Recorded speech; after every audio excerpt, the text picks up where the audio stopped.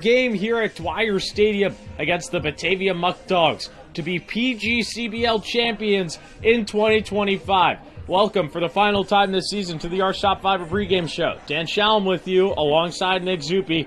Nick, these Stallions are carrying plenty of momentum here at Dwyer Stadium this afternoon. They won Game 1 of the PGCBL Finals last night and are winners of 8 straight games, including the postseason. That game was really defined by starter Virgil Heath. 8 1/3 innings in that one. The longest ever start by a Stallions player in postseason history, and he was just magnificent. And he started out slow. 2 runs came around to score in the first inning, a solo homer on the first pitch of the ball game. But Dan, since that first inning, he retired the final 19 of 23 hitters. We talked about it a lot, Nick. Batavia threw the punch last night, the first one against the Stallions, with Horton having that leadoff home run. But after that, this Stallions team buckled down and rallied across 9 unanswered. And the big swing of the ball game for the Stallions was Adonis Medina's 3-run, no-doubt home run in the bottom of the second inning.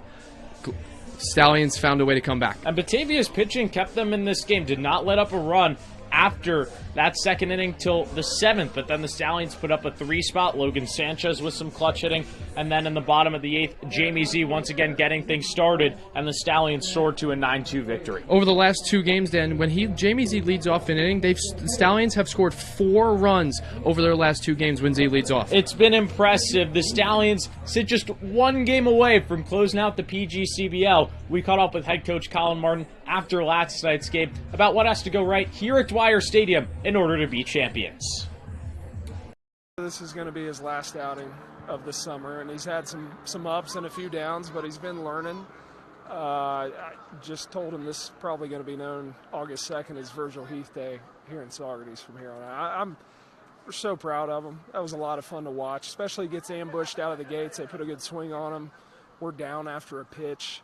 He did find a way to minimize in that inning where there could have been more damage done, and then was able to refocus himself and find a way to put up a couple zeros till our offense could jump in there. And then he took the game over, which was a lot of fun for us to watch because he did it in his way. A lot of plus and minus and subtract, then add a little bit. That's a testament to the work that he's put in all summer, so we're proud of him. And we can do anything once. And that's what it's all about. We know what we're going there to do. I mean, it's a different routine. We're leaving earlier, driving further, whatever. I mean, we're going over there to win one. That's what we're going to do. Nick, I think the big thing I picked up from talking with head coach Colin Martin is you said we have to go out there, win 1 game today, but this is a Batavia squad that really doesn't lose at home. No, they don't, Dan. They only lost 1 time in the month of July here at Dwyer Stadium. This is a team that knows how to win at home. And we'll dive into that more on the other side of this break and what's been going so well for Saugerties early on in this series on the other side of this break here on the Arch Top 5 Pregame Show.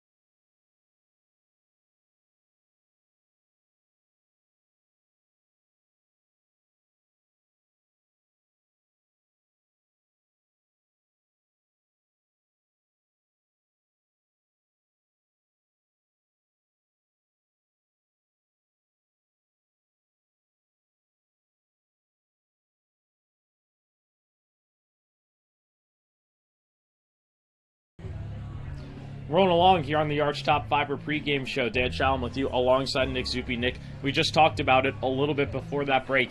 This Batavia squad has been near perfect here at home all season. Only 1 loss here at Dwyer Stadium, and a big reason for that is the offense. Here at home, the Batavia Muckdogs slug way better. They're about 50 batting average points higher. Same thing with on-base percentage as well. And this Batavia team, losers of just 1 in the month of July, 4 overall this season, a commanding 19-4 record here at Dwyer Stadium. So the Stallions themselves definitely stepping into a hostile environment. But Nick, these bats have been so hot for Saugerties.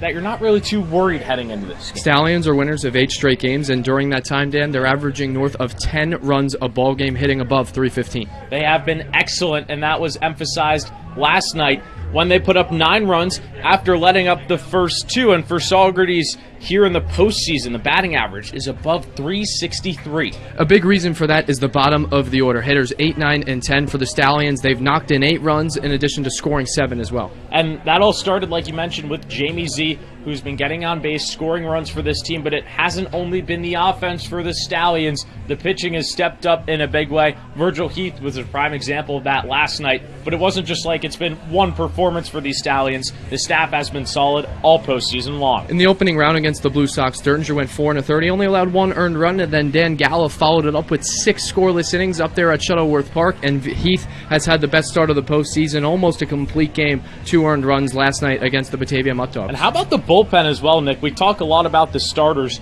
but this bullpen has kept things in check for this squad. They're getting big outs at the end of the day. The Stallions have found ways to leave runners on base, 19 for the opposing team through the first 3 playoff games, and a big reason for that is the strikeout in the late innings of the ballgame. They have come up clutch. Jace Van Valkenburg got a strikeout to end last night's game, and now it's time to move to our impact players of the game, and we're going to start here tonight with the Stallions. Nick, the big one for Saugerties has to be Adonis Medina. He had the 3-run blast last night. He also had a double in that ball game as well. Medina was 1 for 4 up at Shuttleworth Park, but responded in a big way. How about Logan Sanchez as well? He had a couple of RBIs last night and has a hit in every single game of this postseason. And in 2 of those, they've gone for extra bases. He had a homer in the opening round against the Blue Sox and a double a couple days ago at Shuttleworth. He's hitting in the 4 spot tonight. And it makes sense because the Stallions don't touch anything with this lineup. Here in Game 2, head coach Colin Martin keeping it the exact same. If it's not broke, don't fix it. I couldn't agree more with head coach Colin Martin. You scored 9 runs on 11 hits just last night. Why would you change it?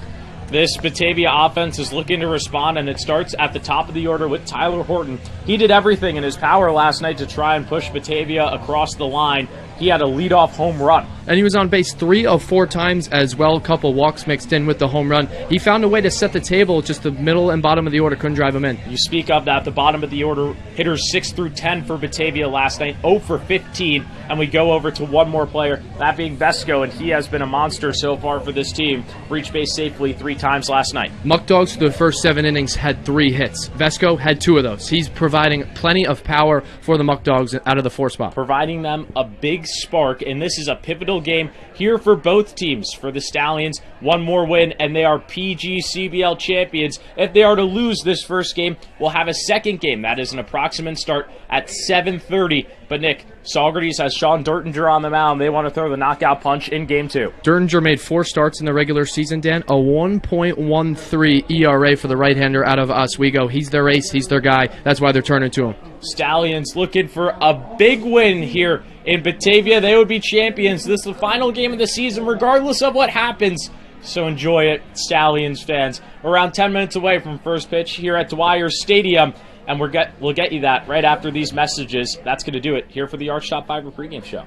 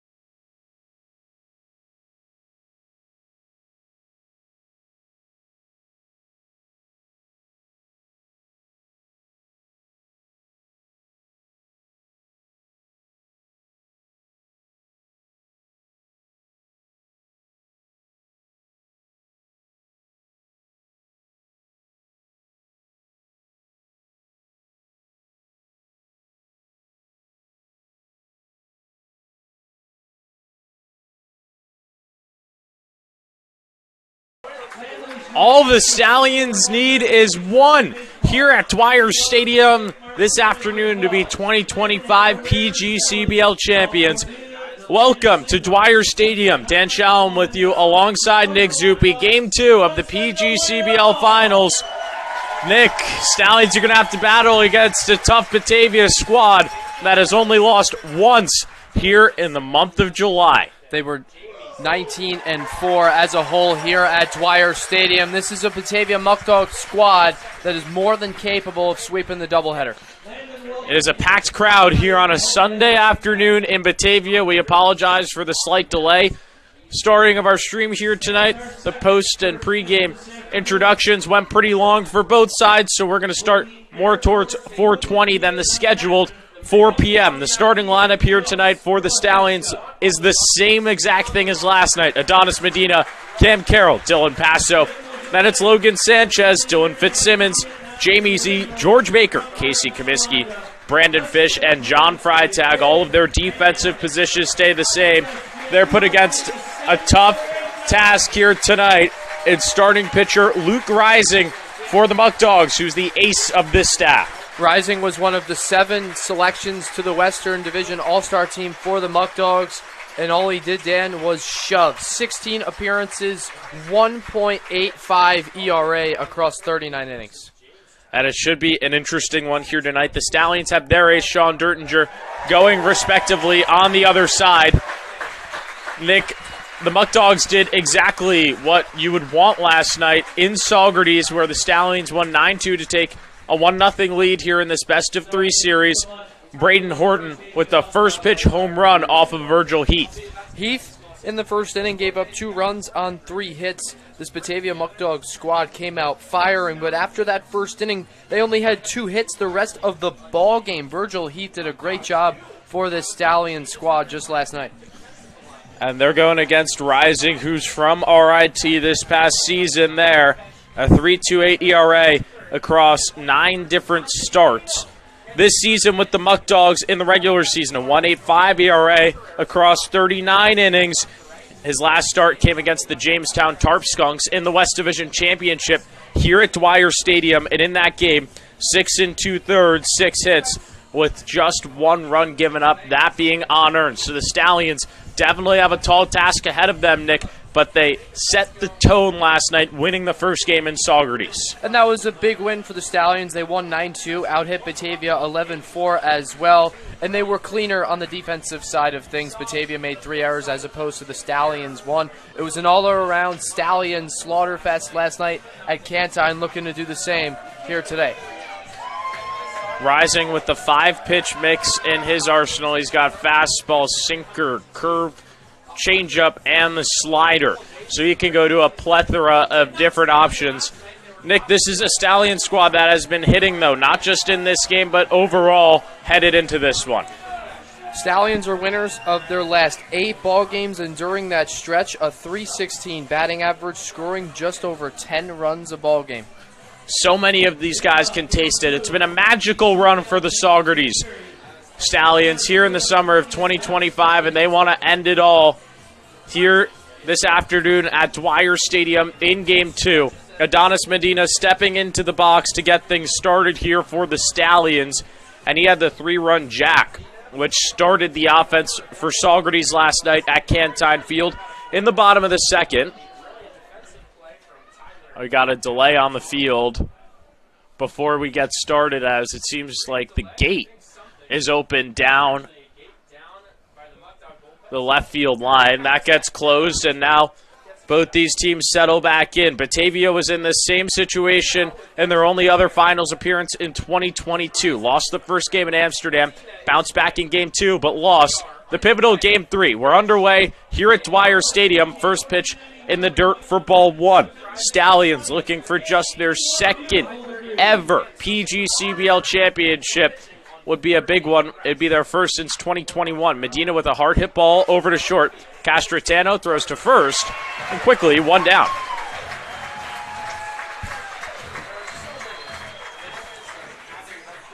There is a couple of changes here this afternoon defensively for Batavia. Cooper Fesh comes in behind the dish Yesterday, he was the extra hitter. Carreras moves over to third for Espinal. Then it's Castrotero once again at short. Eugenio comes into this game. Cota Eugenio for his first start here in the finals at second base. Horton stays at first. Mindas, Hammond, and Vesco across the outfield. It's a first pitch strike here to Cam Carroll. Head coach Jay Skip Martinez for Batavia goes to Fesh behind the plate here in Game 2. Last night, Ramek made 2 errors. No balls and 2 strikes here on Cam Carroll. The Muckdogs do a lot better here at home than on the road. Have 7 more wins here at Dwyer Stadium and have about 50 points better in every category at home. Carroll grounds the ball off of Rising. He will throw to first, and Carroll's robbed of a base hit as it knocks off Rising's foot. 2 outs in the first.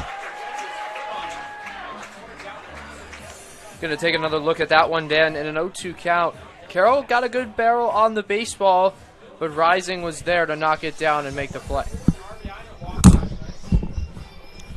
Dylan Passo to the plate here for Saugerties with 2 outs, batting just 200 here in the postseason.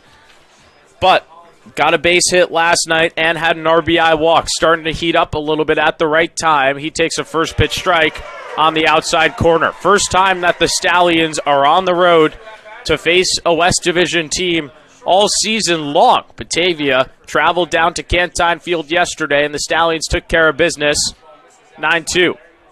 Rising misses outside for ball 1. If the Stallions win, this championship is over. If Batavia is to win, we'll play a third game after the conclusion of this one. Here at the home of the Muckdogs, Passo's worked himself into a 2-1 count.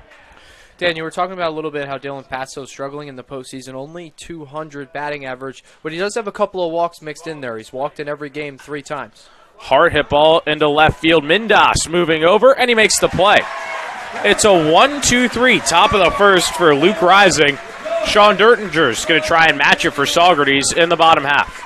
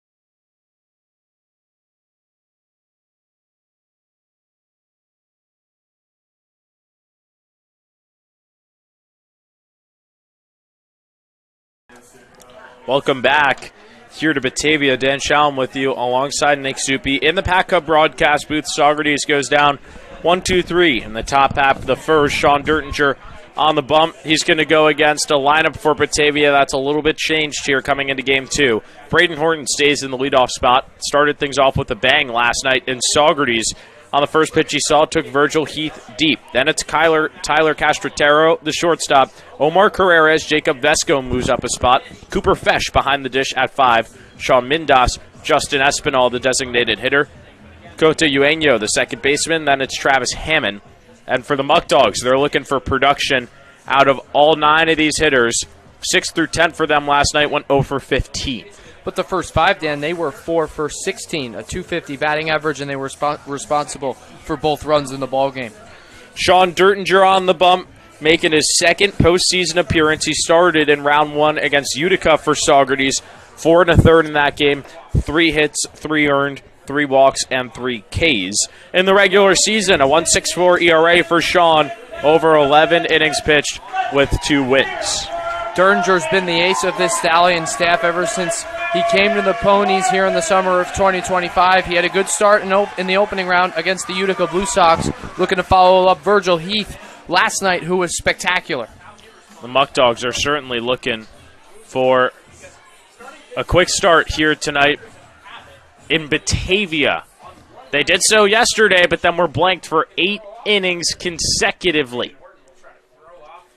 First pitch from Dertinger, away for ball 1. The defense tonight for Saugerties: Carroll behind the dish, Fish, Z, Comiskey, Passo across the infield, Fitzsimmons, Medina, Freitag in the outfield. Same as yesterday, head coach Colin Martin not touching a thing. Dertinger finds the zone for his first strike of the ball game. And Dertinger, Dan, is a guy who's going to command the zone very effectively. He only had 3 walks in 16 1/3 innings in the regular season. Horton, the Oklahoma Sooners product, batted .179 in the SEC, had a jack and 5 RBIs, finds himself in a 2-ball, 1-strike count. Horton's been raking this postseason, 3 for 10 with a homer and a double.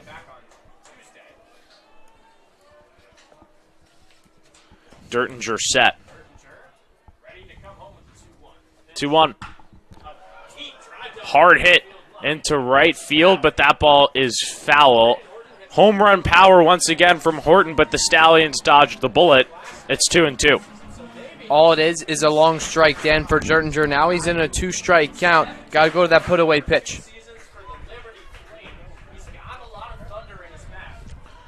Horton with the home run last night against the Stallions. This Batavia team in the regular season only had 3, and he had a couple of them. 2-2 from Dertinger, misses in the dirt, and the count goes full. Horton just played his first season with Oklahoma as a junior. Before that was with Liberty, where he had 17 home runs, posting an OPS over 950. Dertinger's got to work. This would be a big first out here for the Stallions in Batavia. The payoff ends up running in and plunking Horton. So the Muckdogs get their first runner of the game by way of the hit by pitch, and honestly, Nick, that's better than Horton swinging at a ball if you're Saugerties. Horton has great power. We saw it last night, and we've already seen it here in the first inning. A home run foul down the right field line a couple pitches prior. Tyler Castrotero steps in for the Batavia Muckdogs. Was 0 for 4 last night, all of them being flyouts. Trying to bounce back here, Horton over at first. It's back-to-back games where he has been on base to start things. First pitch from Dertinger. He does a nice job with the breaking ball. Finds the top of the zone for strike 1. That might be something that he relies on. Last night, the Muckdogs had a lot of trouble with Virgil Heath's curveball all game long. He threw it in a no strike count, 0-0, 0-1, or even a 2-strike count, 1-2, 2-2, etc. Dertinger gives a check over on Horton. He did that plenty last night. Horton dancing off of first base, and Heath kept him close. Stallions gave up all of their runs to the Muckdogs in the second. Zeros rest of the way.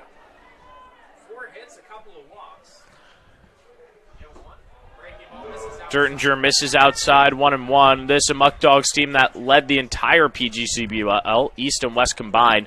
Most runs in the league, but only put up 2 last night on 4 hits at Cantine Field.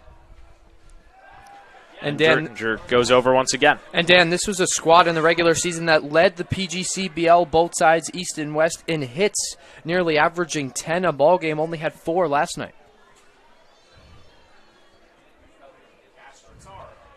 Dertinger looks over at first. Castrotaro at the plate. Oswego product fires the 1-1, and he misses down low. 2-1. Last time for Dertinger was against the Utica Blue Sox, where he had 4 innings of scoreless work before he was credited with 4 runs at the end of the game. Utica putting up the 4 spot in the 5th inning.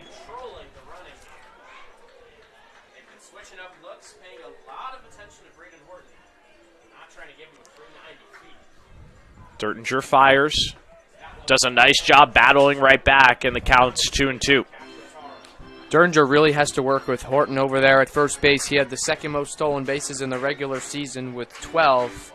He's got to change up his looks for Horton over there at first so he can't get the timing down and a good jump.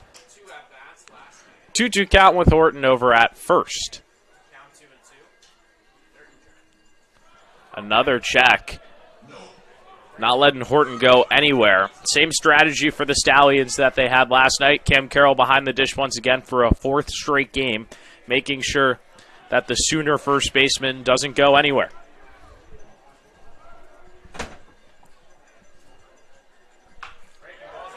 Breaking ball put over Comiskey's way. He's going to make the play, and that's a big first out here for Sean Dertinger. Nick, you and I talked about it a lot in the Arch Top Fiber pregame show. Top 5 here for the Muckdogs are very dangerous, but if Dertinger can squeeze his way through, should be good to go. 4 of the top 5 hitters, Dan, hit above 325 in the regular season. Horton, Castrotaro, Carreras, Vesco, and Fesh are 5 guys in this Muckdog lineup that can really do some damage. Carreras at the plate. Horton still over at first. Dertinger's got 1 out on the board. First pitch hit over to Comiskey's way. It's down. First base hit of the ball game. Medina fields in right. Horton's going to stay at second. First and second for the Muckdogs here in the bottom of the first with 1 out. Not the ideal start if you're Sean Dertinger. A hit by pitch, and now the first hit of the ball game on the first pitch he sees from Omar Carreras. And the hard-hitting Jacob Vesco comes to the plate. Vesco last night reached base safely 3 different times, 2 for 4. Had an RBI single in the first, which brought home the Muckdogs' second run of the game at the time. Dertinger certainly has to be careful here against Vesco with runners at first and second. Muckdogs looking to strike first here at home, and the first pitch in there for strike 1. It was this exact scenario, Dan, last night where Vesco struck in the top of the first inning. He had an RBI single for the Muckdogs that at the time gave them a 2-0 advantage.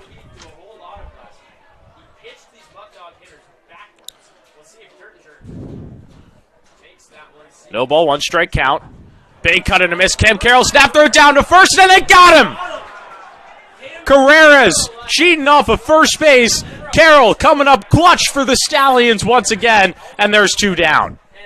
4 straight games now Cam Carroll's been behind the plate for the Stallions, and in 4 straight games he has a caught stealing. You can't replace his defensive prowess behind the dish. That could definitely be a momentum shifter here for the Stallions after they went down 1-2-3 in the top of the first. Dertinger in a no-ball 2 strike count here against Vesco. Horton still at second. Dertinger fires. Hard hit ball Z's way, and it's through. Horton gets the windmill. Medina's not going to throw to home, and the Muckdogs take a 1-0 lead off the RBI single from Jacob Vesco.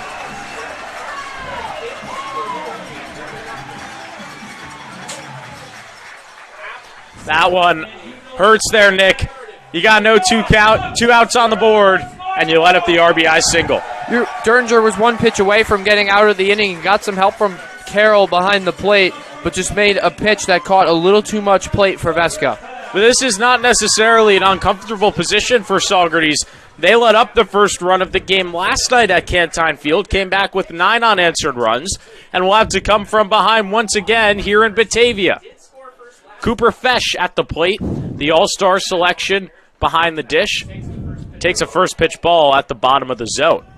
And it's really Vesco that's been hurting the Stallions. He had an RBI single in the top half of the first last night at Cantine Field.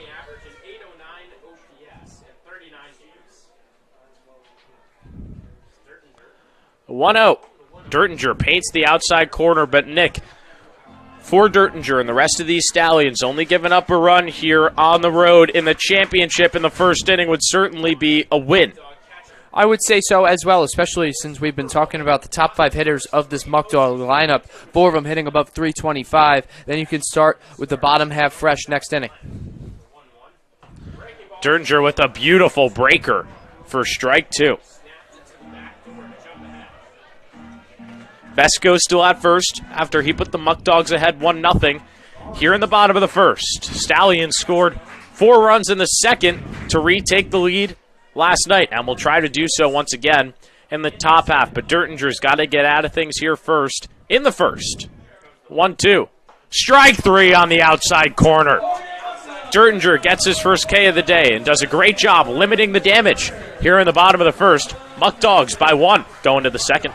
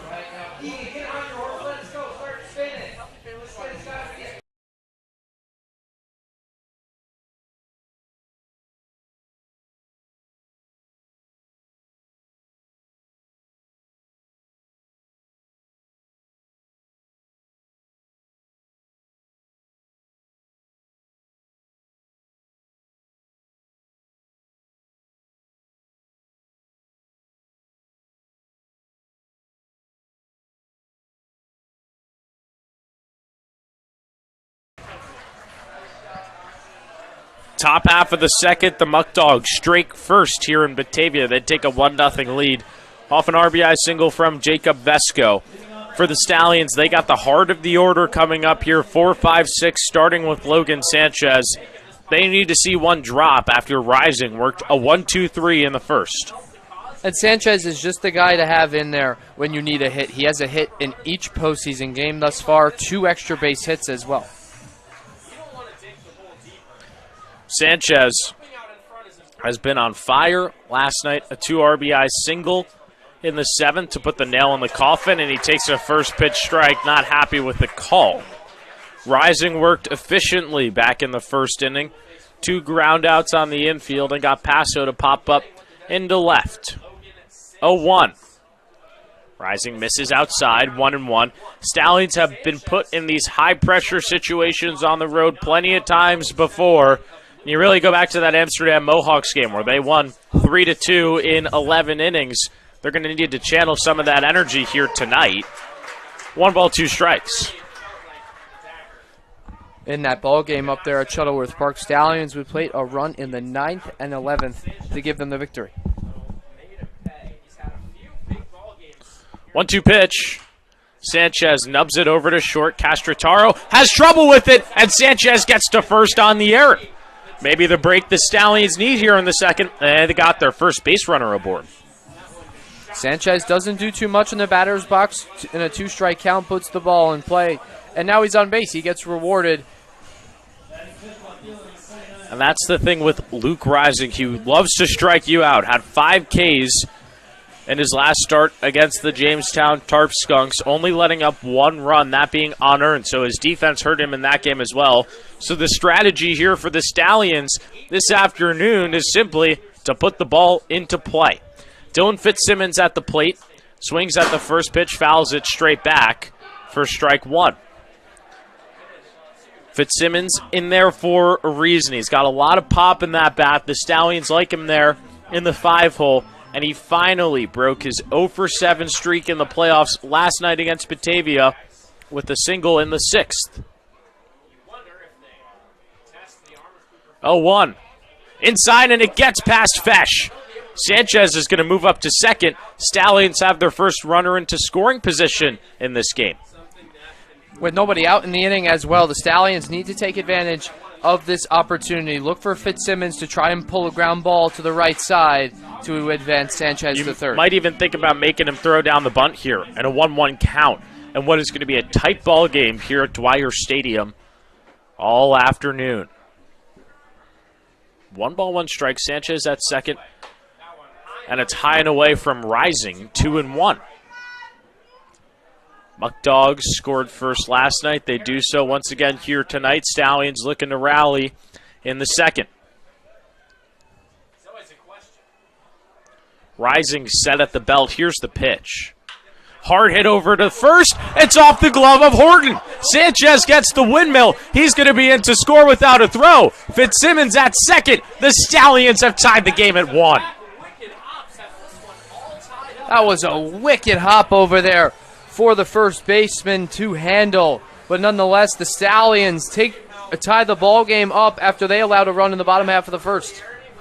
Nick, we've been saying it all season. This Stallions team simply does not quit. And that goes down as the first base hit of the ball game. Fitzsimmons gets credited with the RBI double.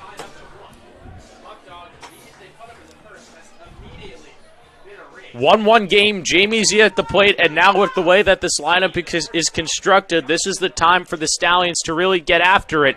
Z, a power hitter at the plate, George Baker on deck. Both guys here in the postseason have shown great poise in the batter's box as well. They've commanded the batter's box as a whole. Fitzsimmons at second, and Rising is struggling with his control. 2 balls and no strikes. Rising, a guy who really did not run into trouble this past season with Batavia. A 1.85 ERA in 39 innings. Stallions looking for their first lead of the ball game here in the second. Rising locates the outside part. 2-1. Stallions have a small group of fans here at Dwyer Stadium, that including owner Kevin Hinchy, PA announcer Rob Vanderbeck, field ops, game host Lou, along with a couple of others. Z puts a ball to Castrotero. He's going to make a long throw to first in time, but he moves the runner across, and with the sac fly, the Stallions can take the lead. Productive baseball here in the playoffs. With a runner in scoring position and nobody out, Fitzsimmons puts the ball in play, and a good thing happens. Stallions scored here, same thing. Jamie Z puts the ball in play, and he advances Fitzsimmons over to third. Productive out. Dwyer Stadium not as well kept as Cantine Field. There have been some bad hops here in the top of the second against this Batavia defense. And the one person I did want to highlight of Stallion supporters that is here mainly is superfan Stevie. Has made the journey with the Stallions on the bus all the way up here to Batavia to cheer on Saugerties. Baker cuts and misses for strike 1 with Fitzsimmons over at third. He's been put in this scenario before to deliver with a sac fly. That was in Amsterdam in the top of the 9th when the Stallions scored their first run of the ball game. Baker trying to do the same here early on in Batavia, and he lines one up the middle. That's down. RBI single, George Baker. Stallions have the lead, 2-1. Great swing from Baker.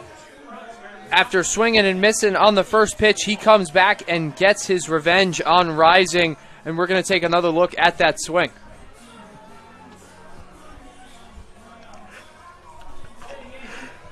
Baker with the single up the middle. That's what he's been doing all postseason long, just delivering in the clutch spot. The Stallions have the first lead for them here this afternoon in the second. A couple of runs off Luke Rising. Casey Comiskey at the plate pops it foul.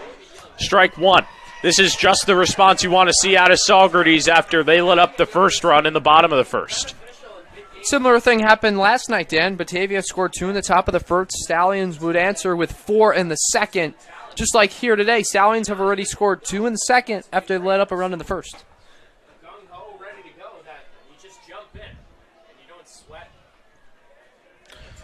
Comiskey struggling a little bit here in the postseason, a 181 average, but slaps the ball to the right side and through. The Stallions offense has gotten hot here in the second. 3 base hits, and the Stallions are set up with runners at first and second for Brandon Fish. Dan, we talked about it a little bit in the Archtop Fiber pregame show. For the Stallions offense this postseason, it's been the bottom of the order. Hitters 8, 9, and 10 combining to go 12 for 33, which is a batting average of above 360. Here today, Comiskey, the 8-hitter today, grounds one over for a base hit, and you're setting the table for Brandon Fish, a guy who's been here, an experienced postseason player. Big Reason why Fish is batting .416, and he grounds one just foul down the third baseline for strike one. Fish back-to-back games with an RBI for Saugerties, and he reached base safely all 4 times last night. Nick, it's really big that the Stallions are putting pressure on Luke Rising here early on, who really didn't face that much adversity this season. He had a 1.85 ERA in the regular season, so dealing with runners on base is not really what he's accustomed to. Fish takes high and away, and it's another thing, too, that the Stallions want to get to him early as the Muckdogs used 2 high-leverage arms last night in relief. The Stallions would love to get to that bullpen early. Those 2 guys were Evan Hollingsworth and Gavin Chandler. They pitched the last 3 1/3 innings last night for the Muckdogs. Fish cuts and misses on the 1-1. 1 ball and 2 strikes. Stallions with 2 across here in the second. Everybody but Jamie Z has been aboard. Rising started on Wednesday night against Jamestown on the bump here a few days later. Fish putting together a little bit of a fight here. Count stays at 1-2. And Dan, that's what he does in the batter's box. He had more than 200 hits in his career at UMass Lowell. That's what he does. He stays in the at-bats. He's a disciplined hitter. He's not going to chase, and he fights off tough pitches. Baker claps his hands at second. Comiskey over at first. 1 down. The pitch. Fish grounds it over to the first base side. That ball stays fair. Horton's going to rush to the bag, but Fish moves up both runners 90 feet at a 2-out RBI opportunity here for John Freitag. Productive out. Moves the runners. Freitag made his first postseason start last night, and in that game went 1 for 3 for the Stallions, reached on an error by Horton in the second inning, which teed up Adonis Medina for the 3-run blast. Eventually got pulled from the game for Griffin Crane, who has come off the bench in each of the first 3 postseason games for Saugerties. Freitag in the favorable matchup here, righty on lefty, trying to deliver for his squad. First pitch misses down low. Freitag played with the Villanova Wildcats this past season, has been a guy at the bottom of the order with a lot of lefty pop. Batted just under 200 with the Stallions, but delivered in a lot of big moments, and they're hoping he can do so here. 1-0. Chopped in front of Rising. He's going to run it over to the bag. Not even a toss. And he's juiced after getting out of the jam. But the Stallions take a 2-1 lead in the top of the second.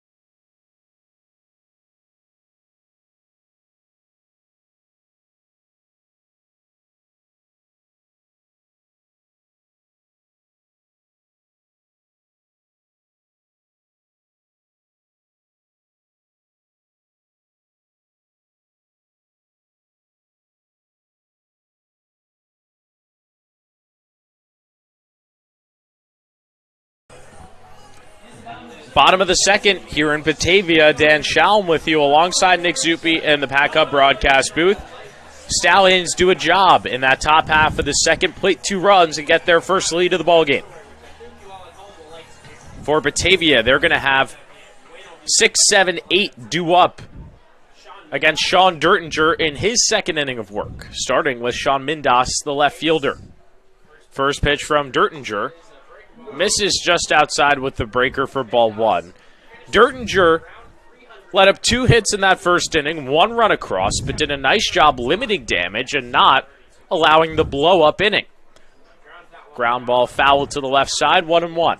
And he got help from the catcher behind the plate for the Stallions here today, Cam Carroll. He had a nice caught stealing of the runner over there at first base, which was a big out, second out of the inning.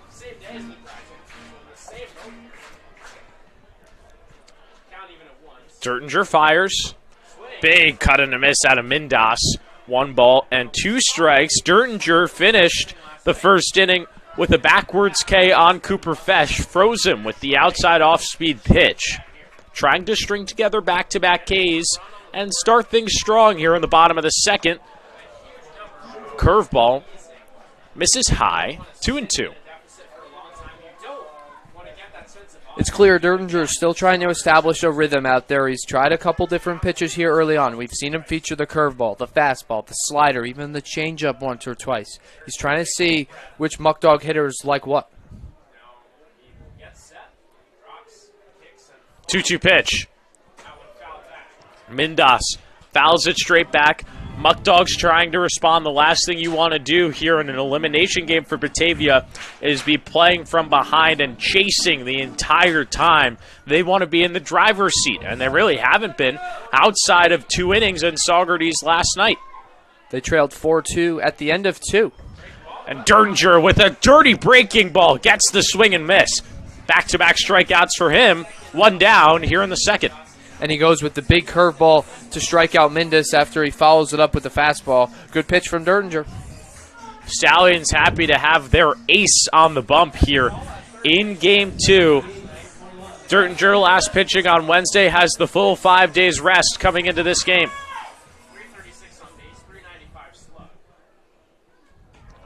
First pitch from Dertinger on Espinal, misses inside. Espinal last night for the Muckdogs played at third base, was 0 for 3 tonight. He stays in the lineup but not in the field, the designated hitter, and Batavia only hitting 9 compared to 10 last night. Ground ball to the right side, foul for strike 1. And they're looking for a spark and for the lineup to roll over as well. Hitters 6 through 10 last night, Dan, for the Muckdogs. 0 for 15 with 2 strikeouts. So they take out one of those bats, allowing the top of the order to hit a couple more times. 1-1. And, Nick, that's a big thing as well for Dertinger. He does not want to get into an inning where he lets the top of the order roll around and then he has to still pick it up with 3, 4, 5. He wants to work, get outs against the bottom of the order, and really go hard against the top half. And there's a big lane to go against the bottom of the order as well. 3 of the 4 hitters, 6 through 9, are right-handed. And there's the pretty fastball on the outside corner. Pulls Dertinger level to 2-2. 1 down already in the bottom of the second. Dertinger trying to establish some flow here on the mound on the cusp of 3 strikeouts in a row. Shakes off some signs, now gets what he likes. Here's the pitch. Weak fly ball into center field. Medina shades over. Makes the play. 2 down here in the second.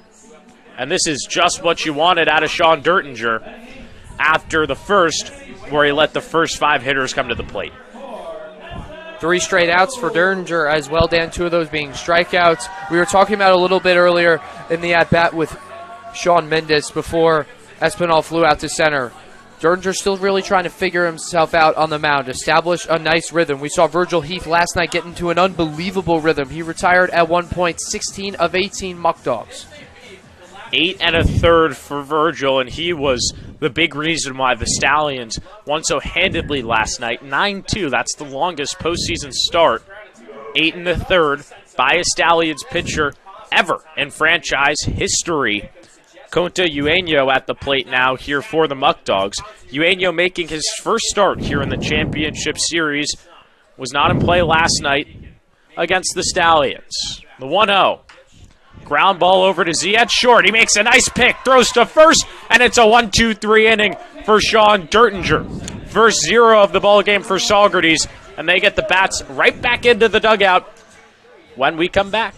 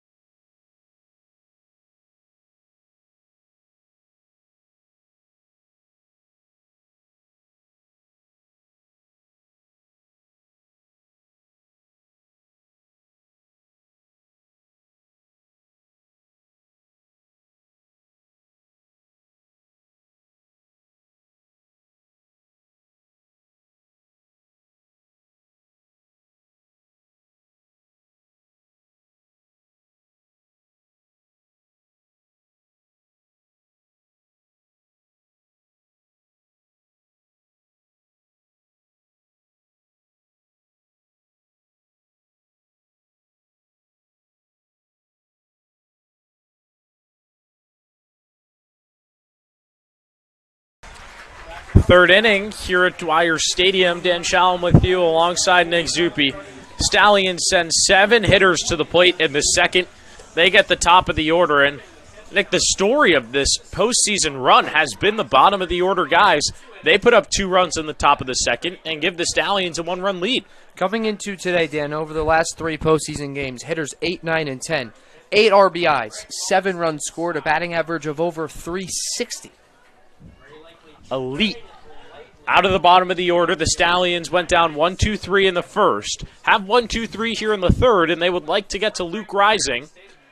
1 ball, 1 strike against Medina, who has been crushing the baseball here in the postseason for the Stallions. Coming into this one, a 400 average for him across the last 3 games with a home run, 3 RBIs, all coming from that jack, 3 runs scored himself.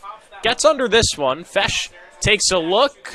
He's at the screen, and it drops out of his glove, and the umpire says it hits the screen. Not an out, and Medina gets an extra life. Medina's lucky to stay alive, and last time, Dan, we saw him get an extra life in the batter's box. 2 pitches later, he homers yesterday at Cantine Field. This is a guy you can't give extra lives to, especially with his big power. And he jacked that home run to into deep left field. Looking to make a statement here for the Stallions in the top of the third. Saugerties up by 1. Rising is set. Here's the pitch. Medina chases in the dirt.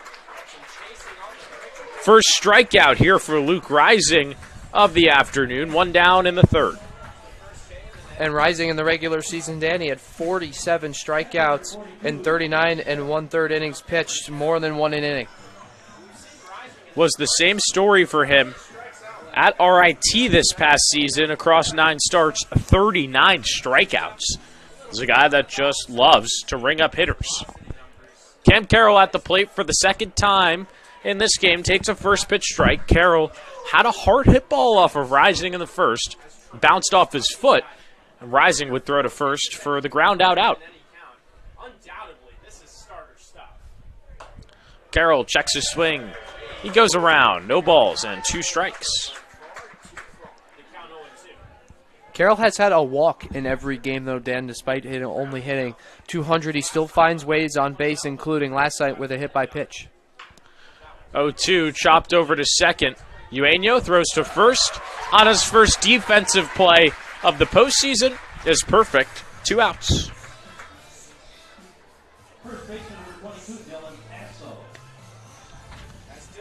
Passo at the dish for the second time this afternoon. He had a hard hit ball into left field in the first inning. Flying out to Mindas. Looking to bounce back here against Rising. He turns to the big breaker, which misses at the top of the zone for ball 1. Rising's a power pitcher. He loves that power fastball along with that breaking ball that has some big drop to it. 1-0. Locates it that time. He's got a 5-pitch mix of slider, changeup, curveball, sinker, and fastball. So he has a lot of pitches in his arsenal. Likes to primary the fastball and the curveball the most. Passo smacks the ball to second, and it's another error from this Muckdogs defense. 3 last night and now 2 here today in the first 3 innings for Batavia. This is a defense that needs to get it together against the Stallions offense that you cannot give extra outs to. I'll correct myself there. That scored as a hit, not an error. It was a hard hit ball over to Eugenio. It skimmed off his glove, goes into the outfield, and that's good to see from the Stallions' top 3. They finally break through with the Passo single.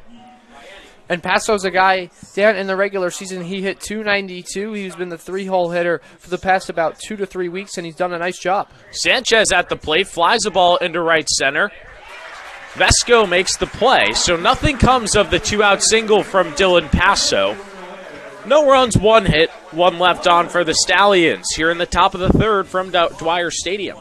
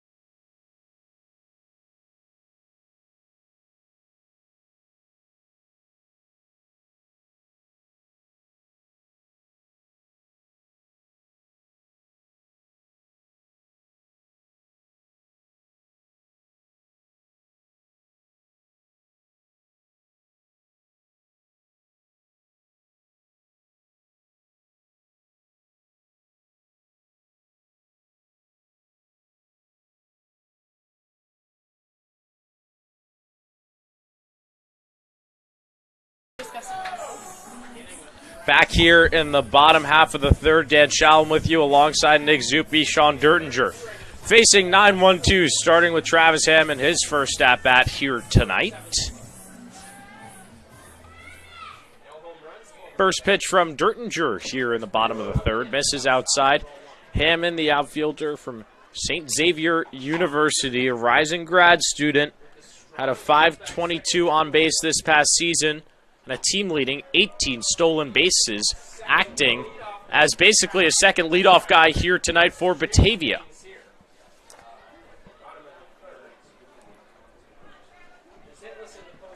Hammond had 9 more stolen bases here in the summer of 2025 for Batavia as well. Does not have a base hit in the postseason so far. 2-0 count against Sean Dertinger, who had a 1-2-3 second inning. He misses down low. Dertinger has not issued the free pass yet on the base on balls. Hit a batter, that being Brandon Horton to start the game, who's on deck. And the Muckdogs get just what they want. Here in the bottom of the third, speedy Travis Hammond reaches on a 4-pitch walk from Dertinger. And now the hard-hitting Braden Horton to the plate.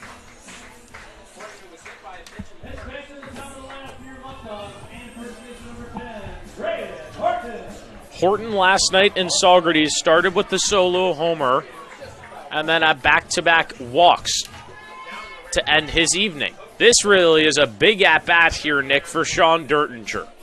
He needs to find a way to get Horton out. That's the biggest thing. So far, Heath and Dertinger, both in 5 plate appearances, have only gotten him out once. Hammond gets the lead off of first. He will definitely try to be in motion at some point in this at-bat, and for that reason, Dertinger throws over to first to give a check.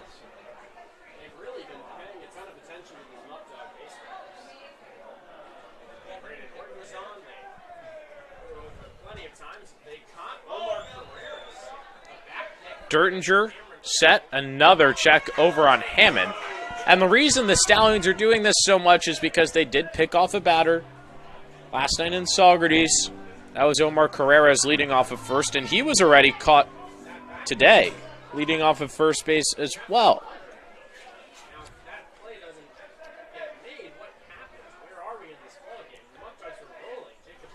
Dertinger set. First pitch to Horton. Hammond going. Throw down from Carroll is a little bit high, but on line. Throw beat him there, but it's just a little bit too lofty to stolen base for Hammond. And the Muckdogs have the tying run into scoring position. And that was a pitch out from Dertinger as well. You could see Carroll kind of raise up as Hammond was going to second base. The throw was just a little bit high, but it was on line and there in time. Both the throws by Carroll in this game have been slightly high. The first one, though, caught Carreras stealing that one. Hammond gets by. First stolen bag of this series for the Muckdogs. Horton trying to bring home the tying run. Dertinger turns to the breaker and misses. Upstairs, a 2-0 hitters count here to Horton. Dertinger's got to work out of some trouble here against a dangerous top 4 for the Muckdogs.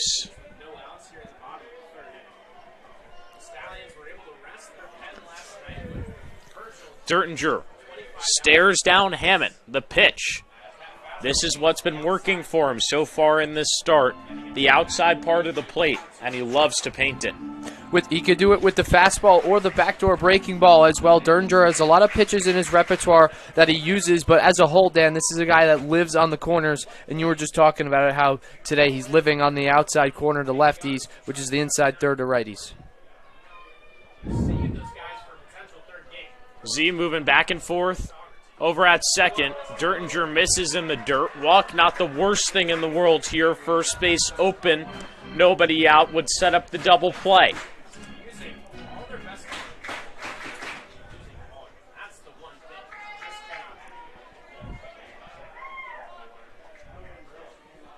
A 3-ball, 1-strike count here against Horton, who's reached base 4 times already against the Stallions across 2 games. Dertinger didn't want to give him anything to hit. Pitches out on it. Runners at first and second. After the stolen base, first base was open, so the walk doesn't hurt you necessarily as much as it did when Hammond was on first. Now for Castrotero, if he grounds one in the infield, look for the Stallions to try and turn two. A problem for Dertinger here in the bottom of the third. Back-to-back walks to start the inning. You don't want to be giving free passes here to the Muckdogs. Tyler Castrotero at the plate now. He is the only one of the top four for the Muckdogs that got retired by Dertinger in the first. And that was a pop-out to Comiskey over there at second base. Castrotero in the postseason is now 1 for 11. This is a guy who's looking to break out in a big way. Also a big bunt scenario here for the Muckdogs with runners at first and second. Nobody out, trailing by 1 here early on at Dwyer Stadium. Fish is already playing at the corner. Over there at third, Paso starting to inch in. Dertinger gets the sign. Looks over at Hammond. Still no bunt square from Castrotero. Here it is. Bunt is popped up. Dertinger fields it on a hop. He throws to first. It's not in time, and he's upset with himself on how he fielded that last pitch. Bases are loaded with nobody out for Batavia. Looked like Dertinger out on the mound was just indecisive when he picked up the bunt. He looked to third, tried and get the lead runner, but then by the time he spun and threw over to first, he was way late. Stallions knew that heading into this game they were going to have to battle some adversity. It coming here in the bottom of the third, and Nick Saugerties really didn't have a jam like this to work out of last night. Heath was flawless outside of the first inning. Didn't allow a run after that. Omar Carreras had a single off of Dertinger in the first, and the first pitch to him hits him. And Dertinger is upset, saying that Carreras leaned into that pitch.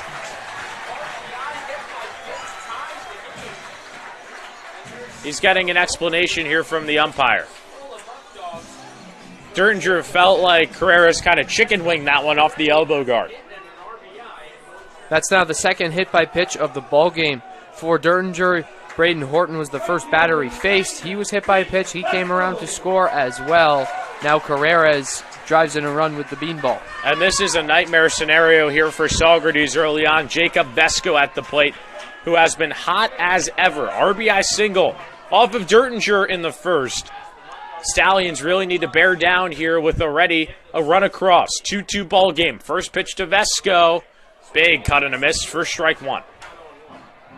Vesco's a big guy in that right-handed batter's box. Reminds me a little bit, Dan, of Aaron Judge. We were talking about this last night. Where's number 99 hitting from the right-handed side with the big stature? Dertinger set the 0-1. Goes back to the fastball. And he's quickly ahead 0-2. If you go back to the first, Vesco was in an 0-2 count as well with 2 outs on the board. But then lined a single into right center for an RBI. No balls, 2 strikes, with the bases loaded. Nobody out. Dertinger fires. He got Vesco swinging. It just comes out of the glove of Carroll. We'll do it again at 0-2.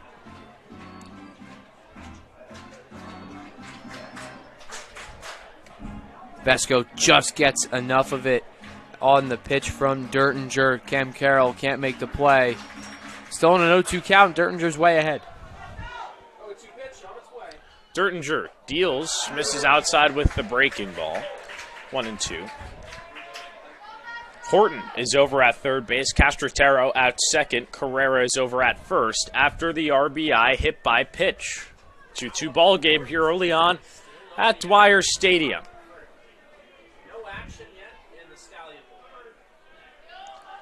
Dertinger, 1-2. Misses outside. He went fastball in the first 3 pitches of the AB.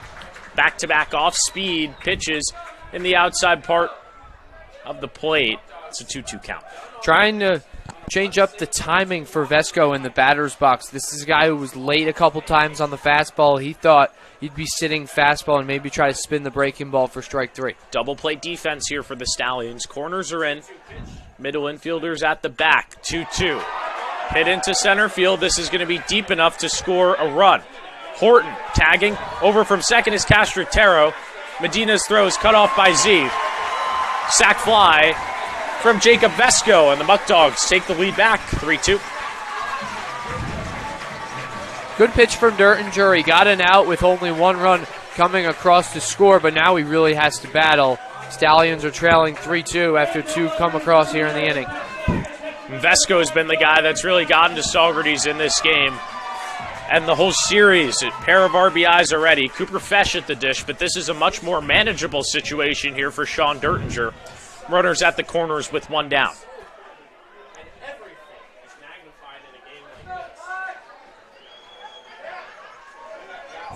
Dertinger set. First pitch. Misses outside, 4-1. Dertinger let up 3 runs in his last start against the Utica Blue Sox as well. That in 4 1/3. Fesh struck out looking to end off things in the first. John Hacker getting ready in the bullpen here for Saugerties. Dertinger misses upstairs. Nick, that's clearly a message from head coach Colin Martin that they want to go and win this game regardless of the score, as Hacker is a high leverage arm. Hacker's pitched a couple times for the Stallions. One was in relief of Dertinger in the opening round against the Utica Blue Sox. He's a solid lefty that head coach Colin Martin has at his disposal. Dertinger trying to limit damage. 2 balls, no strike count against Fesh. Dertinger gives a check over on Carreras. Cam Carroll caught Carreras leading off of first in the first inning.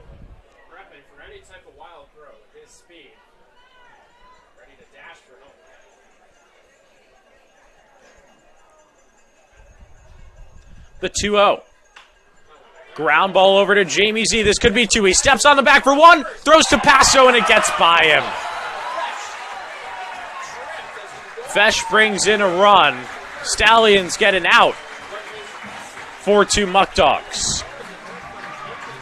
It's a bad throw from Jamie Z. Just an unfortunate break, and that is the first error of the game against Saugerties. Now 15 straight ball games for the Ponies defense where they've committed an error, and that's really a big play. Here to this point in the ball game, Stallions had a chance to keep it at a run game. Now Batavia plates another one on the E6. The largest lead for Batavia across both these games so far has been 2. They once again have that here in the bottom of the third, where they played at 3.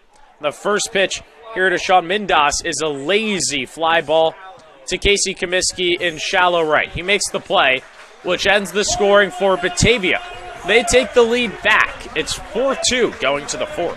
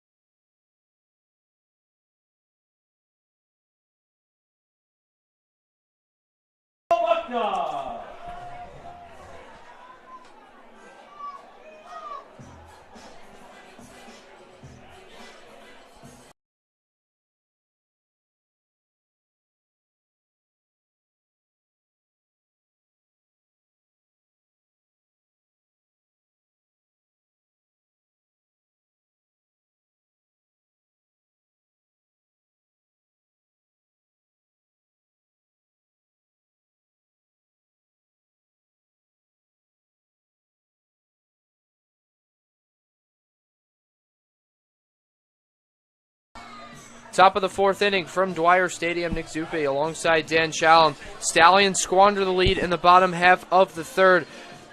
allowed 3 runs on only 1 hit, 1 runner left on base. Stallions now trail 4-2 with hitters 5, 6, 7 due up against starting pitcher Luke Rising. Dylan Fitzsimmons leading things off. Check swings, but it is a ball. 1-0 count. To this point in the ball game, starting pitcher for Batavia, Luke Rising, has given up 2 runs. Only one of those was earned. On 4 hits, he's left 3 Stallions on base as well, and is now in a 1-1 count against Fitzsimmons, who to this point in the ball game had an RBI double last time he hit. That was in the 2nd inning. Stallions scored both of their runs in that half inning as well, with George Baker knocking in the other run on a single. Fitzsimmons is now ahead 2-1 on Rising. Nick, the Stallions were behind after the 1st inning. They fall behind once again here in the 3rd. They need a response.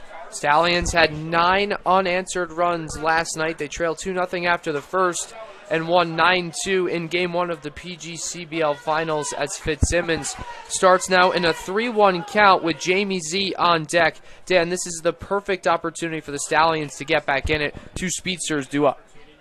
It's got to work here in a 3-1 count. Rising delivers. Fitzsimmons flies this one in play into short right center. Eugenio and Castratero up the middle. It's going to be the shortstop Castratero to make the play for the first out of the inning. Unfortunate there for Fitzsimmons. He just gets under the 3-1 pitch, pops it up to the shortstop. Jamie Z at the plate now. Z steps in after he grounded out to short the last time he faced Rising back in the 2nd inning. Coming into today, though, Jamie Z has a hit in every postseason game. All of those are singles. .416 batting average as well, and he starts in a 1-0 count. Back-to-back hitters here for the Stallions in the 4th, where they've started with ball 1 for Rising. He's been pretty good through the first 3 innings, only 1 earned run allowed to go along with a strikeout in the 3rd. That was Medina swinging, but he's missed with 5 of the first 6 pitches here to start the 4th. He seems a little bit out of control. There's a couple of relievers lined up on the bullpen wall out there and left for Batavia, but nobody throwing yet. The 2-0 from Rising. Big breaking ball that lands for a strike on the outside corner. 2-1 count. That's the thing. Last night against Batavia, it was all quality at-bats for the Stallions. They worked to deep counts. Need to do that again here. Z chops this one foul right into the Batavia dugout. 2 balls and 2 strikes. Jamie Z has scored 4 runs in the last 2 games as well over the last 2. Game 1 against these Batavia Muckdogs and the Eastern Division Final Amsterdam Mohawks. He's 4 for his last 8. The 2-2 pitch is light out into right field. Gets down for a base hit. Jamie Z stays hot. He's now 5 for his last 10 over his last 2.5 ball games, and the Stallions have a 1-out base run. Just what you want to see out of Saugerties.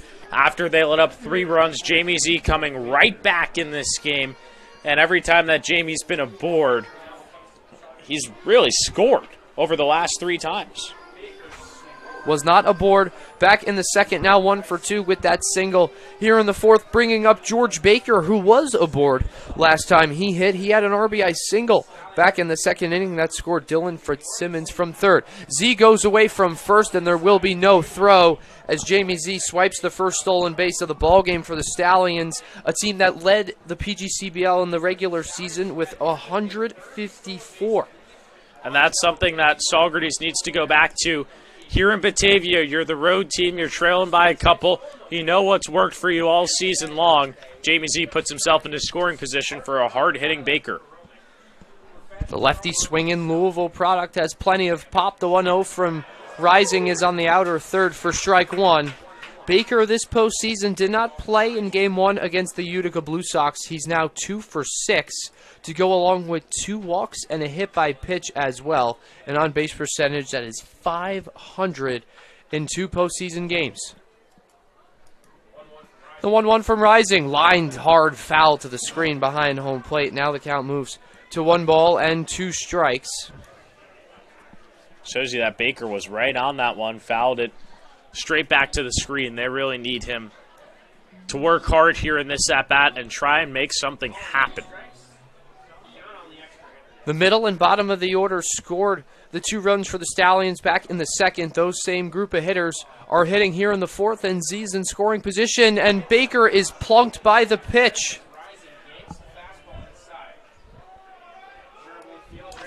George Baker will take first base, and the Stallions have 2 runners on for Casey Comiskey, who singled his last time up back in the second.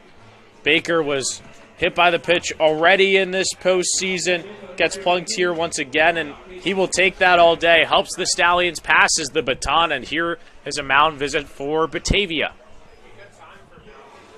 Good time for a mound visit as Rising here in the 4th. Started Fitzsimmons off, getting him to pop out to the shortstop Castrotero. Since then, back-to-back runners for the Stallions have reached. Jamie Z singled, followed by a George Baker hit by pitch. Now, if you look at Baker's last 4 games, he's been hit by the pitch 5 times. This is a guy who, even though he may not be hitting the ball to get on base, he finds ways to draw walks and get hit by the pitch as well, which still shoots up his on-base percentage. And that's the thing, Nick. Comiskey had just delivered in the Stallions for the big way against the Amsterdam Mohawks, where he had that 2-out RBI single to give them the lead. He's tasked here once again to come through. For Saugerties, there's really not a guy you would rather have in the plate if you want to talk about consistent contact to the outfield. That is Casey Comiskey's game. Pitching coach Grant Bickham ends the meeting out on the mound with Luke Rising. To this point in the ball game, the right-hander, 3 1/3, 4 hits allowed, and the Stallions are threatening for Comiskey. Rising set at the belt, kicks and fires home. Breaking ball lined up in the middle. It's going to get down for a base hit. Jamie Z gets the stop sign over at third, and the Ponies are set up. Bases loaded. Only 1 out for arguably the hottest hitter in this Stallions lineup, Brandon Fish. Stallions say to the Muckdogs, whatever you can do in loading the bases in the bottom of the 3rd, we can also do. They have the situation now where they need to score at least 1 run here in this inning, and Brandon Fish has been a monster. Over 400 coming into this game in the postseason. And back-to-back games with an RBI as well. He had one last night against Batavia, and then 2 days ago against Amsterdam, he had one as well. A .416 batting average in all 3 postseason games thus far for Fish. First pitch to him is low in the dirt, ball 1. That's another thing too, Nick. He's not going to chase it down low. He's a guy that will work deep in the count. Got into a couple of full counts last night against the Muckdogs. And he was on base every time as well. Couple of walks mixed in with 2 hits. The 1-0 from Rising, swing and a miss. 4 strike 1. Fish is a guy who's played plenty of college baseball in his career. At 4 years at UMass Lowell, he had more than 200 career hits, including this past spring for UMass Lowell. He had an OPS of above 1,000, looking to give the Stallions another shot at tying up and taking the lead here against the number 1 overall seed and the Western Division champs, Batavia Muckdogs. The 1-1 from Riding is an outside strike, 1-2 count on Fish. Fish is not uncomfortable right now. He can be in whatever count, and his method's going to stay the same. Last time Fish was up was in the 2-run second inning, where he grounded out over to first. Corners in for the Muckdogs. The 1-2 pitch, lined out into right field, right at Vesco. He makes the play. Z does not tag at third. Big out for Rising, and an unproductive out for Fish. That's unfortunate for the Stallions. Jamie Z was not ready over there at second base, or at third base, excuse me, to come on home. Vesco, we haven't seen his arm from the outfield, but it seemed like it could have been deep enough there to score a run. But now you need John Freitag to come up clutch with 2 down. Freitag was up with 2 runners on the last time he hit back in the second inning, and he tapped out to an unassisted play for the pitcher, Luke Rising, who fielded and ran all the way over to first base to step on the bag. Base is loaded for Freitag once more, and he takes a ball in the dirt, 1-0 count. Freitag did play against the Muckdogs last night, went 1 for 3 with a single and a run scored, but did not play in the 2 postseason games prior against the Mohawks and the Blue Sox. Rising, set at the belt. Kicks and fires home to Freitag, who lines this one. It gets through for a base hit. Z scores. Everyone moves up 90 feet as well, and the Stallions cut the lead in half. It's now 4-3 on the RBI single from Freitag. Bottom of the order, that's the key for Saugerties. John Freitag delivers in a big way. He makes up for Brandon Fish's out into right field. The Stallions get a run, and that is big Makes it a one-run game, and you have the top of the order here for Adonis Medina. Medina last night 2 for 4 with 2 extra base hits, a 3-run homer over the left field fence at Cantine to go along with a double as well. A double here for the Stallions would clear the bases and give them a 6-4 lead. 2 outs in the inning. First pitch from Rising to Medina is in there for strike 1. To this point in the ballgame, the center fielder for the Stallions, 0 for 2, a ground out to short in the first, and he's the lone strikeout of the ballgame for the Stallions offense. That came in the third when he led things off. Baker at third, Comiskey at second, Freitag over at first. The 0-1 from Rising, chopped in play over to third, foul. Count now goes to 0-2 after the foul ball from Medina. Medina lucky there, and honestly, that would have been a tough play regardless for Carreras over there at third. Comiskey was chugging hard to the bag. He's got to go to work in a no-ball, 2-strike count. Rising way ahead, and this is a guy who has great strikeout stuff out on the mound. In the regular season, 47 punch-outs in 39 and a third innings pitched for the Muckdogs. Bases full of Stallions. The 0-2 from Rising. Medina grounds this one over to short. Castro Terra fields and goes the short way to Eugenio over at second to end the inning. But the Stallions answer the Muckdogs back. They played a run on 2 hits. Stallions coming to bat, going to field when we come back in the bottom half of the fourth.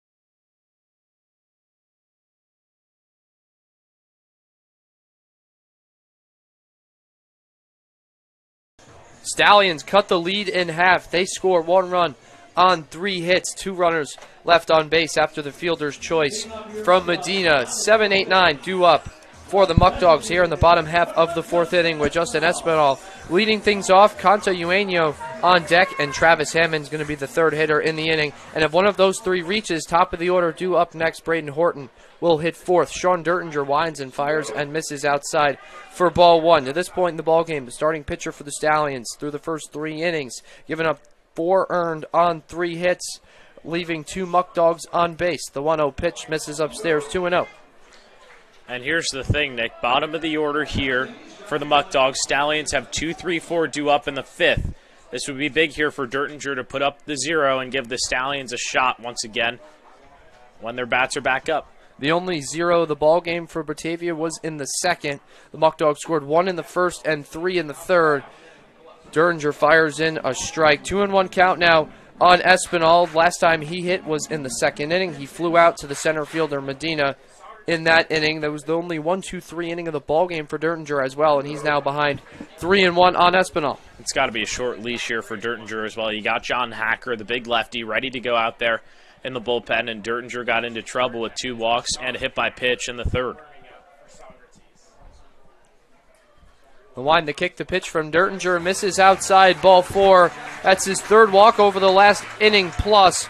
Now for the right-hander out of Oswego, and the Stallions allow the leadoff runner to reach base in back-to-back innings for Canto Eugenio to come up to the plate. Talked about it plenty in this postseason. Nick, Colin Martin has had great feel with his guys out there on the mound. He knows when to take them out, when to leave them in there. Is tested here early on. Dertinger, though, probably going to stay out there to face the bottom of the lineup, and then you bring in Hacker for the lefty-on-lefty matchup with Horton. Eugenio grounded out this short the last time he was up in the second. 0 for 1. He squares the bunt here. Cam Carroll comes out of his squat as the pitch is upstairs. 1 ball and no strikes on Eugenio. In the regular season, the second baseman for the Muckdogs did pretty well. A .263 batting average in 18 games played to go along with 9 RBIs, making his first start of the PGCBL finals here today. 1 ball. No strike, Dertinger set at the belt with Espinal over at first. Kicks and fires home. Eugenio squares, and Dertinger once more misses high out of the zone. 2-0.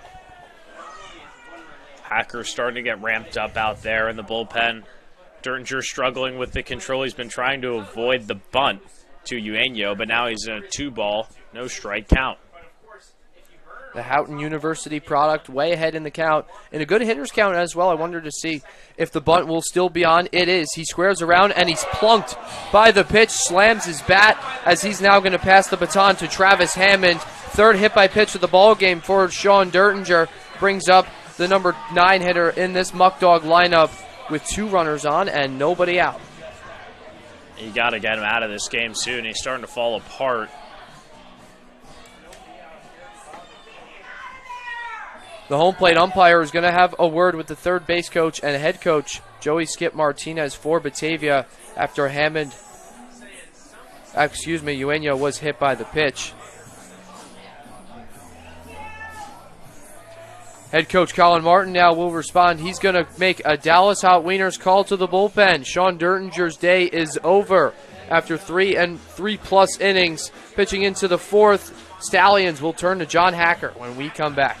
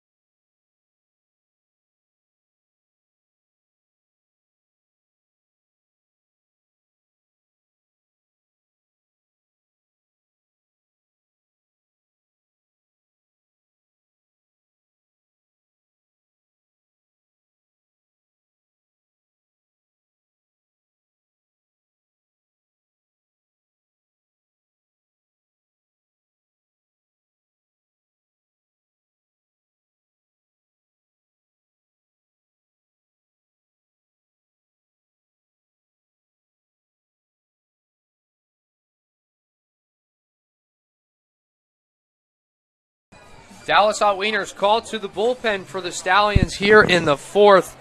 Sean Dertinger exits, 3+ innings for him, giving up 3 hits to this point.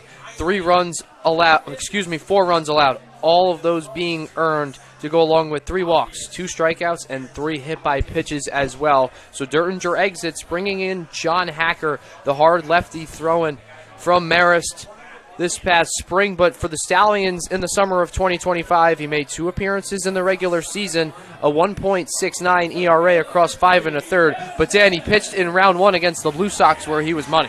He came in relief in that game of Sean Dertinger as well. Only let up 1 run, and that was unearned. So the Stallions need him to do the same thing again here with Saugerties in trouble. Travis Hammond stepping in when runners on first and second. He squares around a bunt late and bunts it foul.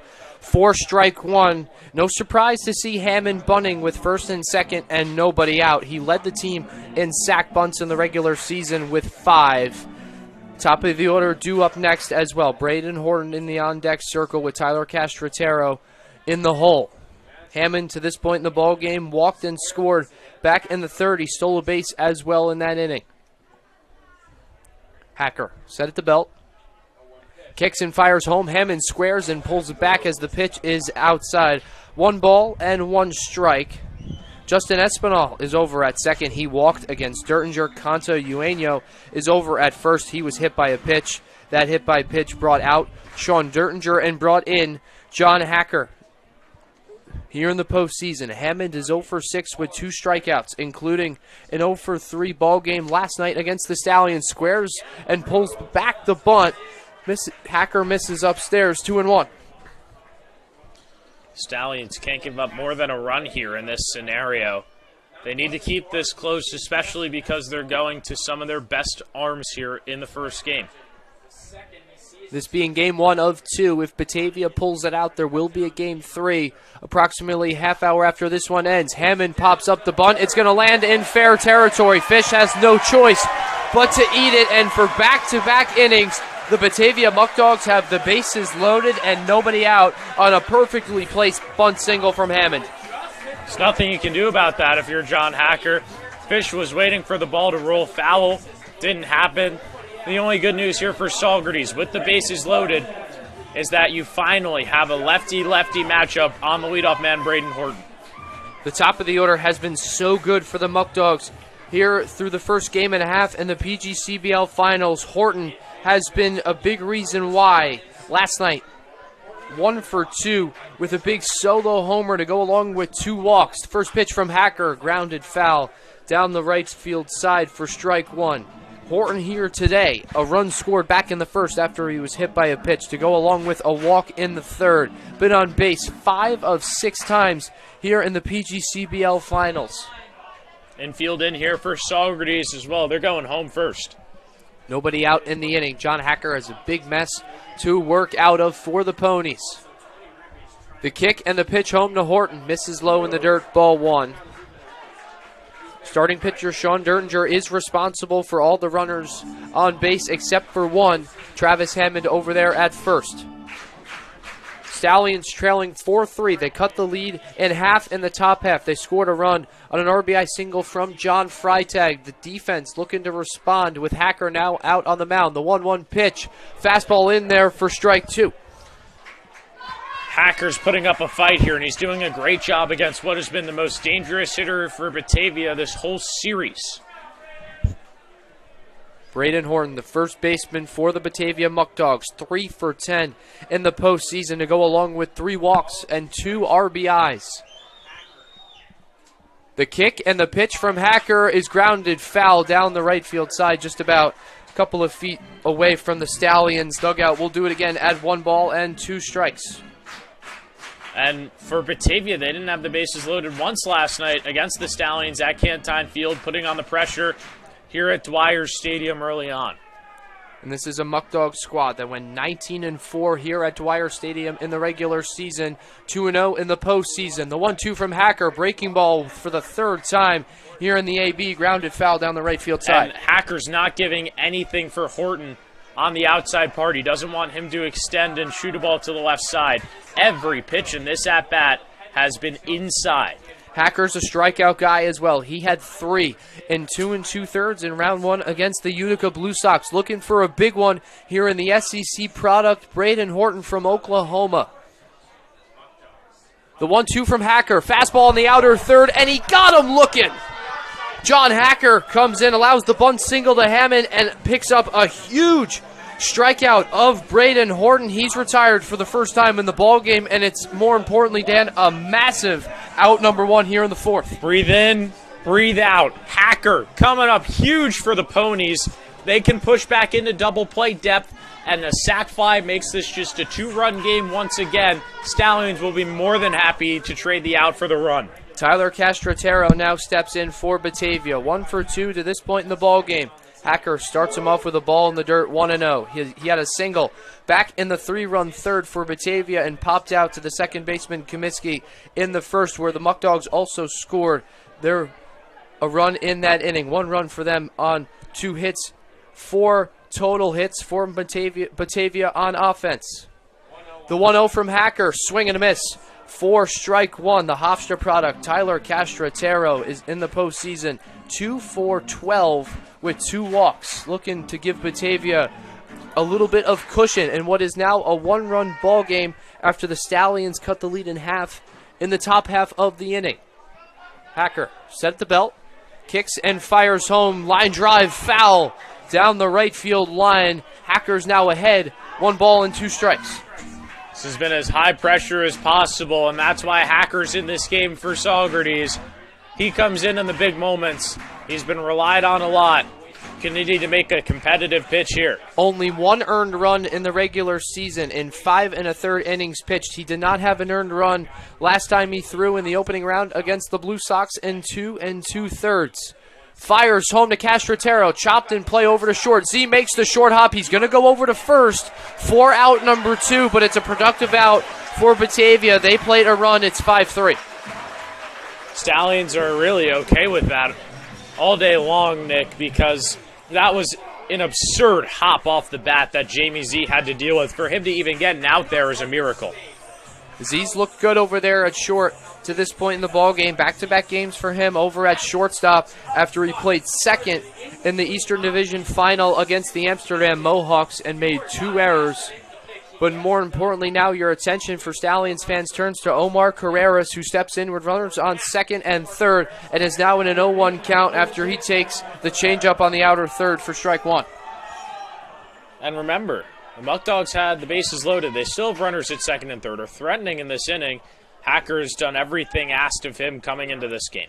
It's now a 5-3 ball game. 1 Muckdog has come across to score. That was in the at-bat previous to Castrotero. The 0-1 from Hacker misses outside. 1 ball and 1 strike. Carreras here today has yet to be retired. He had a single back in the first and an RBI fielder's choice that at the time gave the Muckdogs a 2-2 tie.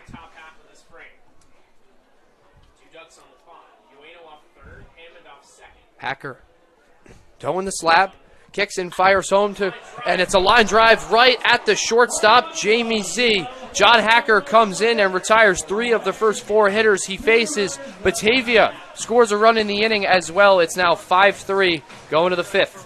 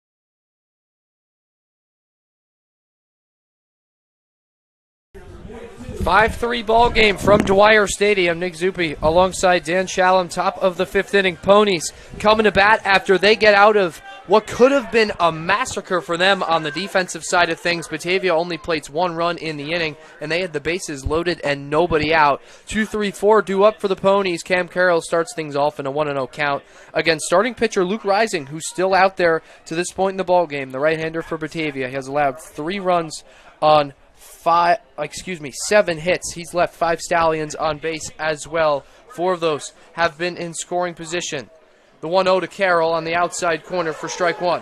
And that's the thing, Nick. Both teams had the bases loaded there. In the fourth, both only score 1 run. The Stallions need to be grateful for that bottom half of the fourth. Get back on offense here. The 1-1 from Rising, lined hard foul to the screen behind home plate. 1 ball and 2 strikes. John Hacker comes in with runners on first and second and nobody out in relief of Sean Dertinger. He allows a bunt single to Hammond, but then he goes strikeout, RBI fielder's choice, line out to short. To the top of the order, 1-2-3 in the Batavia lineup. The 1-2 fouled away from Carroll.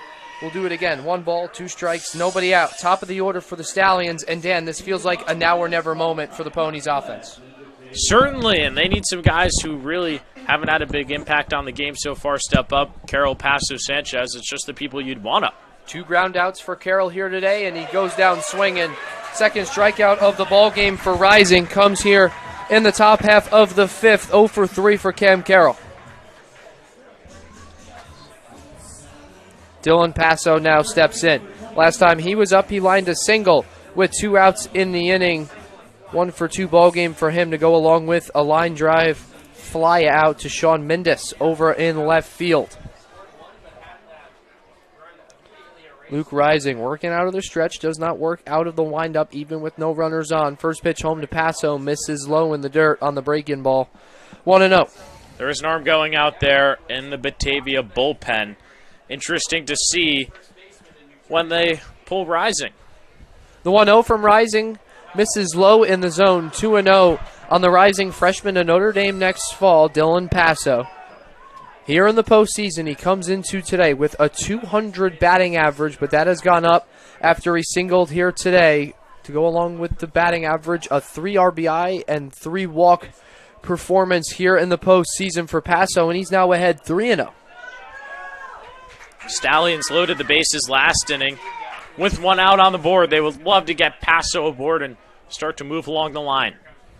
The 3-0 from Rising misses up and in, ball 4. It's a 4-pitch walk for Dylan Paso. Second time now he's been on base in 3 plate appearances for him. Brings up arguably the hardest hitter in this Stallions lineup, Logan Sanchez, here in the PGCBL finals and the East Division final against the Amsterdam Mohawks. Sanchez has been moved up to the cleanup spot, and for right reason. He has a hit in every postseason game, including an extra base hit in the first 2. Joey Skip Martinez opting to keep Rising in. There were some signals there from the Batavia dugout. Their reliever is ready to come into this game. The kick and the pitch home from Rising is lined foul out of play for strike 1. Here today, Sanchez is 0 for 2. He reached on an error back in the second inning that led to the Stallions scoring 2 runs in that inning. He then lined out to the right fielder, Jacob Vesco, in the 3rd, hitting for the 3rd time here in the 5th. The 0-1 from Rising is lined right at Carreras over at 3rd, and back-to-back lineouts for Sanchez here today, and now there's 2 outs in the inning. It's just an unfortunate break. Sanchez smacked that ball, but it just ends up in the glove of Carreras. Paso gets back to first quickly. No chance for the double play. Now Dylan Fitzsimmons with 2 outs. Got to try and do something here. Fitzsimmons steps in to this point in the ball game. The lefty swinging Rising freshman to St. John's is 1 for 2 with an RBI double and a run scored back in the 3rd, and he takes strike 1 from Rising. To go along with that, he popped out to short in the 4th. Fitzsimmons is responsible for 2 of the 3 runs to come across here today for the Stallions offense. The other one, an RBI single from John Freitag, as Rising is going to check on Paso over at first. In the regular season, he only had 2 stolen bases, not the biggest threat to go over there from first, but this Stallions team as a whole led the PGCBL in that category, and Fitzsimmons flies this one out of play. Nothing in 2 count. Still putting together a fight. You really want him to get aboard to let Jamie Z hit. But Fitzsimmons himself has plenty of power. Don't doubt this guy. Couple of jacks in the regular season. Certainly a reason why he's in the lineup. 2 homers, 12 RBIs to go along with 8 extra base hits in the regular season as well. Passo goes from first. He's going to slide in safely into second. Second stolen base of the ball game for the Stallions on a ball that nearly was strike 3, but Fitzsimmons benefits from the call. It's now a 1-2 count, and he hits with a runner in scoring position. Dylan Passo over at second. 1 ball, 2 strikes, 2 outs in the inning. The kick and the pitch from Rising. Grounded in play over to short. Castro fields the 2-hopper, throws it in time over to first. 4 out, number 3 in the inning. Stallions get a runner in scoring position now in back-to-back innings, but can cash in here in the 5th. Going to the bottom half, 5-3 ball game from Dwyer Stadium.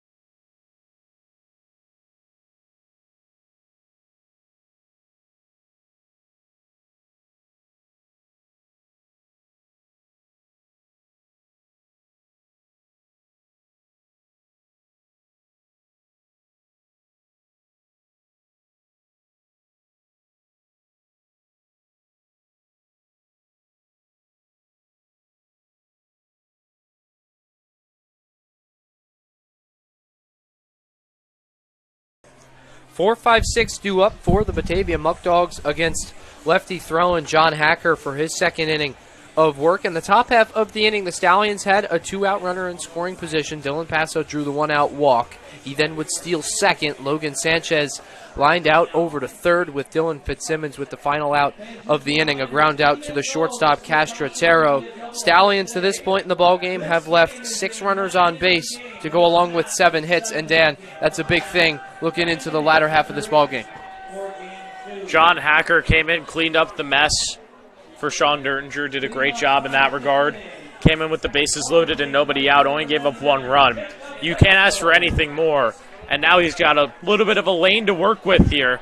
Some righties due up in this inning, 4, 5, 6.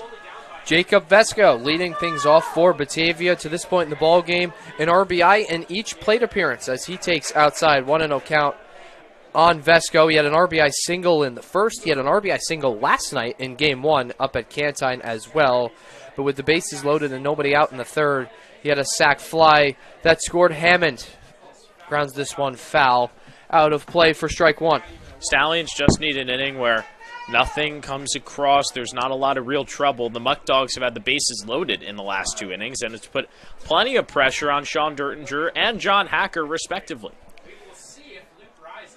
The outfielder from Dayton has been hitting in the postseason. Now 3 for 7 with 5 RBIs as he swings and misses for strike 2. Vesco's a native of Monroe, New Jersey, returns to the Muckdogs for his second season after he had 7 extra base hits and 76 at-bats in the summer of 2024 and does not go down looking after Hacker thought that fastball was in there for strike 3. 50-50 pitch right there, paid in the outside corner. Very competitive pitch against Vesco. Just doesn't get the call. Batavia has had the leadoff runner on in back-to-back innings against starting pitcher Sean Dertinger. The 2-2 from Hacker, swing and a miss for strike 3. Second strikeout of the ballgame for Hacker, and he gets Vesco swinging here in the 5th.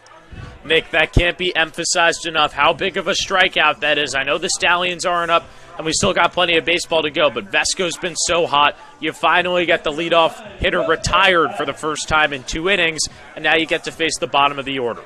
Vesco, after that at-bat, is now 3 for 6 against the Stallions here in the PGCBL Finals as Hacker fires in strike 1 to Cooper Fesh. The lefty swinging catcher is 0 for 2 to this point in the ballgame. A strikeout looking in the first and an RBI fielder's choice in the third. The 0-1 from Hacker, slow breaking ball in there for strike 2. Dan, ever since entering, Hacker's just been filling the zone with strikes. He's settled in and has retired every single hitter after Hammond, which is the top 4 for this Muckdogs lineup.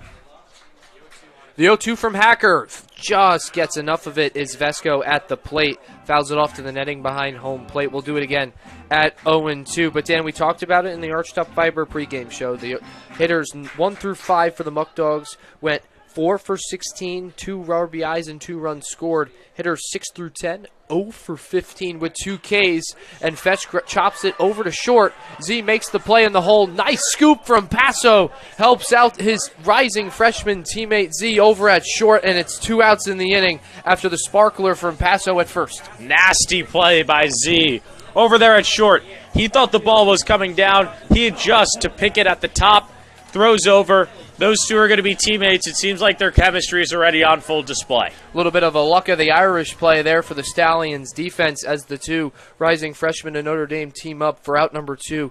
Here in the bottom of the 5th, Sean Mendes steps in, and he takes outside 1 ball and no strikes to this point. In the ball game, the left fielder for Batavia is 0 for 2, a strikeout swinging in the second, and a pop out to the second baseman Comiskey in the third.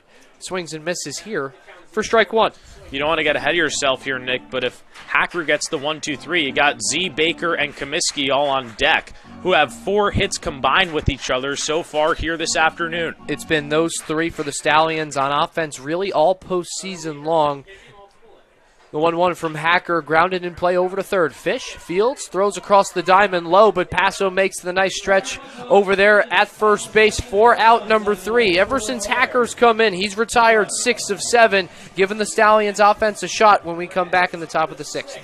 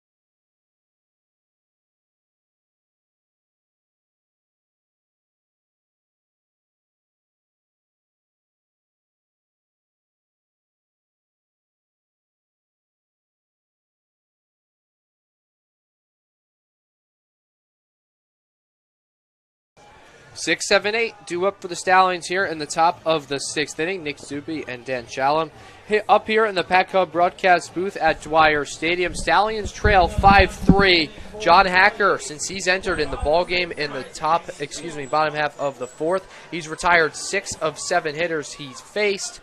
The only one was a bunt single to Travis Hammond that reached base. But Jamie Z leading things off for the Ponies, and he started with a strike. From starting pitcher Luke Rising, who's looked good through the first 5 innings, he's given up 7 hits. Only 3 earned runs have come across with 2 strikeouts as well. The 0-1 pitch to Z is grounded just foul down the left field sign. Quickly ahead, 0-2 is Rising. And Rising has gotten to a couple of jams, left the bases loaded in the 4th. 1 run came across. Stallions had passed him into scoring position back in the 5th. They've had opportunities in this game, just simply have not converted. Last 3 times Z has led off an inning, he singled and scored. Looking to do the same here in an 0-2 count, and he goes down looking on the breaking ball in the outside corner. Home plate umpire here at Dwyer Stadium rings him up. 3 pitches, 3 strikes, 1 out for Rising.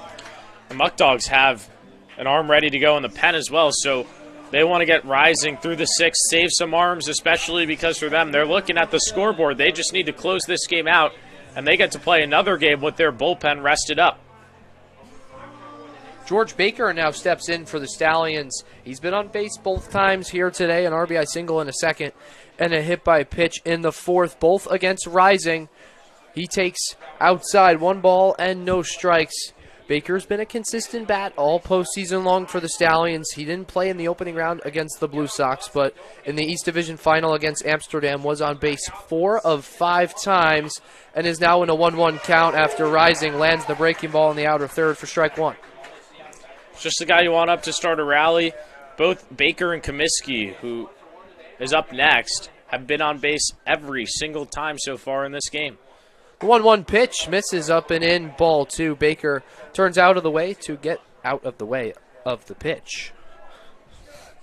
2 balls and 1 strike here in the top of the 6th. Stallions have 3 runs on 7 hits. Batavia 5 runs on 4 hits.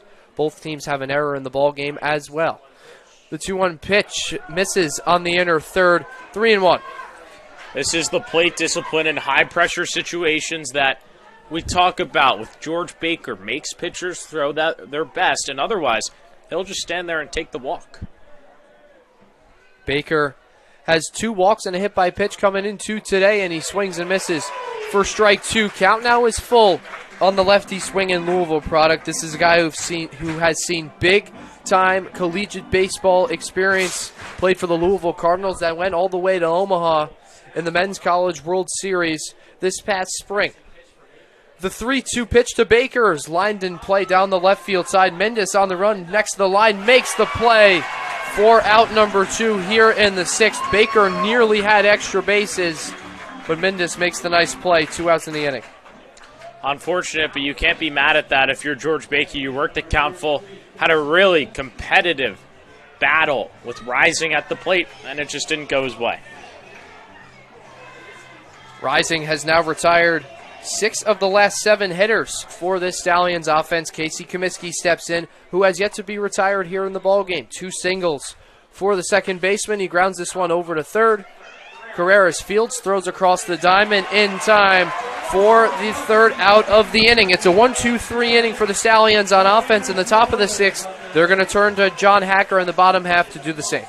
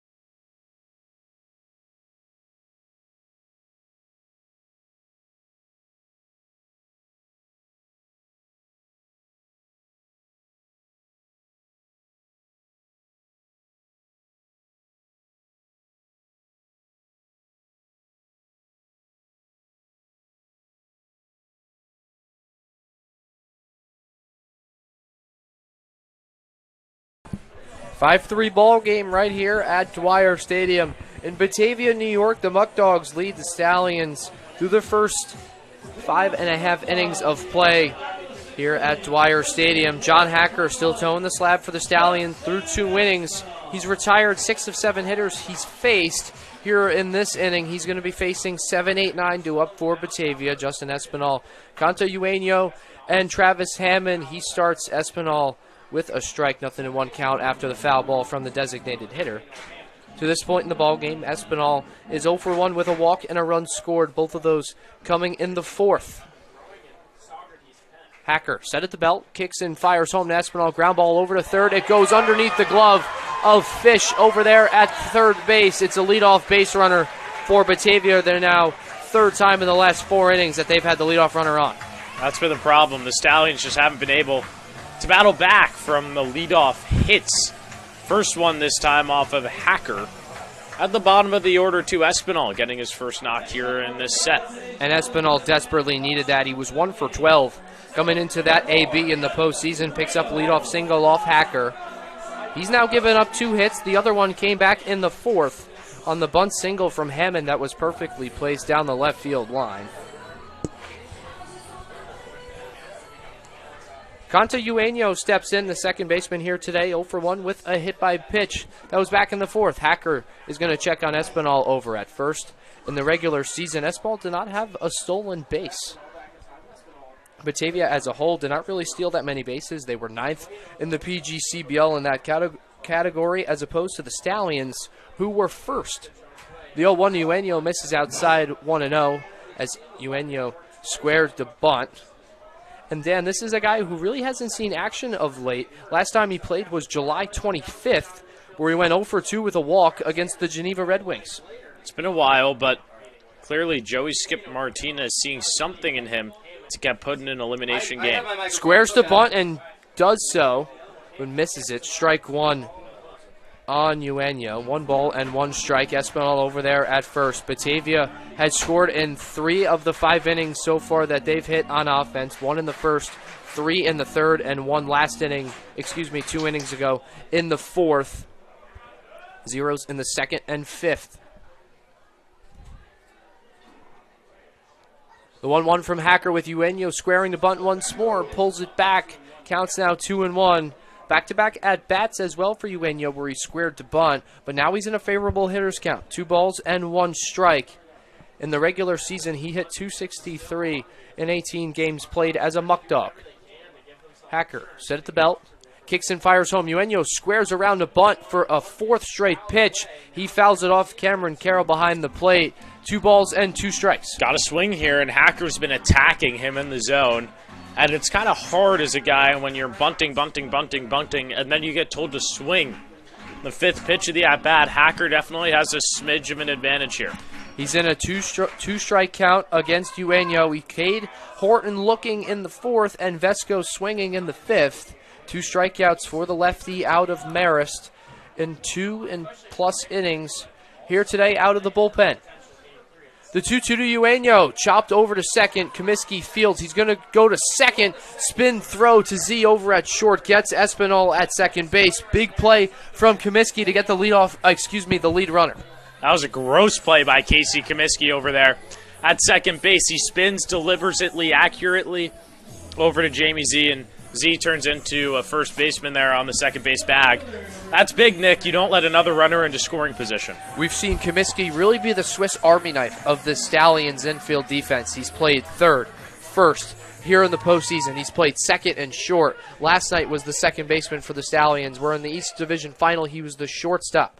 Travis Hammond now steps in as Hacker checks on Eugenio over at first base. In the regular season, Canto Eugenio only had 1 stolen base and was caught stealing once as well, 1 for 2 in 18 games played. Travis Hammond steps in, and he's been on base both times to this point in the ball game. A single and a walk scored.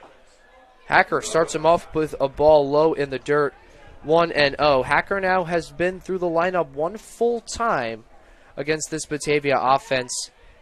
3 guys have reached base. One of those was Hammond with a bunt single in the 4th. The 1-0 offering misses low in the dirt, but beautiful block from Carroll to keep Eugenio over at first. Carroll's been so sound behind the dish the entire postseason for Saugerties. He started all 4 games at the catcher position, which is something you rarely see in the postseason with back-to-back back-to-back games. And he's done a great job as well. Has caught stealing in every one of those ball games. Hacker kicks and fires home to Carroll, but Hammond fouls it out of play. 2 balls and 1 strike on the number 9 hole hitter in the Batavia lineup. Top of the order looming on deck. Braden Horton in the on-deck circle with Tyler Castratero in the hole if they were to get to him, with 1 out in the inning.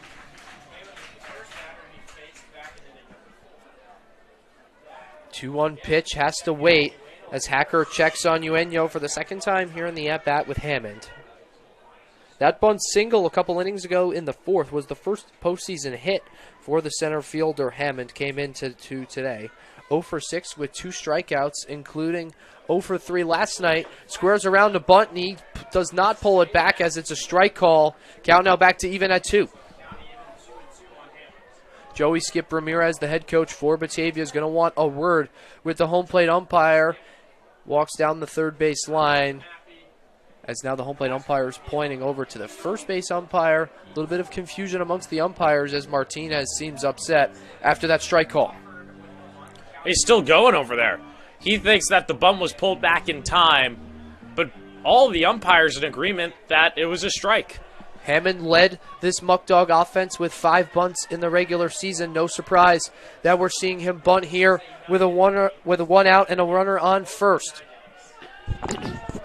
The 2-2 pitch from Hacker. Fastball lined out of play, so we'll do it again at 2 balls and 2 strikes with only 1 out. That came on a fielder's choice. 1 batter before with Conta Eugenio grounding out to the second baseman, Casey Comiskey. He threw it over to Jamie Z at short after Justin Espinal reached to lead off the inning with a single. Hacker fires home to Hammond, grounds one over to third. Fish fields over to Comiskey at second, over to first, in time for the around the horn double play. Brandon Fish starts it over to Comiskey at second. Paso makes the play at first. Hacker puts up 3 scoreless innings in relief. Now it's the offense's turn to answer. 9-10-1 due up in the 7th when we come back.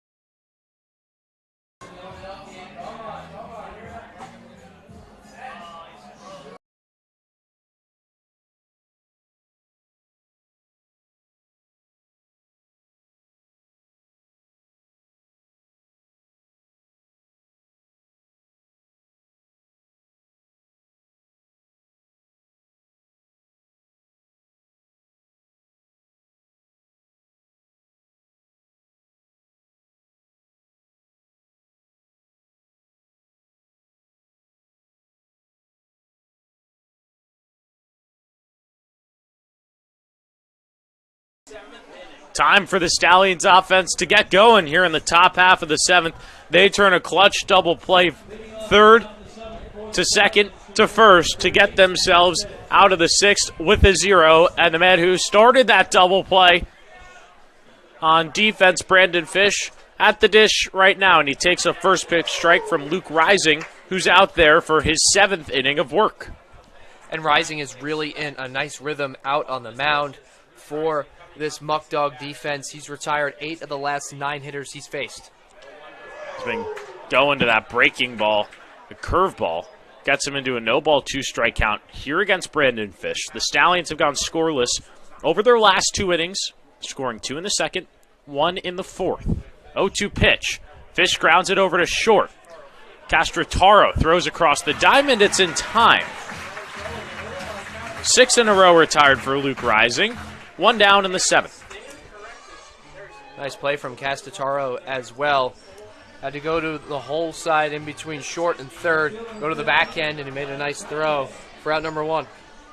John Freitag steps in here for Saugerties. He delivered in a big way back in the 4th inning, an RBI single, which plated a run when the bases were juiced. Trying to get something going here for Saugerties in the 7th, trailing by 2. First pitch from Rising, fouled off to the left side for strike 1. The Stallions have 8 outs left to make the comeback. If they are not to, we will have the final winner-take-all game of this series for the championship 30 minutes after the conclusion of this game here on the Stallions YouTube network. But there's still plenty of time left to go here at Dwyer Stadium, and these Stallions have been known as the comeback kids throughout this entire season, and trying to do so once again here in a 5-3 ball game. Freitag takes down low for ball 1. Freitag's really had 2 good at-bats for the Stallions here today. Even the ground ball in play in the 2nd inning, that was a long at-bat. He saw 6 or 7 pitches back in the 2nd inning.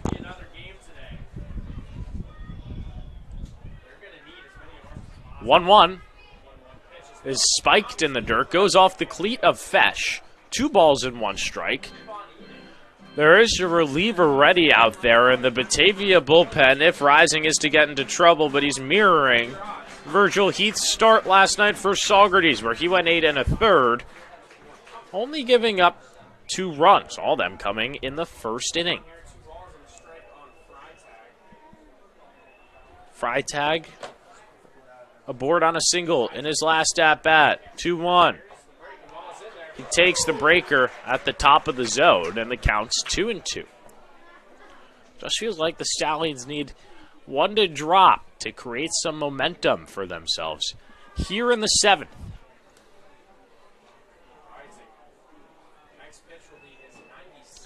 2-2. Freitag stays alive. When the Muckdogs made their only championship appearance in 2022, they lost to the Amsterdam Mohawks on the road in Game 1. Came back here to Dwyer Stadium, picked up an 8-1 victory in Game 2, before falling in Game 3, giving the Mohawks their first of 3 consecutive PGCBL championships. Stallions had the other one in 2021, robbing Amsterdam of a 4-peat. Rising fires. Freitag, a weak ground ball over to second base, and booting it is Eugenio. Freitag aboard, and the Stallions have a base runner here in the 7th. Second error of the ball game for Batavia, and it's a big one. Top of the order rolling around, and now Freitag has been on base in both plate appearances as Griffin Crane is going to come off the bench and pinch run for him. This is something that we've seen the Stallions do in nearly every single game this postseason, pulling Griffin Crane off of the bench for some speed, and the Stallions did this last night for Freitag after he had 3 at-bats, and they're really looking for Crane to maybe steal a base, throw some pressure onto Rising. The Stallions have been successful in all of their attempts for stolen bags here tonight.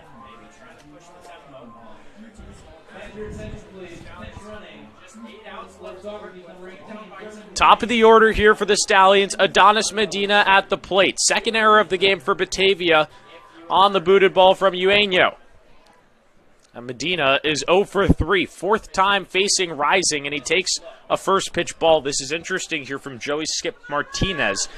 You know that Medina burned you last night. He's 0 for 3, has been up there 3 times, but he elects to keep Rising in the game. He's going to let his starter go 97 pitches into this ball game. Crane's going to second. Here's the throw down.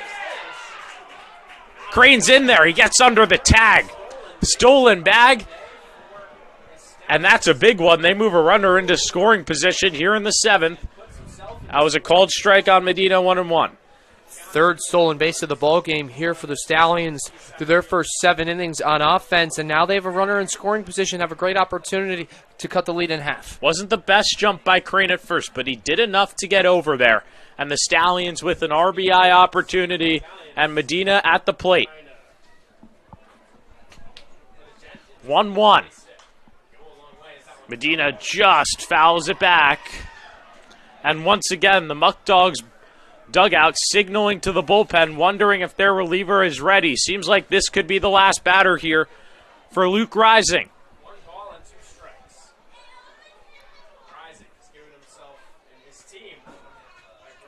Crane at second in a 1-ball, 2-strike count with the Stallions trailing by 2 here in the top half of the 7th.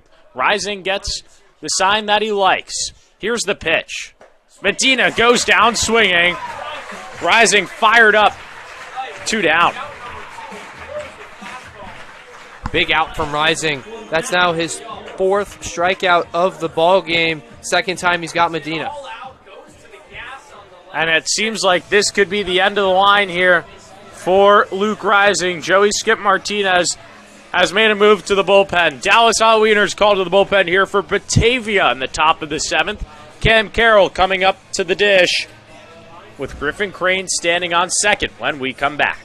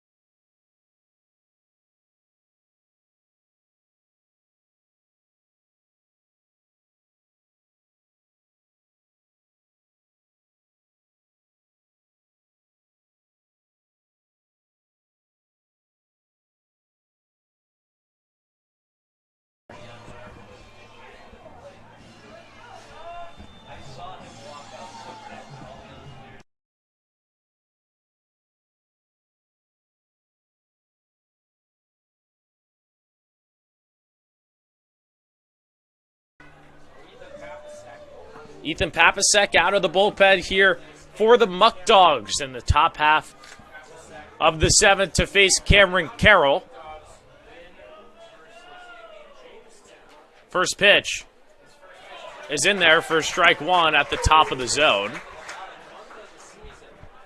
Papasek just over a 2 ERA for the Muckdogs and is looking to shut down a Stallions rally here in the 7th. Griffin Crane over at second base with 2 down. The 0-1. Carroll. A fly ball into right. Vesco moving back. He makes the play. Nothing comes of the runner in scoring position for Saugerties. They're down to their final 6 outs here on the road in Game 2.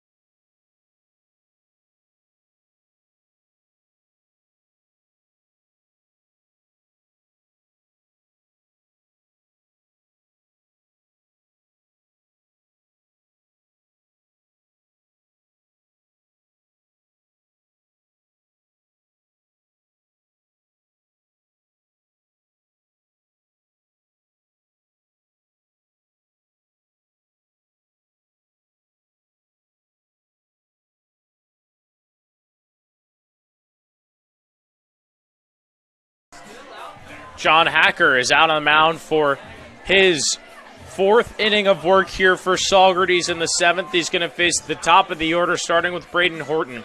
The Stallions have been held scoreless for 3 straight innings and are down to their last 6 outs here at Dwyer Stadium. They can lose this first game, would push things to a winner-take-all third here in the championship that would follow 30 minutes after this one. First pitch to Horton, high and away for ball 1. No activity out there in the Stallions bullpen. Seems like they're going to let Hacker ride things out here in the 8th, and he's done a fantastic job, has not allowed a run to come across under his line just yet. Weak fly ball into shallow center field. Z moves over, and he makes the play. 1 down here in the 7th. Hacker continues to keep on rolling right now for the Stallions. Ever since he entered for Dirt, Dan, he's been unbelievable and really saving the Stallions bullpen in the process in what may be potentially another game following. They still have plenty of arms left to go. You got Keller Osborne in there. You have Matt Murtaugh on some short rest that you could throw. You have Ryan Franklin, others in that bullpen that could really pitch. 2-hole hitter here for Batavia. Castratero laces a ball into right field. It's a 1-out single in the 7th. Second base knock of the ball game for Castratero. And this is a guy who really needed it coming into today, 1 for 10 in the postseason. He now has 3 productive at-bats, an RBI fielder's choice in the 4th to go along with 2 singles.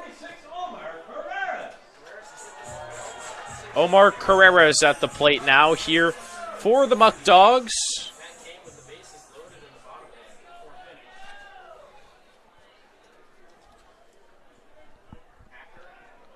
Hacker will give a check. 1 defensive change for the Stallions. Medina has moved into right.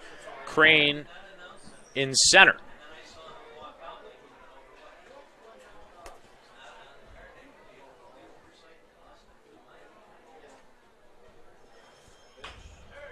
Ground ball over to Fish. It is foul. No balls, 1 strike.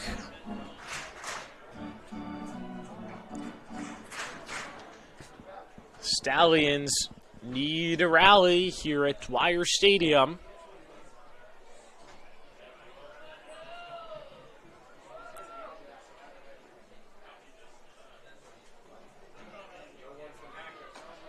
Hacker fires away, 1 ball and 1 strike.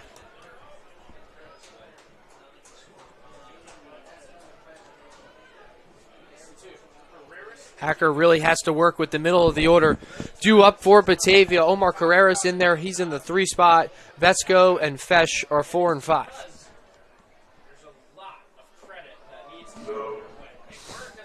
2 balls and 1 strike against Carreras with a runner at first.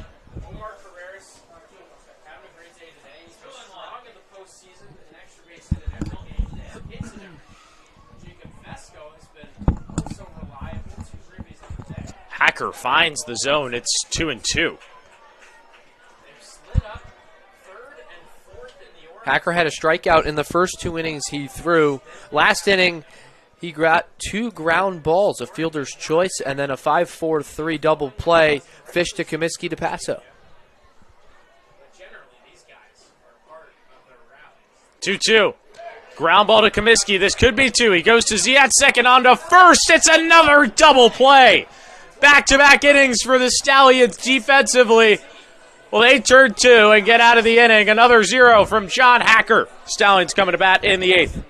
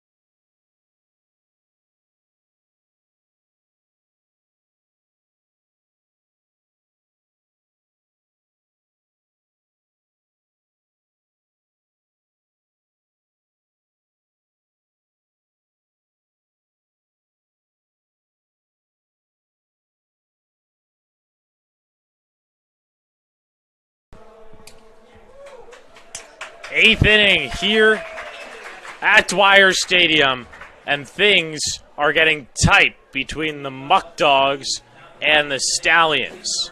Dylan Passo to lead things off against Ethan Papasek.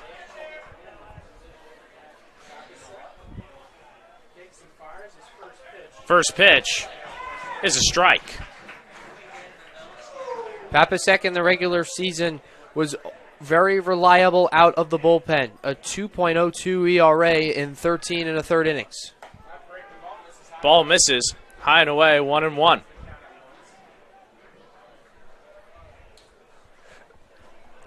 Stallions need some offense here. They've been held scoreless for 3 straight innings. And Passo cuts and misses for strike 2. We've seen the Stallions offense really go cold here, Dan, in streaks. When you look at the East Division final against the Amsterdam Mohawks, first 8 innings for the Stallions, scoreless. Even last night, the middle innings, scoreless. 3 through 6. And Nick, you know what that means is they have to score here in the 8th or the 9th if they want to close things down in just one game here at Dwyer Stadium. Last appearance for Papasek was an inning and a third against the Jamestown Tarp Skunks. And he strikes out Passo. 1 down.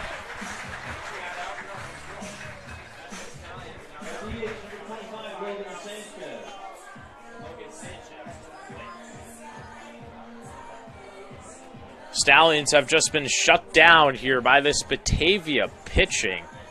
Luke Rising, 6 2/3, and since then Papasek, 2/3 of an inning, and he's been great. But Sanchez finally breaks through a line drive into right field, and the Stallions have their first base hit in this game since the 4th. Logan Sanchez has had some really good swings on the baseball in this ball game. He came in the hottest hitter in the Stallions lineup, a single with 2 lineouts. Finally gets to see one fall for a hit. For Sanchez, he has had a hit now in every single game of the postseason. Dylan Fitzsimmons going to try and build on that here with Sanchez at first and 1 out.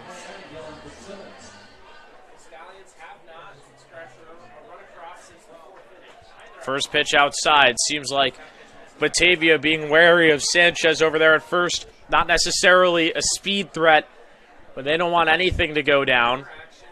Here in the 8th, Muckdogs have another arm warming out there in the pen. 2 straight balls here from Papasek. It's 2-0. And Fitzsimmons is another guy, Dan, who really has been elevated in the lineup here in postseason play after he finished 9 for his last 21 in the regular season, 408 batting average. Hard hit ball down the right field line, just foul. 2-1 here on Fitzsimmons. In this game, he had an RBI double in the 2nd. Has shown a lot of power already this postseason. In the regular season, they are really looking for him to come up big. The backs are not against the wall here for the Stallions, but they would love to handle things here in one game for all the marbles.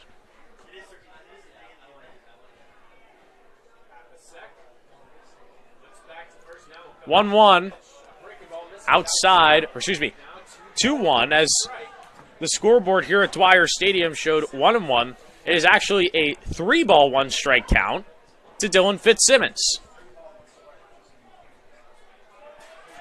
Sanchez gets the lead off of first. Papasek misses inside. It's a walk here for Fitzsimmons. The Stallions have some momentum here in the 8th. first and second with one down for the dangerous Jamie Z. Great discipline from Fitzsimmons in the batter's box. Those are two really good takes in back-to-back pitches. And Fitzsimmons, it's not like he's played college ball either. He's a rising freshman at St. John's next year.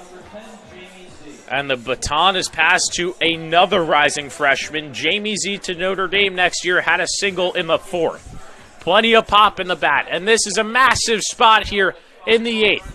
Z at the dish against Papasek. First pitch outside for ball one.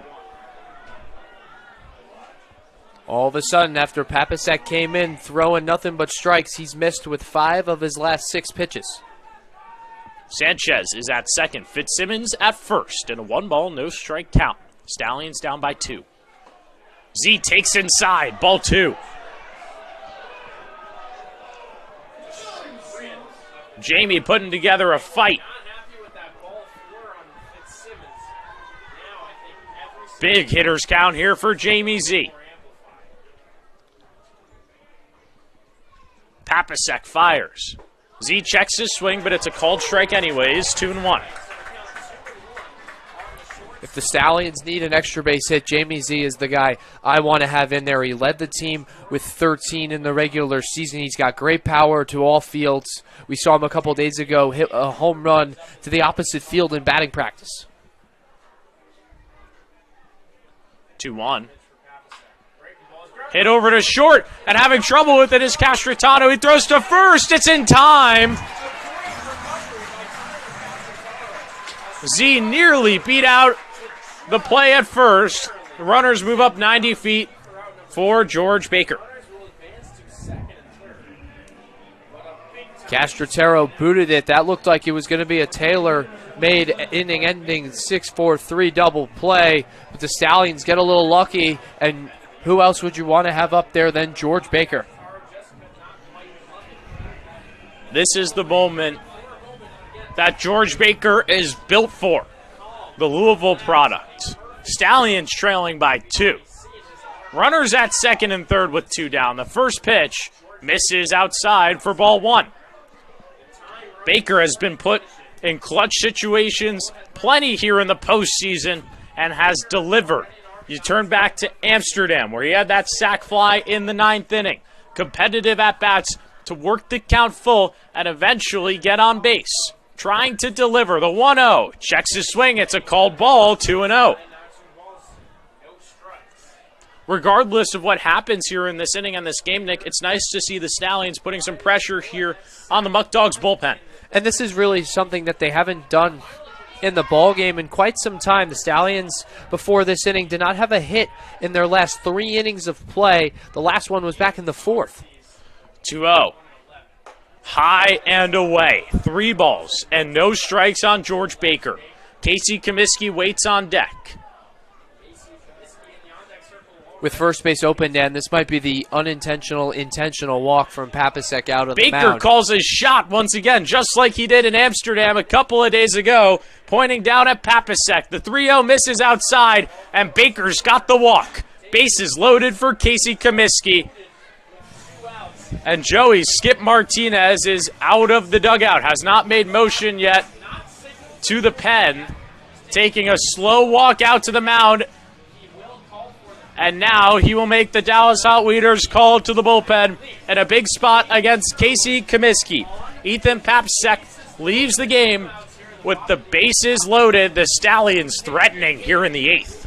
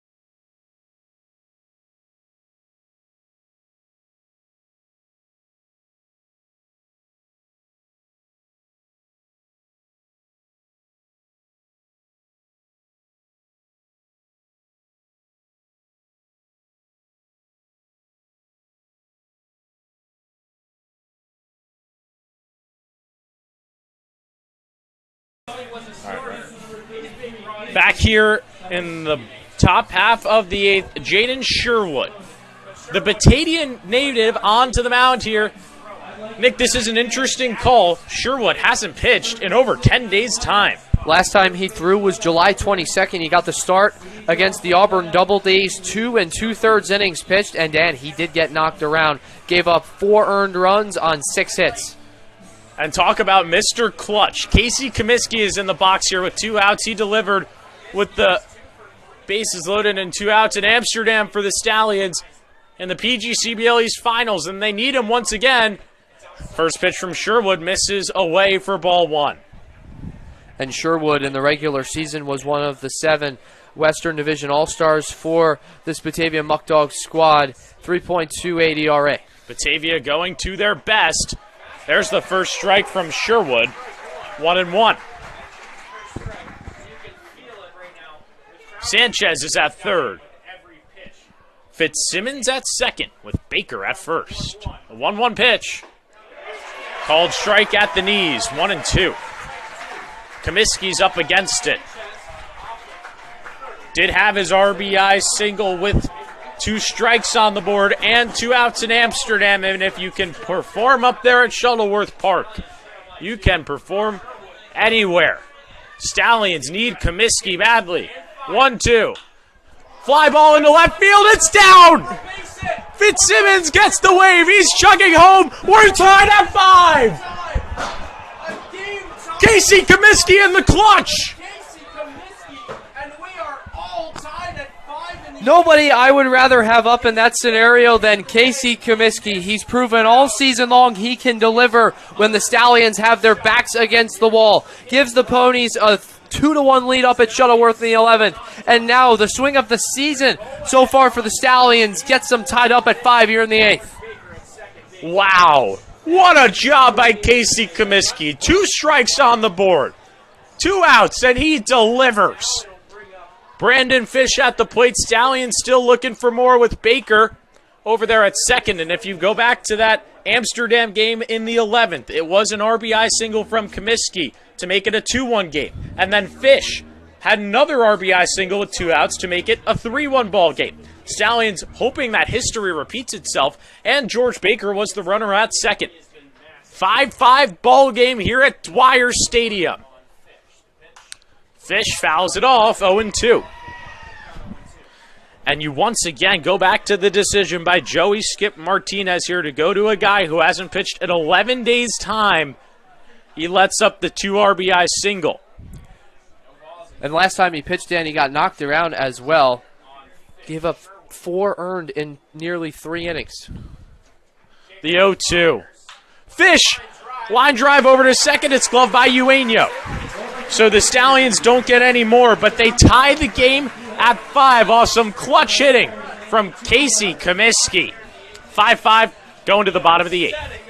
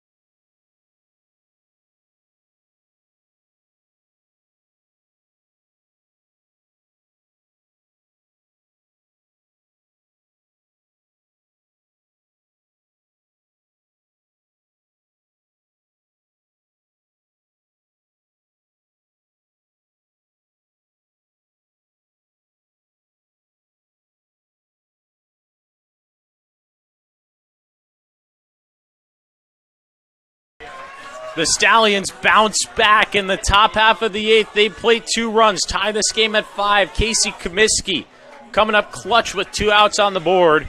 John Hacker out there for his 5th inning of work, facing Jacob Vesco, who he struck out in his last at-bat.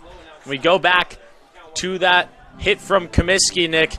He delivers in the clutch again. 2 out of the last 3 games where Comiskey has delivered. He had the go-ahead RBI single up at Shuttleworth Park that gave the Stallions the win, and here today ties it up at 5. Vesco, a big cut and a miss. The Stallions have sent closer Mason Weaver down to the bullpen to start to stretch and throw here for Saugerties. A 5-5 ball game here in the bottom of the 8th. Hacker fires. 1-2, and this is similar, Nick, to Virgil Heath. Hacker has been just dominant out there. It seems like Batavia really slows down in the middle innings offensive-wise. They had 4 runs to their first 3. Since then, 1 run in their last 4 innings. All game long, suddenly a tie ball game. How do you respond? 1-2, strike 3. Hacker gets him swinging. 1 down in the 8th. Hacker is rolling right now, Dan. I know you just mentioned how Mason Weaver just went down to the bullpen, but if I'm head coach Colin Martin, I'm letting Hacker go until he proves me wrong. Cooper Fesh at the plate now. He is 0 for 3 here tonight against the Stallions, and Fesh went 0 for 4 last night against Saugerties at Cantide Field, so a combined 0 for 7. Lefty on lefty. Hacker just misses for ball 1. Favorable matchup for Hacker against the lefty swing in Fesh. Last time he was up, he got him the ground out to short.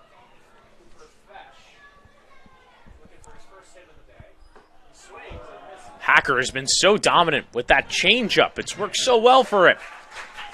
Gets the swing and miss. 1-1. As tight of a ball game as it can be here at Dwyer Stadium in the championship. Game 2 between the Stallions and the Muckdogs, and Hacker a pitch away from getting out number 2 here in the 8th. 3 strikeouts for Hacker out of the bullpen as well. He's really come in and done a nice job acting as a Band-Aid, if you will, for this Stallions team, giving his offense a shot to come back. 1-2. Swing and a miss! John Hacker, back-to-back strikeouts in the 8th. 2 down. Hacker's getting stronger as he goes on. Ever since he came into the ballgame, Dan, 12 of 14 Muckdogs he's got out. He's got to deal with Sean Mindas, who is 0 for 3 here tonight and was 0 for 3 last night against the Stallions in Saugerties. Combined 0 for 6 here in this mini-series between the Stallions. First pitch. Cut and a miss. 0-1.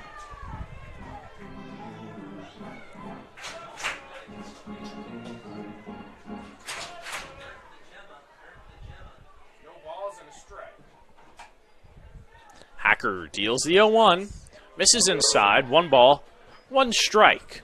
2 outs here in the 8th. Saugerties will have 10-1-2 coming to the plate in the 9th. Muckdogs trying to do whatever they can to spark a 2-out rally. Send this game to the 9th inning with them just needing 3 outs for a win. But it's been tough to come by anything. The 1-1. Hacker.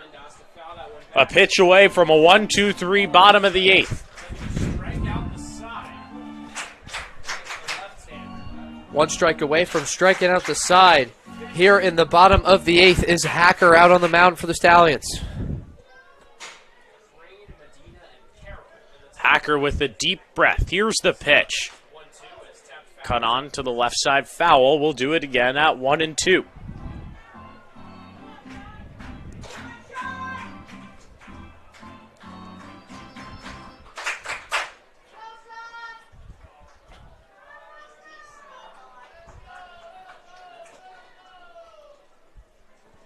One, 2. Ground ball to Jamie Z. He fields it cleanly. Throws on the run. Passo with the beautiful pick. 1-2-3 inning for the Ponies. They send this game to the 9th, tied at 5.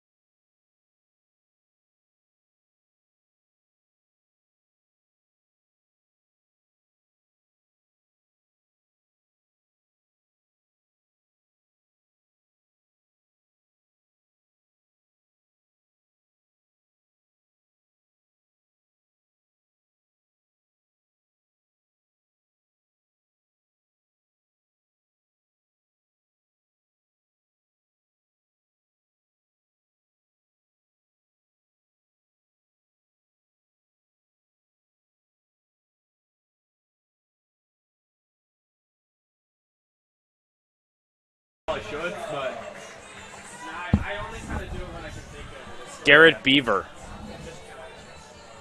So Sherwood gets 1 out. All right, James, I do have a special.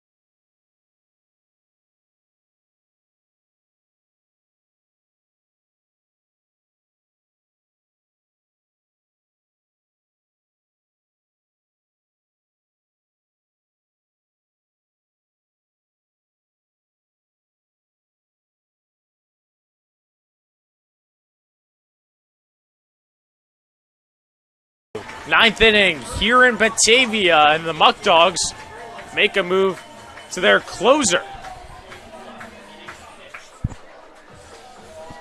That's going to be Garrett Beaver on the bump here for the Muckdogs. And Jaden Sherwood came into this game, gets 1 out, but gives up the 2 RBI single to Casey Comiskey. It'll be Griffin Crane in his first at-bat here this evening. He tried to lay down the bunt.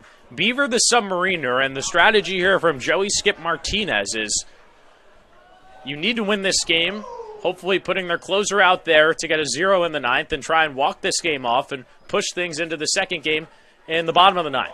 The Muckdogs are fighting for their season. You got to use every high leverage arm you can to try and prolong this game and force a game 3. Crane down, no balls and 2 strikes. The Stallions score 2 runs in the top half of the 8th to tie this game at 5. Casey Comiskey with the RBI single. Coming up clutch for his team once again. Crane takes a ball at the knees, 1-2. Crane pinch ran for Freitag back in the 7th. Gets a hit here for the first time in the ball game in the 9th. So 1-2. Crane cuts and misses on the off speed. 1 down in the 9th. Top of the order, and finally Adonis Medina gets to see a different arm. Faced Luke Rising 4 times to start this game, and finally gets to see a different arm angle in Garrett Beaver. And Rising made him go 0 for 4 with 2 strikeouts as well. Great opportunity for Medina to forget and flush what happened.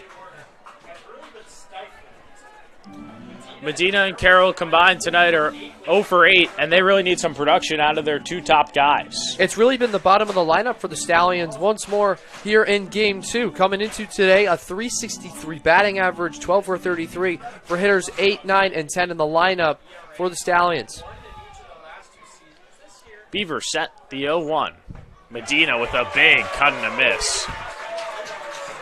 4 strike 2. Stallions have Mason Weaver out there in the bullpen. Looking to keep this 5-5 game.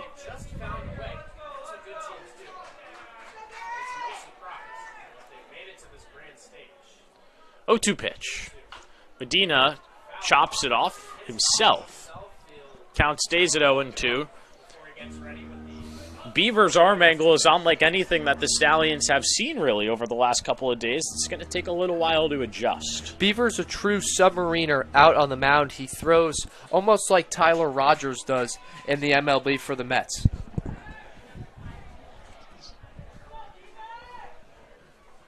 No balls and 2 strikes here on Adonis Medina. The pitch outside, ball 1. Medina's got to do everything he can in a 2-strike count, in a tie ball game, and a chance to give the Stallions the lead here in the 9th. Medina goes fishing. He's down. 2 outs here in the 9th. Back-to-back strikeouts from Beaver. The dream start for Batavia here in the top of the 9th. Head coach Jay Skip Martinez going to his high leverage arms, and so far Beaver is proving him right. First pitch to Cam Carroll. Called strike, bottom of the zone. Carroll's 0 for 4, and last night he also went hitless. Did come around to score once, so he's in the midst of an 0 for 8 stretch. 0-1. Checks his swing, does not go around, called ball. 1-1.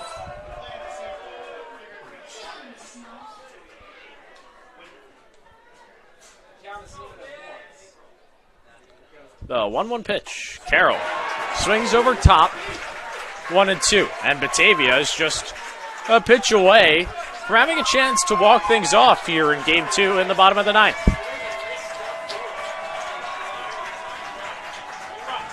1-2. Strike 3, Carroll's down.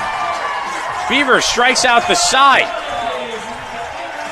Stallions have to put up a 0 in the bottom of the 9th if they want to get things done here in game 1 of this doubleheader here at Dwyer Stadium.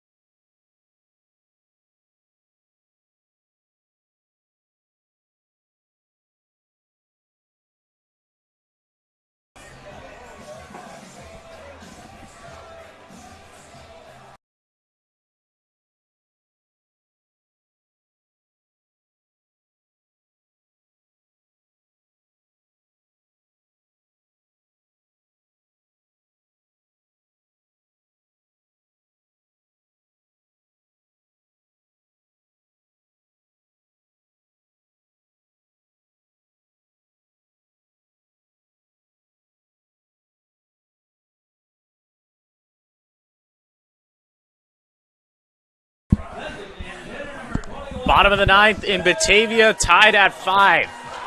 Stallions and Muckdogs, 7-8-9 here for Batavia as they look to walk things off here in Game 2 of the PGCBL Finals. Justin Espinal will start things off. John Hacker out there for, if he is to complete this inning, would be 6 innings of work. Misses down low for ball 1.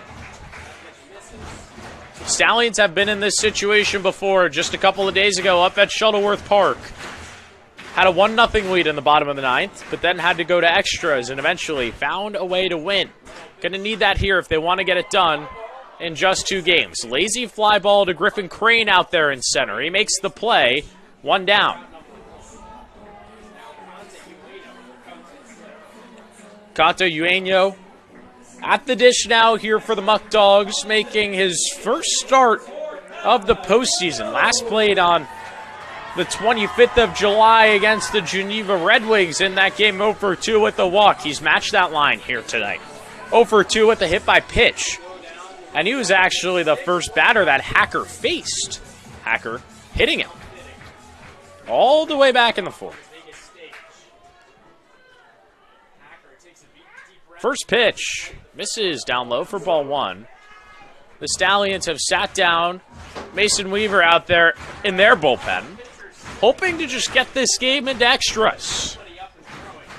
They've already got one out on the board. A 1-0. Fouled off. 1 ball, 1 strike on Eugenio. Hacker has the bottom of the order to work with here in the inning. 7, 8, 9. Perfect opportunity to get the offense back in the batter's box in the 10th in what still could be a 5-5 tie. Hacker has worked 3 straight 1, 2, 3 innings, giving his Stallions a shot here at Dwyer Stadium. He paints the corner for strike 2.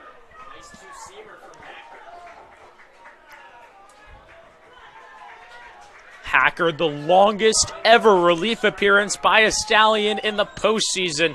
It's been gritty stuff out of him. 1-2. Ground ball to Jamie Z. Fields it on a hop. Throws to first, and Jamie Z has been perfect at shortstop. 2 down. Z's been magnificent over there at short. He played second a couple days ago in the Eastern Division Final up there at Shuttleworth Park. Head coach Colin Martin swapped Z and Comiskey for the PGCBL Finals, and both of those guys have been spectacular in the middle infield today. Travis Hammond in the dish now. He grounded into a double play that started with Brandon Fish back in the 6th.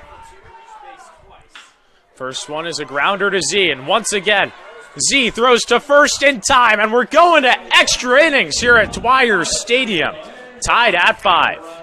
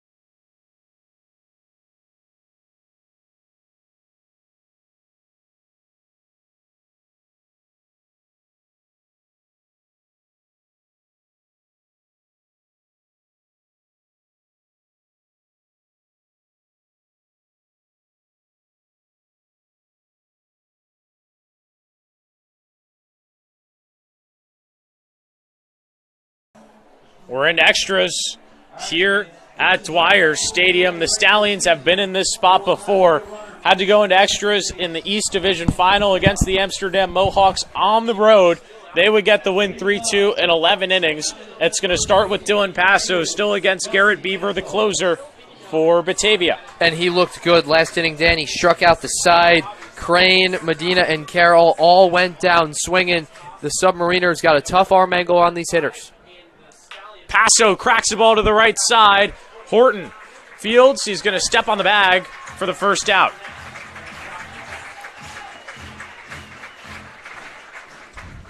You go back to that Amsterdam game. In the 10th inning, the Stallions would put some pressure on. They left 2 runners on base, sending 5 hitters to the plate. And then Fish and Comiskey were once again the heroes in that one, and Comiskey's already stepped up for this team. Logan Sanchez at the plate had a single in his last at-bat. First one misses for ball 1. And that's the thing about the way that Colin Martin has constructed this lineup. There's no lane for Beaver to really attack. Lefty-righty, all the way down to Fish and Crane. Like you just mentioned, Dan, Fish and Crane at the bottom of the order are both lefties as well. No righty stack from this Stallions lineup here today. 1-1 on Sanchez. Ground ball, that's gloved by Beaver. He'll flip it over to the bag. 2 outs in the 10th. Beaver has come into this game and retired 5 Stallion hitters in a row. No balls left the infield as well. 2 groundouts and 3 strikeouts for Beaver. Fitzsimmons at the plate here for Saugerties. First pitch is a strike. Fitzsimmons got pulled from the Amsterdam game after 3 plate appearances. Griffin Crane took his spot in extras. But Fitzsimmons hits a one-hopper over to Horton. He has some trouble. Fitzsimmons is beat to the bag. It's a 1-2-3 10th here for the Muckdogs. And the Stallions are once again going to need to put up a 0 if they want to close it out in just 2 games.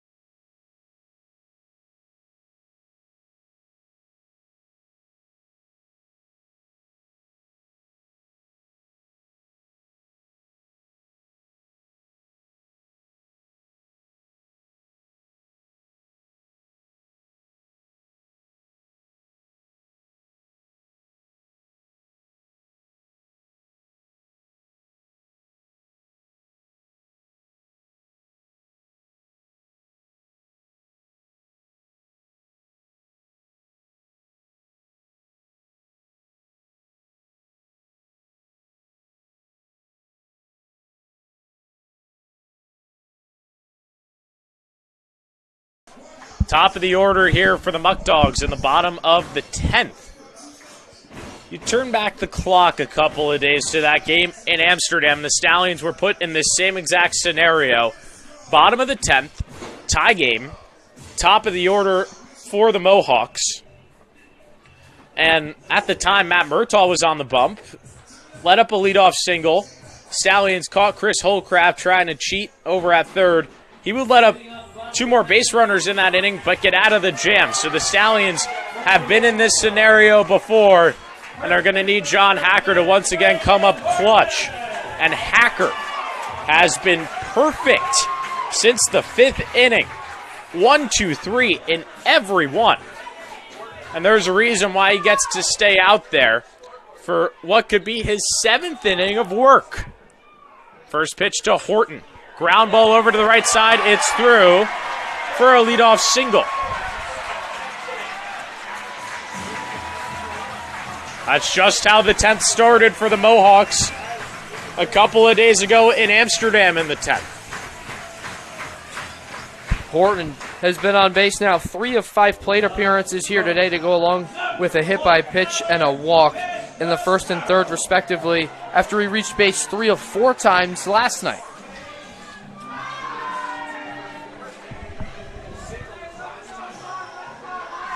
Hacker shakes off the sign, has some trouble to work out of here in the bottom of the 10th. Give a check first on Horton. The Stallions do not have an arm throwing out there in the bullpen. They want to see John Hacker get through the 10th. Horton, 12 stolen bases. Might be a bunt scenario here for Castrataro. First pitch is a bunt. Pulls it back in time, ball 1. Stallions and the Muckdogs tied at 5. Someone's got to win this one here at Dwyer Stadium, and it's been back and forth all night long.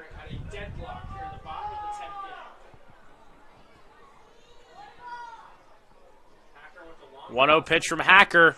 That one paints the corner for strike 1. Hometown crowd here in Batavia does not like that call from the home plate umpire, but the Stallions fans scattered down the right field line love it.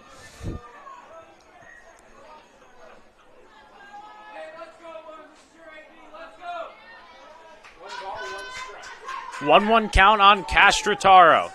And they got Horton in a pickoff. Z chasing Norton down. He throws back to Hacker, and they tag him out. And a brutal base running mistake. A massive out for the Stallions.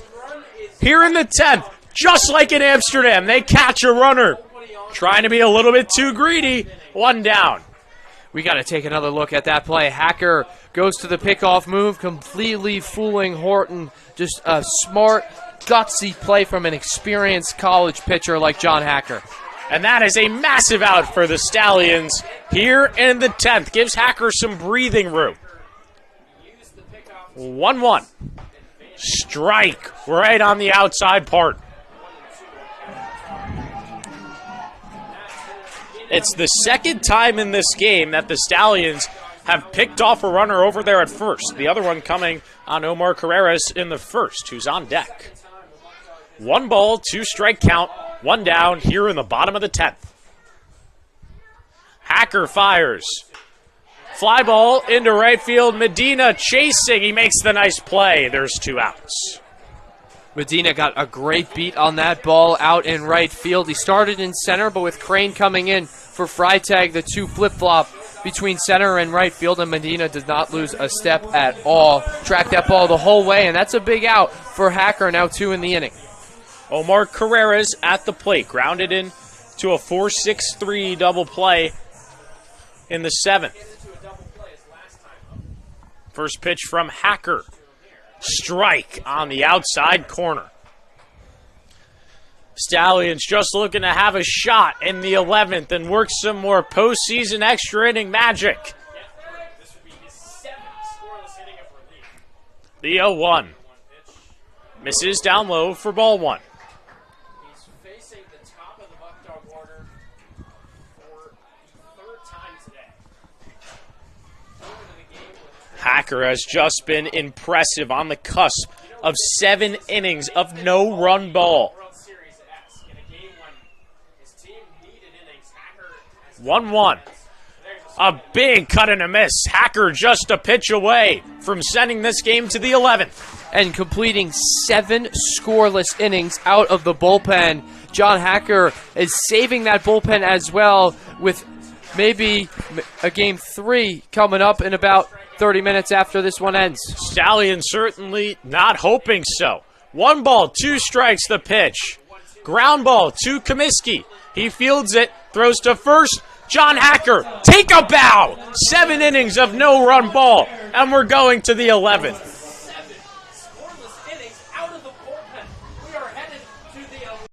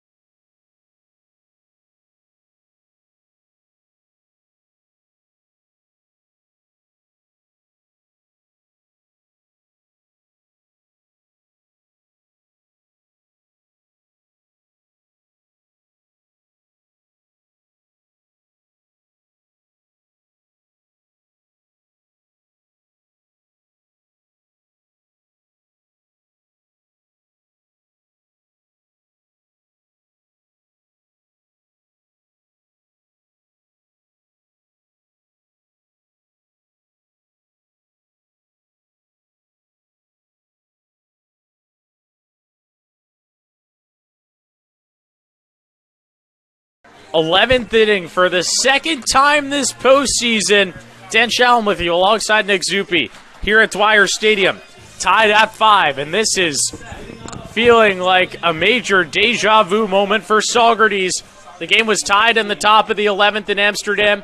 Jamie Z led things off in that game. He leads it off once again here in the 11th against Batavia. But Garrett Beaver out of the pen has faced the minimum struck out the side in the 9th. 1 ball, 1 strike. He's looked impressive, Dan, as well, even lasting 3 weak groundouts to first base for this Stallions offense. Head coach Skip Martinez turning to their closer in a winner-go-home game. Z with the fly ball into right center, moving over is Vesco. He makes the play. 1 down in the 11th. Now 7 straight outs for Beaver as well. He's really settled in nicely. He has been mowing down these Stallions hitters. However, one bat that he has not seen yet is George Baker, who's 1 for 2 here tonight. Had an RBI single in the 2nd. And this is probably the matchup that Baker wants, but Beaver doesn't. Submariner against the hard-hitting lefty. First pitch grounded foul for strike 1. And Baker has plenty of pop as well with the Cardinals of Louisville in the spring of 2025. 3 extra base hits out of his 5 knocks. Here with the Stallions in the summer of 2025, this was a guy who was very consistent all summer long. He had 5 extra base hits in 17 games played. This has just been a wild game all around. Baker shoots a ball down the left field line, 0-2.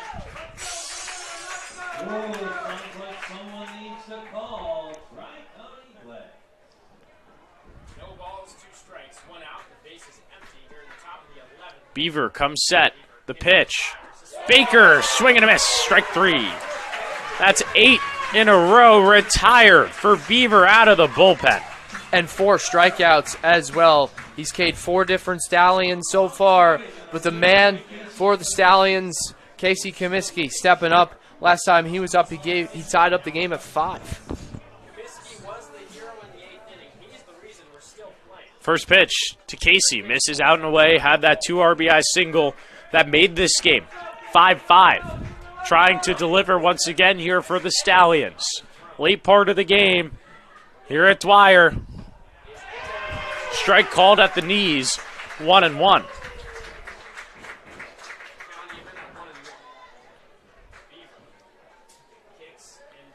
Beaver fires, misses on the outside part, 2-1. Stallions just looking for some sort of life. They've been shut down offensively over the last 2 2/3 innings. 2-1 pitch, high and away, and this might be the start of a little 2-out rally, 3-1. We talked about it in the Archtop Fiber pregame show. We've talked about it to this point in the game. It's been the bottom of the order for the Stallions that generates the runs. 3-1.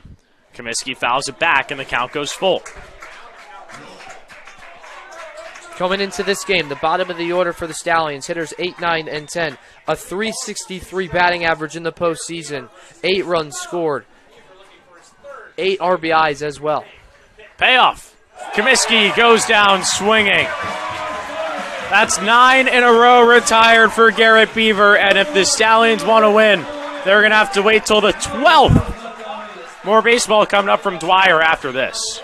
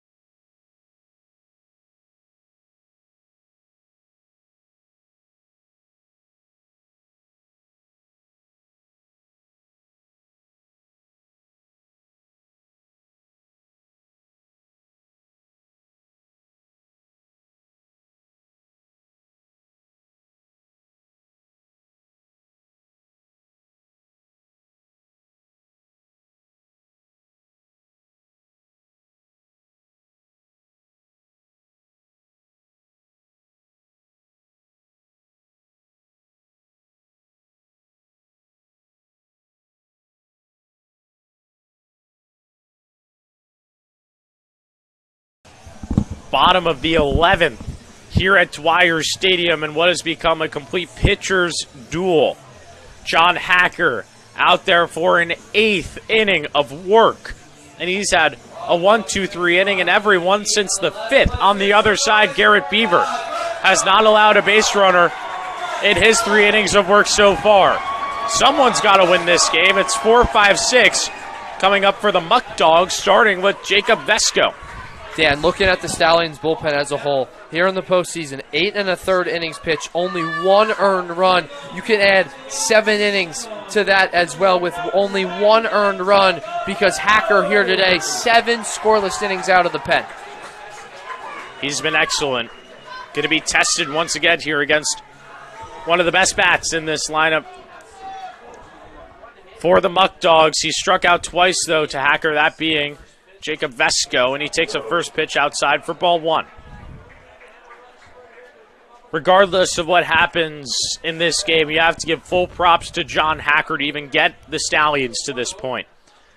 In his 8th inning of relief, and still has not given up a run. 1 ball, 1 strike on Vesco. And it's not like Hacker's getting lucky out on the mound. Couple of balls bounce his way. He's been dominating. He's got 4 strikeouts in 7 innings as well. Hacker with a deep breath. 1-1. Paints the outside corner 1-2. This the longest outing by a reliever for the Stallions in the postseason, and if Hacker is to get 2 outs, it would be the longest pitching performance by a Stallion ever in the postseason, breaking Virgil Heath's 8 1/3 from last night.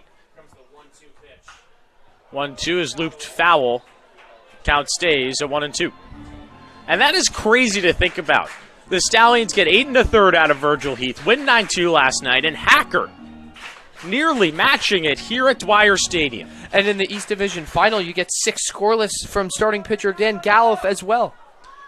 It's been all pitching for the Ponies in this run. 1-2, strike 3. Vesco down swinging for the 3rd time against Hacker. 1 down in the 11th. It's the 4th strikeout of Hacker's outing. As the 5th, game, excuse me. As the game goes on for Hacker, it feels like he's getting stronger out on the mound.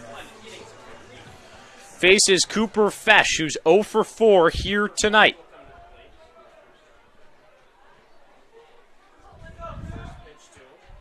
First pitch, hit into right field, it's down. 1 out single, Cooper Fesh. First hit for the Muckdogs since the last inning in the 10th. They had the single from Horton. He was caught on a pickoff play. The only thing different here in the 11th is that Hacker already has 1 out on the board. Going against Sean Mindas, who's 0 for 4 here tonight.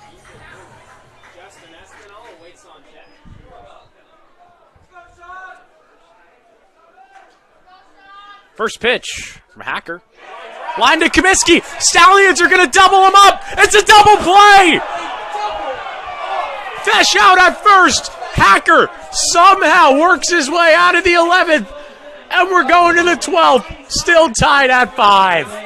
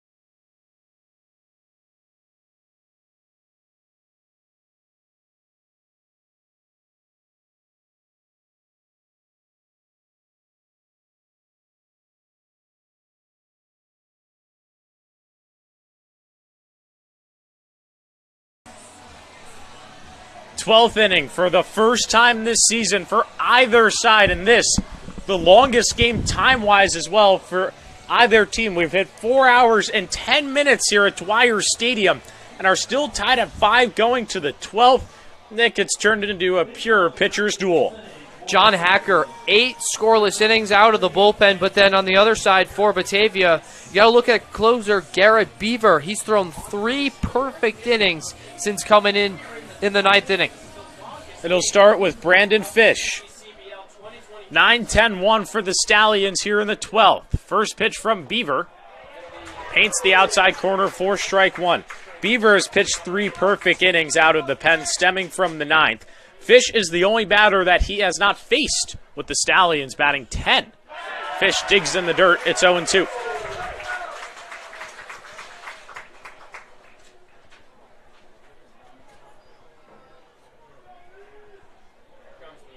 Oh, 2 pitch. Misses in the dirt. 1-2. The Stallions have relied on their defense and John Hacker to get to this point. 3 double plays laced in over the last 7 innings of work for John Hacker. The 1-2 to Fish. A ball into right field. Vesco chasing, and he makes the play. But that's the first time we've seen some contact get into the outfield against Beaver. Fish gave it a good ride. Sometimes there's nothing you can do when the defense makes a nice play. In this case, James Vesco had to run a long way to make that catch. Griffin Crane steps in for his second at-bat against Beaver. Crane struck out. That was the first batter that Beaver faced. Straight down the middle for strike one.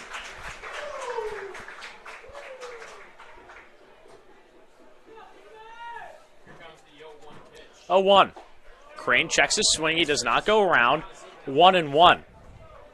Only fitting that an elimination game here in the PGCBL Championship goes 12 innings between the Muckdogs and the Stallions. And Crane takes up high for strike 2.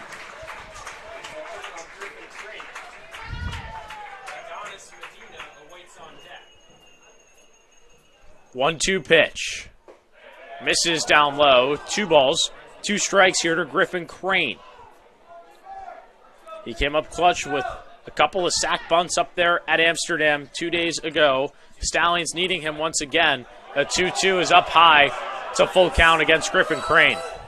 That was nearly strike 3 as well. Crane's got great discipline at the plate. He loves to work a walk and make the pitchers work out on the mound. Payoff. Crane pops it up into shallow center. Hammond chasing. Castrataro makes the play. There's 2 outs. Medina steps to the plate, top of the order. It's the second time through here for Beaver. This is his longest appearance of the entire season for Batavia. They do not have an arm going. The Stallions have Mason Weaver throwing out there in their pen. First pitch to Medina. Misses away for ball 1. But that's at least a full count from Griffin Crane. They might be small victories, but at the end of the day, the Stallions are getting more comfortable with Beaver on the mound. And Medina with the shot into left field. And it just goes foul into the Muckdogs bullpen, but that was the first loud contact off of Garrett Beaver. Medina almost had the go-ahead home run here in the 12th. That was a loud swing, like you just said, Dan. A 1-1. Gets a piece. 1 ball, 2 strikes against the Stallions' leadoff man. Tied at 5 here in the 12th.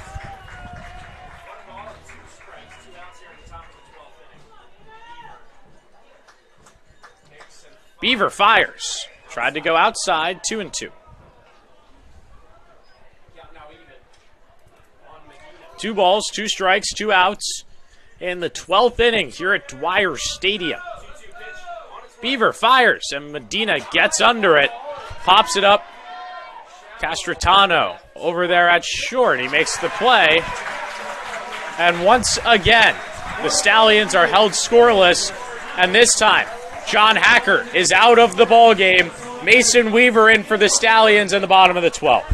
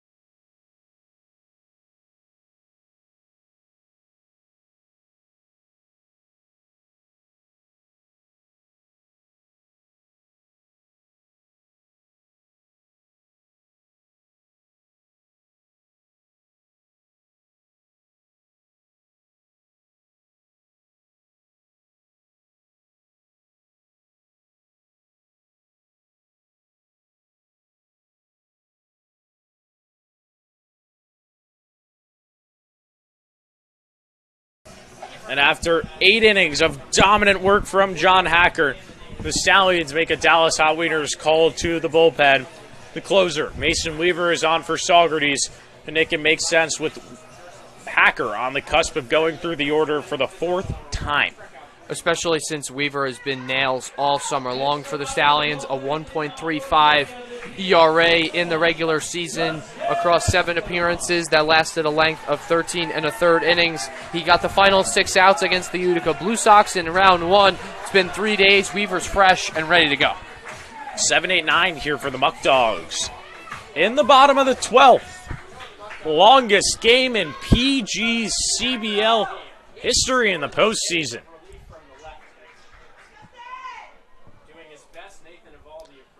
First pitch from Weaver, misses down low, 4-1.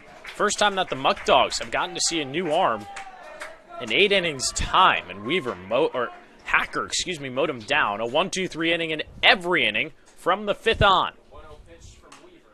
1-0 is popped up out of play, 1-1. Nick, head coach Colin Martin certainly doesn't want to lose this game going to his closer here in the 12th. No, he does not. That's why Hacker was in there for so long, Dan. He just let the hot hand ride. Proved to be the right strategy. As the 1-1 is chopped foul, 1 ball and 2 strikes. And on the other side of things, the Stallions simply have not touched Garrett Beaver. He is not allowed a base runner over 4 innings of work. What started as a high-scoring game, complete pitcher's duel. Only 2 runs for Saugerties. That's the only scoring since the 4th. Pitch runs inside. Does not clip Espinal. 2 balls, 2 strikes. This is only the 3rd guy to come into pitch for Saugerties. Espinal had a hit in the ball game. That was a single off Hacker to start the 6th. It's just a heroic performance. 2-2 from Weaver. Strike 3, top of the zone swinging. Weaver comes out of the pen, gets a strikeout, 1 down.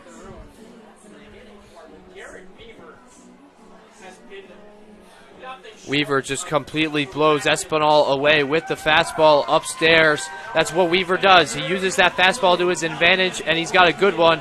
Tops out at 97 miles an hour. Pinch hitter here for the Muckdogs, James Bolton. And for Conta Eugenio. Bolton played last night.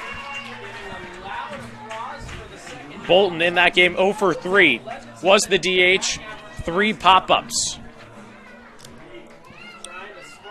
Eugenio 0 for 3 with a hit by pitch. First one from Weaver is in there for a strike. Bolton started as the extra hitter last night and went 0 for 3.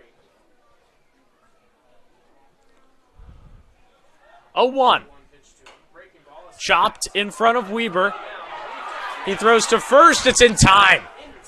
A nice play by Mason Weaver. Was put under some pressure, but he nails the throw, and there's 2 outs. Great play from Weaver, coming off the mound and showing some athleticism to help himself out and get the second out of the inning. As we take another look at the play from Weaver. Had a high bounce, but didn't let it get to him. Fielded cleanly.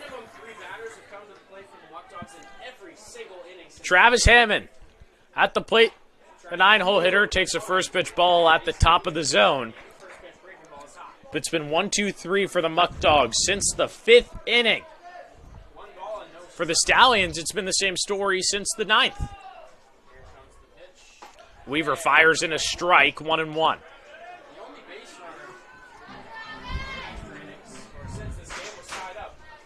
Big reason why Hacker had so much success, Dan, was limiting the walk. He did not issue one base on balls in 8 innings.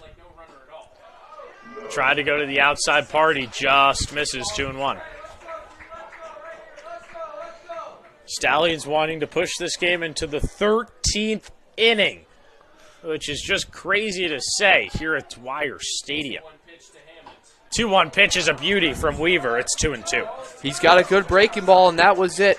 That slider that goes away from righties and into lefties. It's a tough pitch for righties to hit.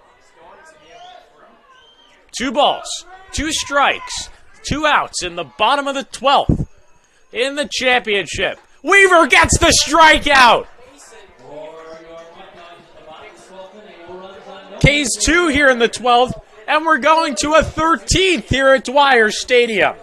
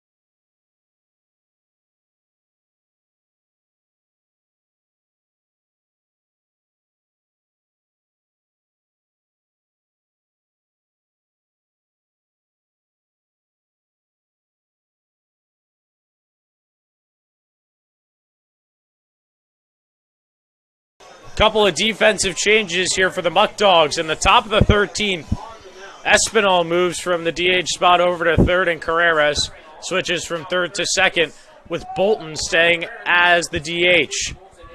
2-3-4 for the Stallions here in the 13th, starting with Cameron Carroll. He takes a first pitch ball.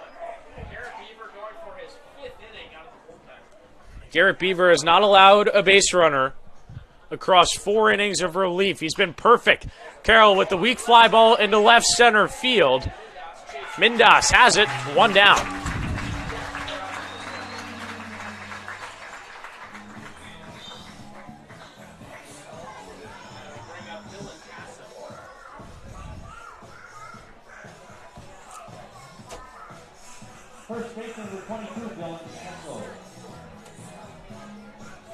Dylan Passo at the plate now in his second at-bat against Garrett Beaver. Grounded out to first the first time around. He takes the first pitch ball on the outside part, 1-0. Passo has had a couple good at-bats here in the ballgame, a single in the 3rd, and the walk in the 5th. Passo smacks the ball up the middle. It's the first base hit for the Stallions since the 8th.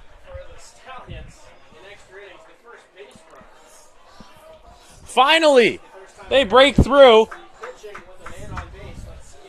And Logan Sanchez coming to the dish. Taking another look at that swing from Passo. Doesn't try to do too much. Hit the ball where it's pitched, and it lines it right up the middle. Batavia does have a couple of relievers out there in the pen. And none throwing just yet. Sanchez, in his 6th at-bat of the ball game, takes a first pitch ball down low. That's the first base runner for the Stallions against Beaver. 10th hit of the ball game for the Ponies. 1-0. Sanchez with the fly ball and a shallow left. Mindas coming on. Who's it going to be? It ends up being Mindas on a bang-bang play out there in left. There's 2 down for Dylan Fitzsimmons. 2 flyouts into left. The Stallions have started to hit Garrett Beaver a little bit here as Castrataro is still down out there in left. We hope that everything is okay with Castrataro pointing to the knee on his right leg. Castrataro is one of the better players for this Batavia squad. In the regular season, he hit .338 in 44 of the 45 games in the regular season to go along with 31 RBIs as well, which led the team.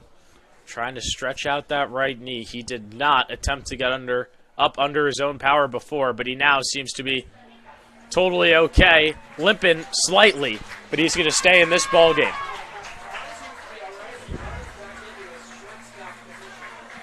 So now with the runner at first and 2 outs, it's time for Dylan Fitzsimmons to step into the box.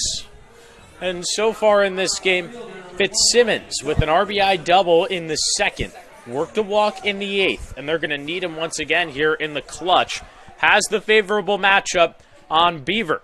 Sal Paso got the only hit of this inning. Lefty on righty. First pitch. Fitzsimmons fouls it off.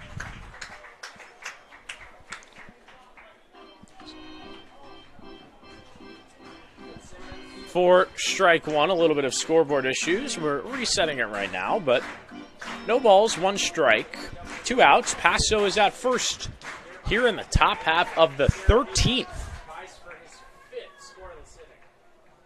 Beaver fires. Paso smokes a ball to short. It's gloved by Castrataro.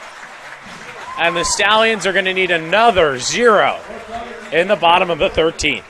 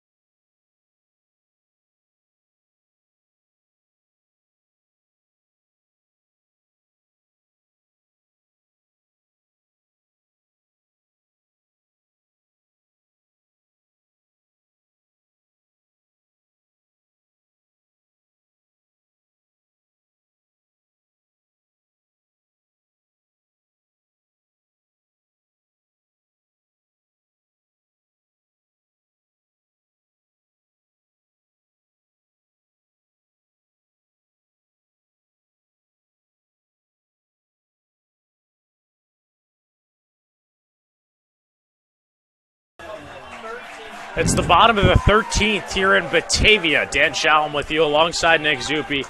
Mason Weaver toeing the slab against the top of the order here for the Muckdogs. First pitch to Braden Horton is in there for strike 1. 12 innings down, still not a winner here at Dwyer Stadium. The Stallions scoring the last runs in this ball game in the 8th, putting up 2 to tie it at 5, and since then, it's just been straight zeros.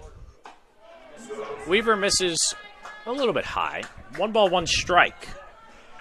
In the top half of the inning, Dan, the Stallions finally got to Garrett Beaver a little bit. Paso lined a single up the middle. He had 4 perfect innings out of the bullpen prior to that. Weaver paints the corner.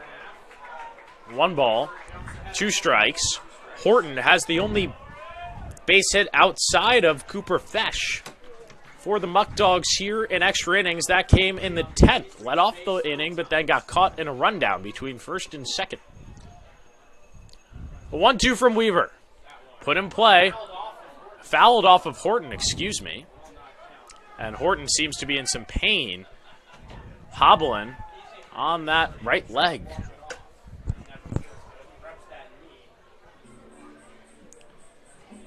This game has been a war of attrition, Dan. Just about 4.5 hours here in Game 2 of the PGCBL Finals. Both teams have got to be a little bit fatigued. And Dan, if Batavia somehow pulls out a victory, we got another game after this tonight. That's the craziest thing. Here at Dwyer Stadium, the 1-2. Hard hit, Medina is going to field it on a hop. Once again, a leadoff single for Braden Horton in extras, this time in the 13th.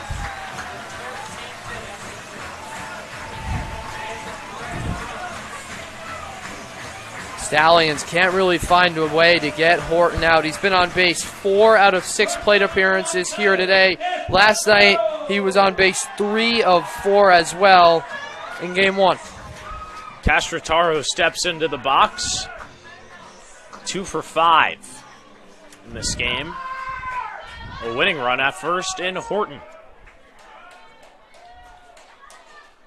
Definitely a bunt scenario here. Castrataro tries to get it down. He puts it right in front of Weaver, who will throw to first for the easy out.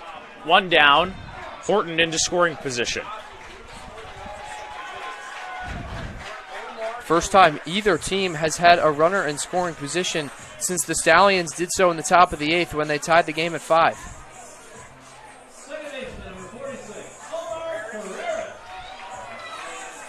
Omar Carreras next for the Muckdogs here in the bottom of the 13th with the winning run at second, and they're going to give an intentional walk to Carreras to set up the double play, as Carreras' run doesn't matter. Stallions also in this ballgame have turned 3 double plays as well. Definitely a smart move from head coach Colin Martin. Going against Vesco, who struck out in 3 straight ABs. Joey Skip Martinez talking with Vesco. And Carroll will talk it over with Weaver at the same time.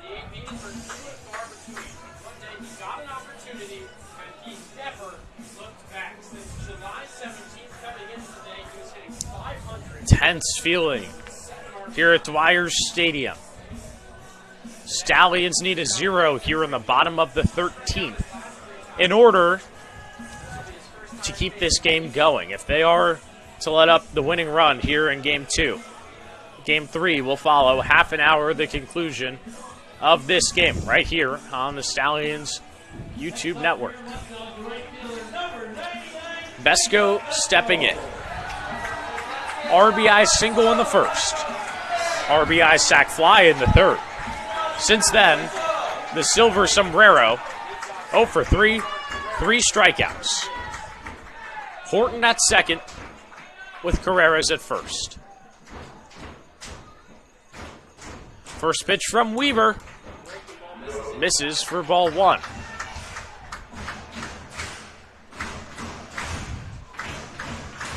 Weaver's been in these situations before. He's closed out multiple games for the Stallions here in the summer of 2025. This is nothing new to him in this high-pressure situation. 1-0 pitch. Hit over to Z. He's going to throw to second. Another double play. Oh, my goodness.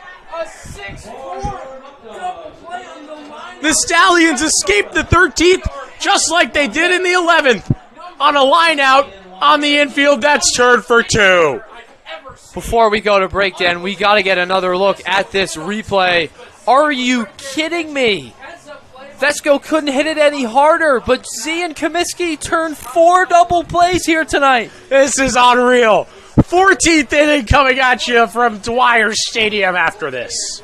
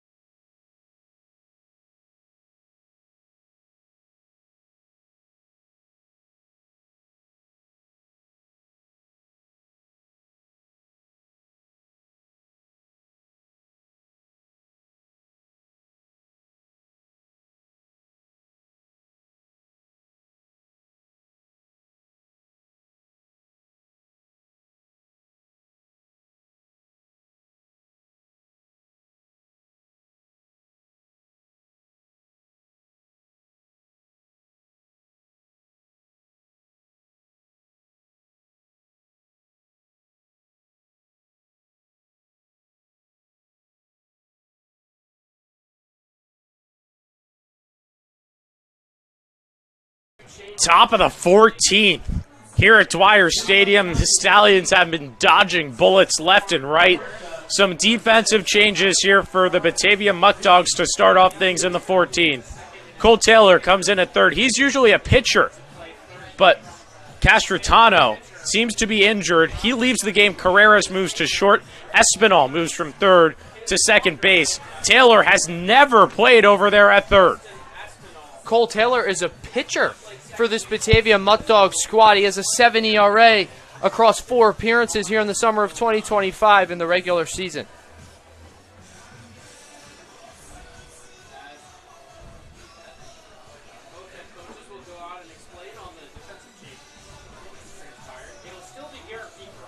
Both coaches reviewing the scorecards. Colin Martin and Joey Skip Martinez.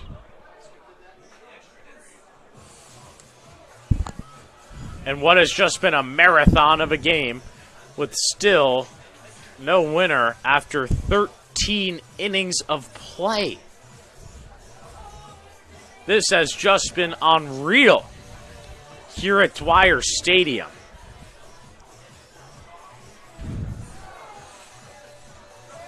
Someone's got to be a winner here today. Jamie Z will start things off for Saugerties. And the closer, Garrett Beaver, is still in the game for the Muckdogs. You got to imagine, Nick, 5th inning for the closer. Now's the time to get him. Couldn't agree more, Dan. The Stallions started to get to him last inning. They finally got a hit off him with Dylan Passo. First pitch to Jamie Z is a big cut and a miss. 4 strike 1. Stallions have been staying alive by the skin of their teeth. 1 ball, 1 strike. Castritero out of this game, and that is a big loss for the Muckdogs. Here in this one, it forces a pitcher to go and play third base. 1-1 to Z, misses in the dirt, 2-1. Castritero was limping in the top half of the 13th, and he bunted in the bottom half on only 1 pitch he saw, and he couldn't even make it down the first baseline either. We hope he's okay. 3 balls and 1 strike. Here on Jamie Z, the Stallions looking for some 14th inning magic. As crazy as that sounds, that's where we've gotten to at this point here at Dwyer Stadium. 3-1 pitch to Jamie Z is crushed into left field, but it goes foul.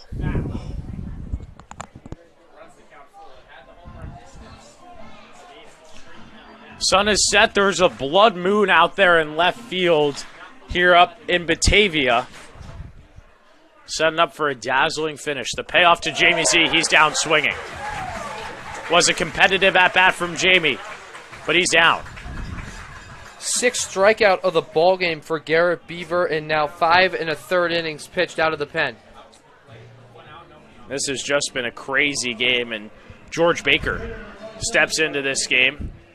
Still not an arm actively throwing out there. Now there is for Batavia.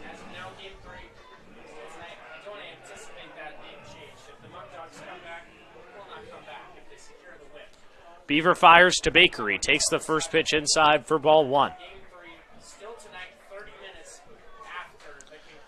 Stallions have gotten out of a lot of jams, have not put any pressure on the Muckdogs over the last 5 innings. Baker crushes the ball, but it goes foul.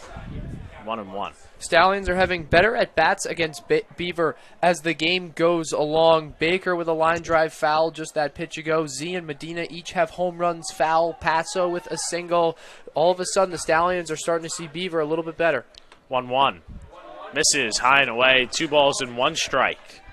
George Baker struck out to Beaver back in the 11th.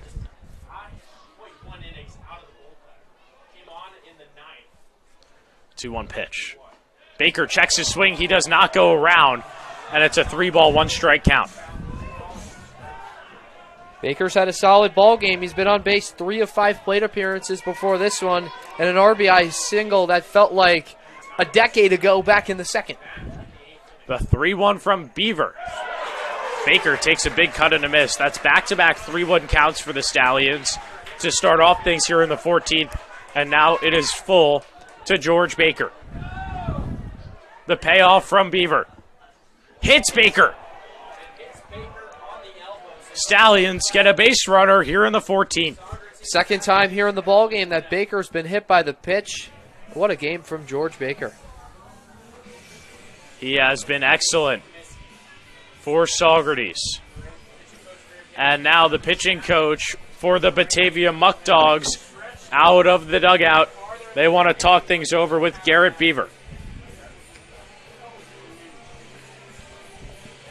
Pitching coach for Batavia, Garrett Bickham.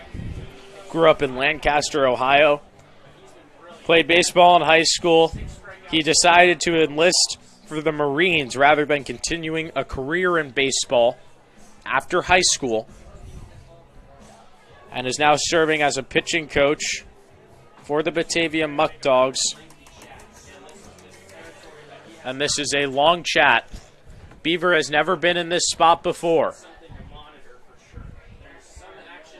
There is an arm getting going out there in the bullpen for Batavia, but it feels like it is the time to strike. And Casey Comiskey's at the plate. He has 3 singles today and a pair of RBIs.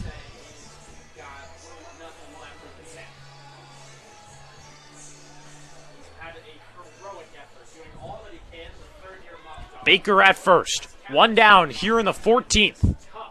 The pitch to Comiskey misses for ball 1.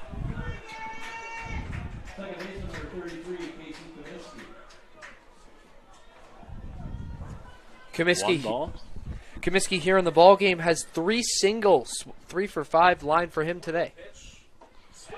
Goes fishing there. First strike 1. 1 ball, 1 strike, 1 out.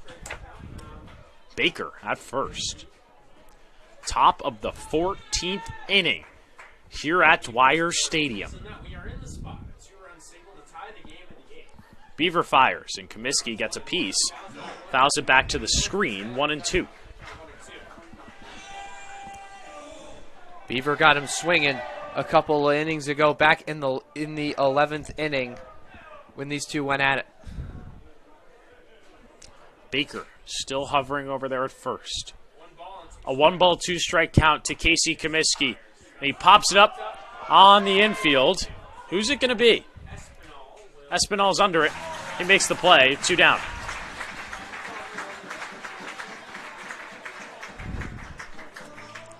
Brandon Fish steps to the plate. Fish has been a warrior for these Stallions. This is 3rd season with the Ponies. And it's only fitting that he's at the plate here in the 14th. Takes down low for ball 1. Fish faced Beaver in the 11th. Flew out to right field. 1-0. Smacked into left field. Going back is Mindas, and he makes the play. Still nothing for the Stallions since the 8th, and they'll need Mason Weaver to put up another 0 in the bottom of the 14th.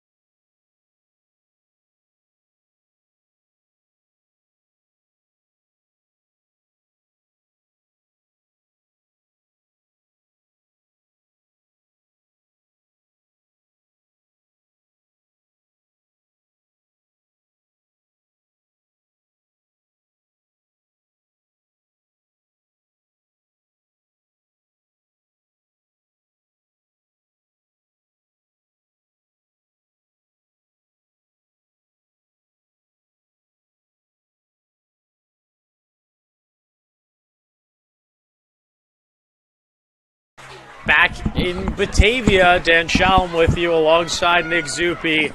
Bottom of the 14th inning between the Stallions and Muckdogs. This has turned into a classic. No runs scored since the 9th for either team. 5 runs, 10 hits, no errors. 5, 6, 7 for the Muckdogs, starting with Cooper Fesh. He takes a first pitch ball. Fesh has the third hit of extras for the Muckdogs. That came back in the 11th. A beautiful job from Weaver to paint the corner, 1-1. After 2 consecutive RBI plate appearances, an RBI single in the first and an RBI sac fly in the third, 3 straight strikeouts for Vesco. 1-1 pitch. Nearly skims Fesh. Gratefully for Weaver, it does not. 2 balls, 1 strike. Stallions had a base runner in both the 13th and the 14th, but both staying at first. Nothing to show for it. Same thing for the Muckdogs, except they had a runner in the 10th and the 13th. 2 ball, 2 strike count on Cooper Fesh here in the 14th inning.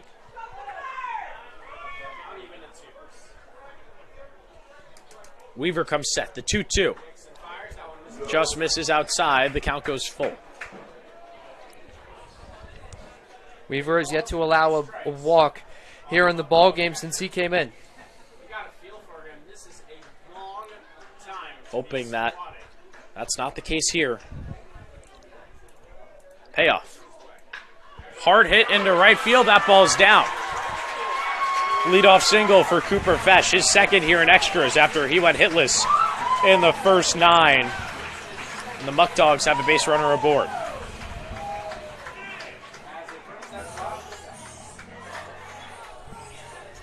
Sean Mindas at the plate now. 0 for 5 tonight. Hit into a double play in the 11th, which got the Stallions out of a jam. Will most likely lay down the bunt here, just like the Muckdogs did in the previous inning. There it is. Flashes bunt, pulls it back, still a called strike, 0-1. Fish is ready over there at third. Passo holding on Fesh over at first.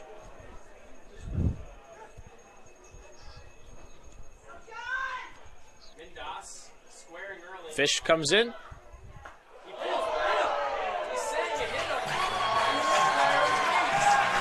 Mindas is hit by the pitch. Carroll not agreeing with it whatsoever. Head coach Colin Martin out of the dugout. First and second, nobody out for the Muckdogs.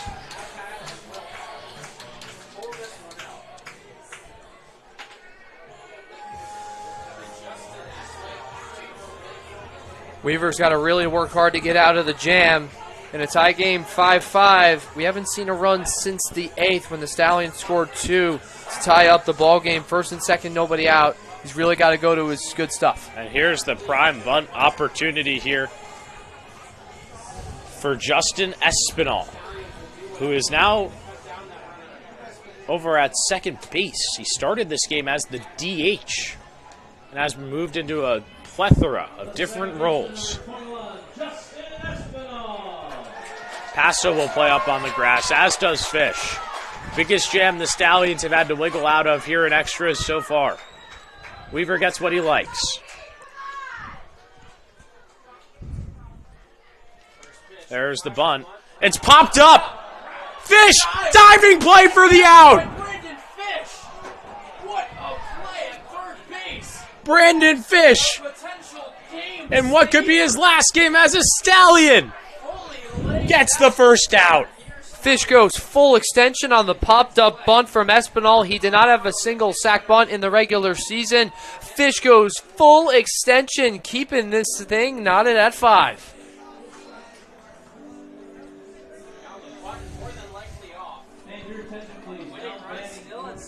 A pinch hitter here for Batavia. Blake Ewing comes in for James Bolton, who was used as a pinch hitter in the 11th inning. Muckdogs dumping out the bench. Ewing, a .231 hitter on the season for Batavia. Runners at first and second, one down. After a magnificent play from Brandon Fish.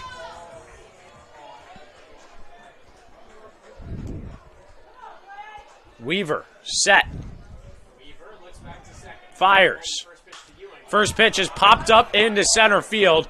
Crane's got a read. He moves over and makes the play. 2 outs. Can't get much more effective than that for Mason Weaver. 2 pitches, 2 outs after he allows the first 2 to reach base. And it's now the 9-hole hitter, Travis Hammond, who struck out to Weaver in the 12th inning. Mason Weaver has been in this game since the 12th. Worked a 1-2-3 in that inning. Trying to give the Stallions a chance in the 15th.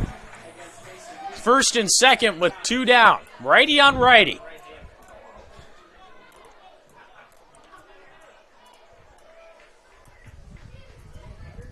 First pitch. Misses inside for ball 1. Weaver, knowing that one missed, shakes his head. 1 ball, no strikes in the PGCBL Finals. Game 2. Stallions up by 1. Runners at first and second. 1-0. Popped up. Carroll has a read. We're going to the 15th inning. Weaver gets out of a first and second no-out jam. Wow. There's no other way to describe this game than just absolute madness. 5-5 as we enter the 15th.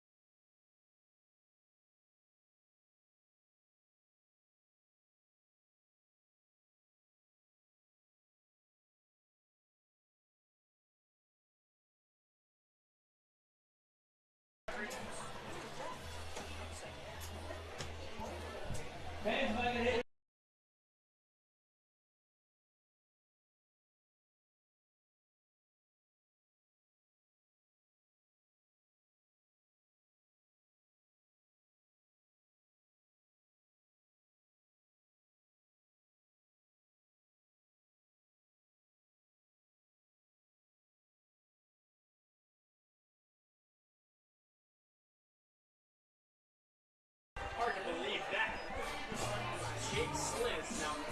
15th inning, and finally the Stallions get the closer, Garrett Beaver, out of the game. Batavia turns to Jake Sliz here in the 15th. Sliz this season in the regular season for the Muckdogs, a 1.83 ERA across 11 appearances and 19 2/3 innings pitched. It'll be Griffin Crane, the 10-hole hitter, backed up by Adonis Medina and Cam Carroll. Here in the 15th, the Stallions have magically worked their way out of back-to-back innings where hitters have reached.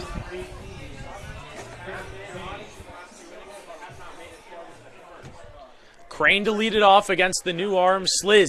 First pitch. Misses upstairs. Crane was thinking about the bunt, and for right reason. Cole Taylor is at third base, and he's a pitcher. Stallions trying to take advantage. 1-0 is missing in the dirt. 2 balls, no strikes.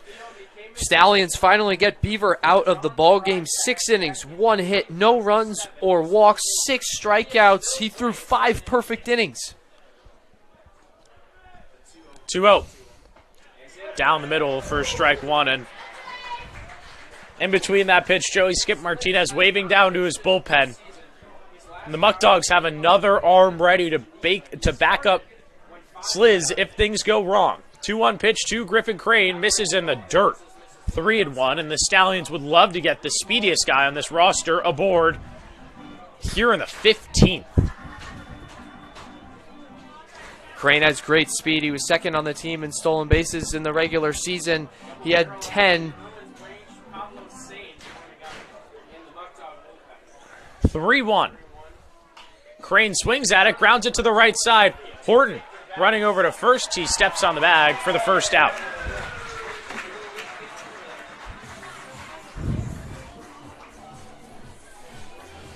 It is Pablo Sainz getting warm out there in the pen, who's the projected starter for Game 3 for the Muckdogs, if we are to go there. Top of the order for the Stallions. It's a winner-go-home game, Dan, for Batavia. You can't lose this game wondering if Sainz was going to go today in Game 2. First pitch to Medina, misses down low. And now for the Muckdogs, if you go by ERA, they have used their top 8 guys on their staff over Games 1 and Games 2. Medina takes the outside fastball. First strike, 2. Stallions have gone through the lineup 6 times in the ballgame here today. The count's actually 1-1, the umpire correcting the scoreboard. 1-1 pitch. Medina takes the breaker in the dirt. 2-1.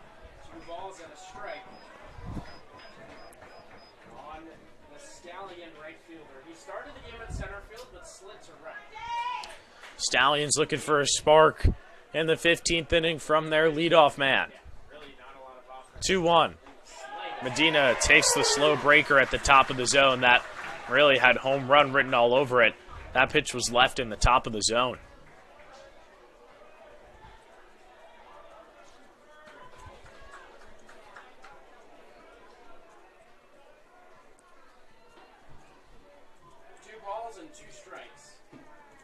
Sliz fires the 2-2. It misses in the dirt. Back-to-back full counts for the Stallions to start off the 15th. They desperately need to find a way to get a runner on base, and Medina has great speed as well. If he gets on, look for him to try and steal. Payoff. Medina cuts and misses. 0 for 7 tonight for the Stallions leadoff man. Cam Carroll to the plate. 4 strikeouts for Medina as well. This has been a game to forget for him here tonight. Cam Carroll steps in. 7th time through the order for the Stallions as we are in the 15th. Carroll takes inside for strike 1. This is a crazy game out here in Batavia. Stallions on the road. They won the first game last night 9-2 at Cantine Field. Need to win one more to be champions. Carroll shoots a ball foul, no balls and 2 strikes. And it's the top of the order looming for Batavia in the bottom of the 15th.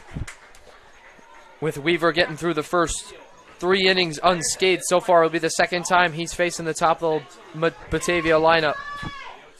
0-2 to Carroll, misses in the dirt. 1 ball, 2 strikes. And Nick, regardless of what happens in this game, if we are to go to Game 3, both these teams are going to be physically, emotionally exhausted in this one. They've basically played 2 games. This game has lasted just about 4 hours long. Carroll chops the ball over to third. Taylor has some trouble. He throws to first in time. So make that 6 scoreless innings for the Stallions. They're going to need another 0 in the bottom of the 15th if they want a chance.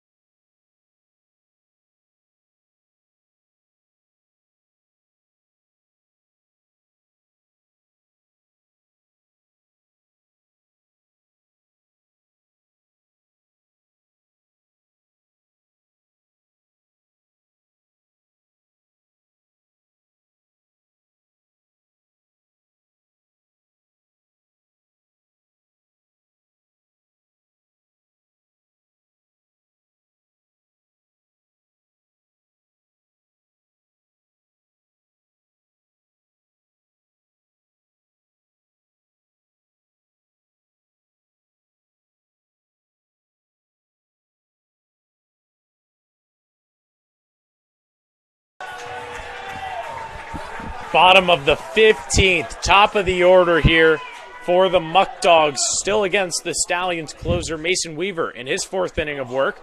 Deals a first pitch strike here to Braden Horton, who had a single off of Weaver in the 13th. Horton's been on base 4 out of 6 plate appearances here today. A 1 missing in the dirt, 1 ball, 1 strike. This has just been an absurd game here at Dwyer Stadium. There's really no other way to put it. The Muckdogs haven't scored since the 4th inning of the game. And as for the Stallions, they just have 2 runs since the 4th. Unreal stuff here in the PGCBL Championship. Horton cuts and misses. 1 ball, 2 strikes. Nice changeup from Weaver after 2 consecutive fastballs. Horton was way out in front and chased it in the dirt. 1 ball, 2 strikes against the Oklahoma Sooner, Braden Horton. Weaver fires. Checks his swing. Does he go around? No, he does not. 2 balls, 2 strikes. Horton has 2 base knocks here in extras. Got caught in a pickle in the 10th inning after he led off the inning with the base hit.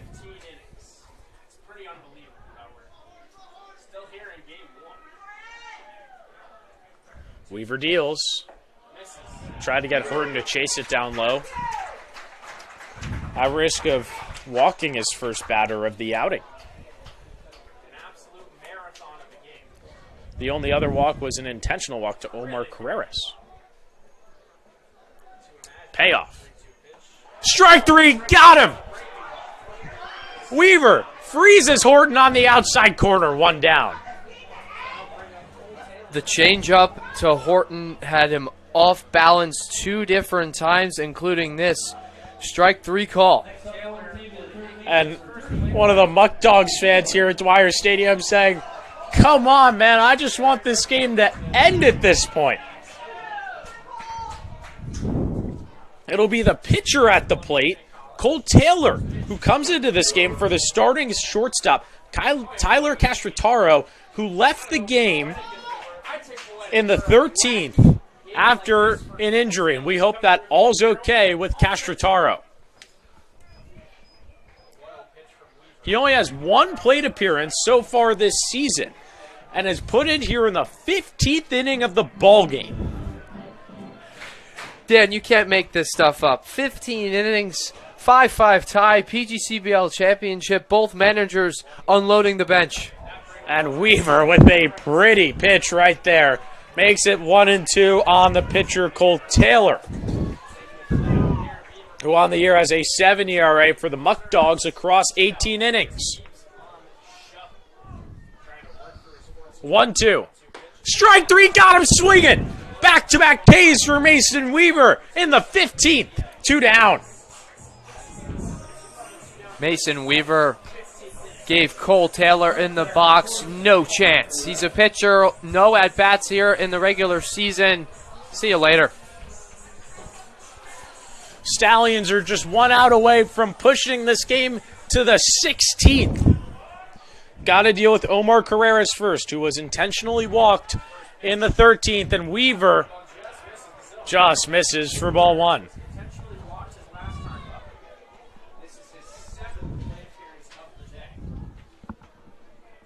Weaver is set. A 1 ball, no strike count. Here's the pitch. Paints the outside corner. 1-1. Thank you all for joining us here on the Stallions YouTube network for what has been a marathon game 2 here in the PGCBL finals. In the bottom of the 15th.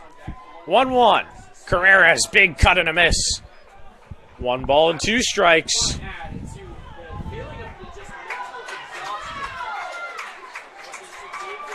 And there is an arm going out there in the Stallions' pen. 1 ball, 2 strikes, 2 outs. And it just misses outside. The entire Stallions dugout got out. They thought it was strike 3. Colin Martin giving the home plate umpire an earful. He tells him to quiet down. 2 balls, 2 strikes, 2 outs. Bottom of the 15th.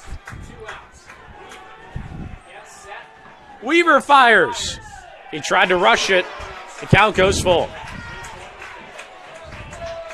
A little bit out of control on that last pitch.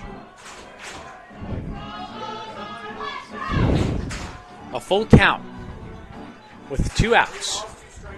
Weaver takes a big, deep breath. Fires the payoff. And it misses on the outside corner.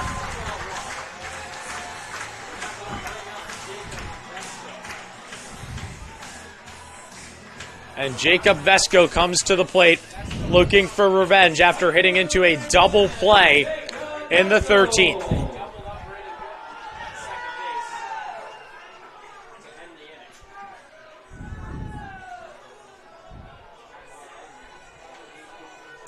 Two-out walk issued by Weaver after he started this inning with back-to-back strikeouts. Vesco with a long pause. First pitch. Misses at the bottom of the zone for ball 1. Vesco in his first 2 plate appearances knocked in runs for Batavia. An RBI single in the first, an RBI sac fly in the third. Since then, 3 strikeouts and a double play. Weaver set. 1-0 pitch. Misses away. That's 2-0, and Cam Carroll is going to go out and talk to Mason Weaver. Laboring here in the 15th. You can't ask for much more out of Mason Weaver. 4 2/3 innings pitched out of the pen. John Hacker, 8 innings out of the pen. There's a righty going out there in the Stallion bullpen. Saugerties has only used 2 pitchers in this game. Outside of Mason Weaver, Sean Dertinger started 3 innings, gave up 5 earned. Then John Hacker came in for an all-star performance. 8 innings, 5 hits, no runs, no walks, and 5 strikeouts. Weaver just trying to give the Stallions a chance in the 16th. 2-0 count to Jacob Vesco. This is a whole lot more than 2 innings. Sometimes things change with the season on the line. And with Jacob, this is essentially becomes career in the bottom of the 15. Jacob Vesco in the driver's seat ahead 2 balls. The 2-0 pitch here to Jacob Vesco. Carreras at first. It's popped up into right field. Passo giving a chase on it. It's going to land out of play. 2-1. 2 outs in the inning. Weaver's got to find a way to get Vesco out here in the 15th and give his offense a shot in the top half of the 16th inning. This has just been an insane game here at Dwyer Stadium.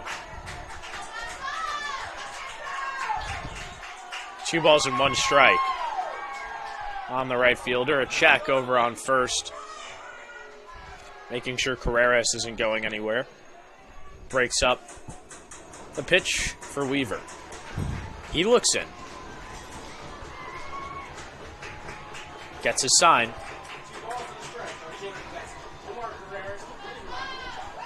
2-1. It's a called strike on the outside corner. 2-2. Weaver's worked himself back into this count from 2-0 down to 2 balls, 2 strikes.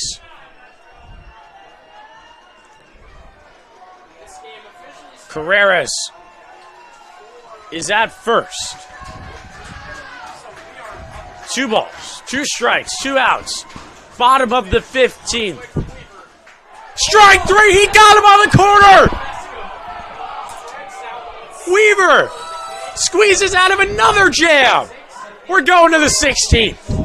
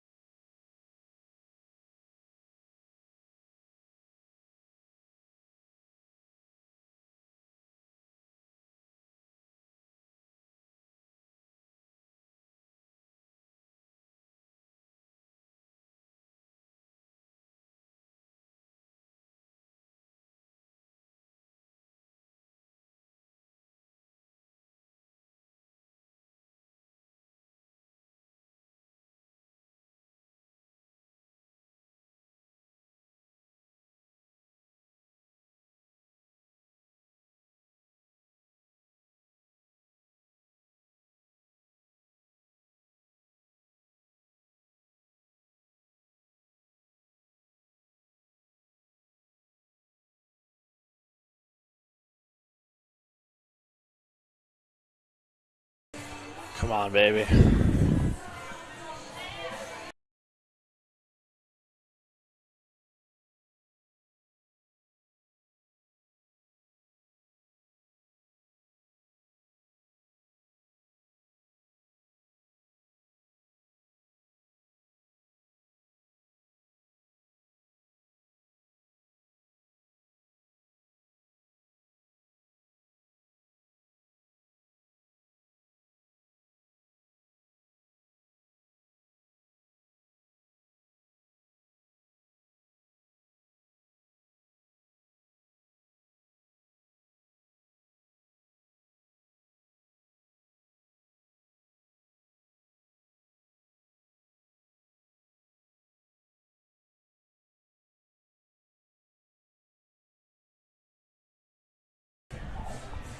Well, we've hit the 16th inning here at Dwyer Stadium.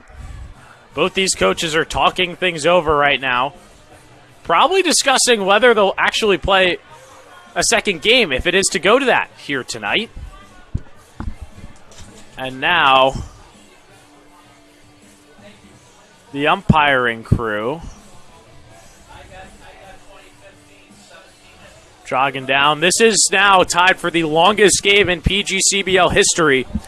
The Glens Falls Golden Eagles played the Albany Dutchmen for the final playoff spot in the East all the way back in 2013.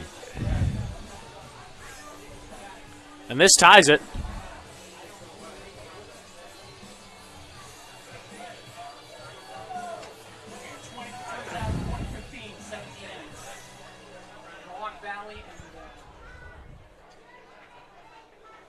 Both coaches are still talking this over.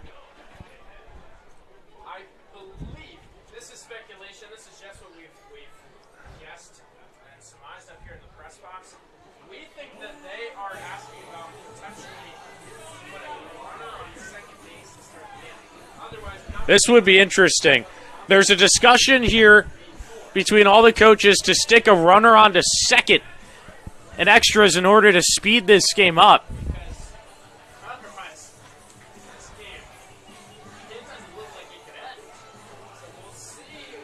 Waiting for a word on that. But we're going to stay in regular baseball. We're not moving to the extra runner. Dylan Passo will step in against Jake Sills, who came in the 15th, worked a 1-2-3 inning.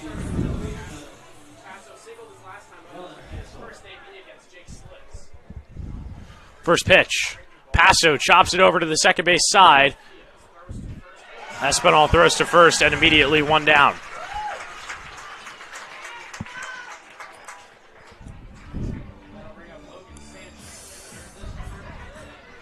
Can't blame Passo for getting aggressive in the first pitch he sees. Logan Sanchez steps in. A fly out into left for him last time up. Checks his swing on the first pitch. He does not go around for ball one.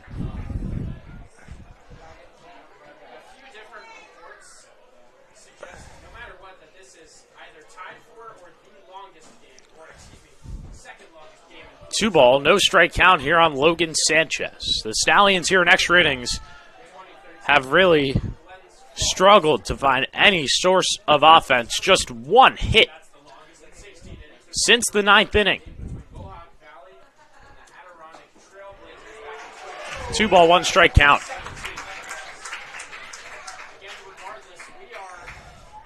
coming up on that number right now. There's 2 balls and a strike, 1 out here in the top of the 16th inning. Logan Sanchez again. 2-1. Sanchez takes it outside. A 3 ball, 1 strike count here to Logan Sanchez, who has a hit in every game here this postseason. 1 tonight, coming in the 8th, where the Stallions tied this game up at 2. Sliz fires. He misses in the dirt. It's a 1-out walk for Logan Sanchez. And Joey Skip Martinez giving it to the home plate umpire after the walk. Brings up Dylan Fitzsimmons here in a lefty-on-lefty matchup. Fitzsimmons had a hard hit ball over to short last time he was up. That in the 13th.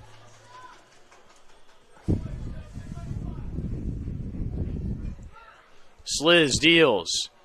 Big swing from Fitzsimmons for strike one.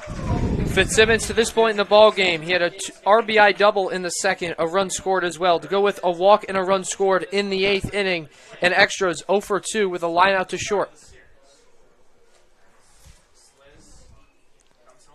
0-1. Back-to-back fastballs at the top of the zone on Fitzsimmons, and it's 0-2. Stallions have had a base runner aboard in their last 3 innings on offense, but nothing to show for it.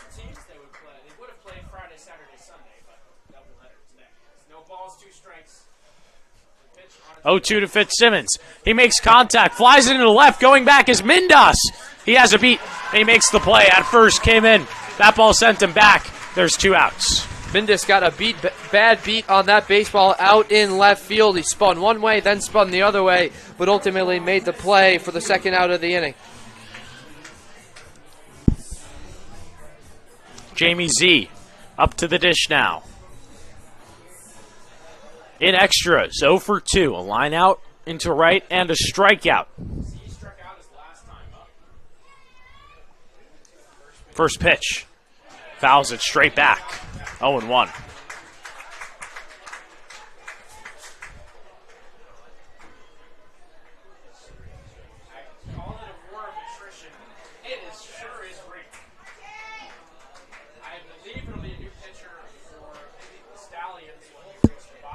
No ball, 1 strike. Runs in on Z. Fesh keeps it close. 1-1. Z's been the instigator for a couple of Stallion rallies here in the postseason. With 2 outs in the inning, the Stallion fans desperately need him to start or continue the inning here in the 16th. Breaking ball, top of the zone. Z shaking his head. He knew he spoiled that one. 1-2.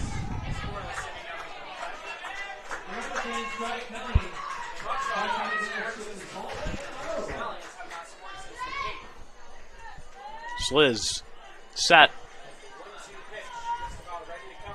The pitch to Jamie Z. Hard hit deep into left. Going back is Mindas. He makes the play as he falls on the track. Robs Jamie Z. And we're going to the bottom 16th, still tied at 5.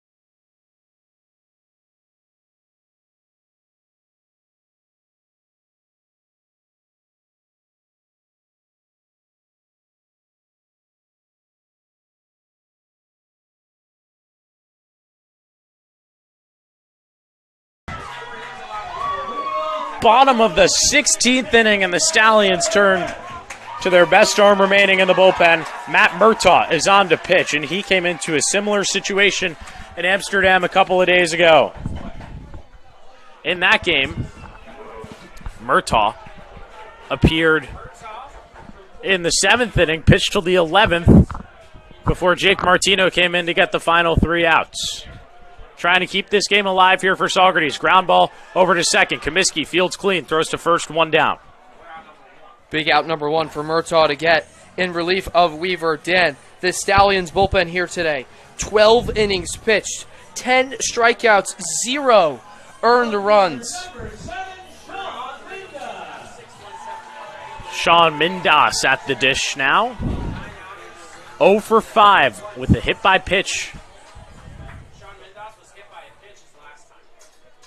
That was in his last at-bat in the 14th. First pitch from Murtaugh. He paints the corner. First strike, 1.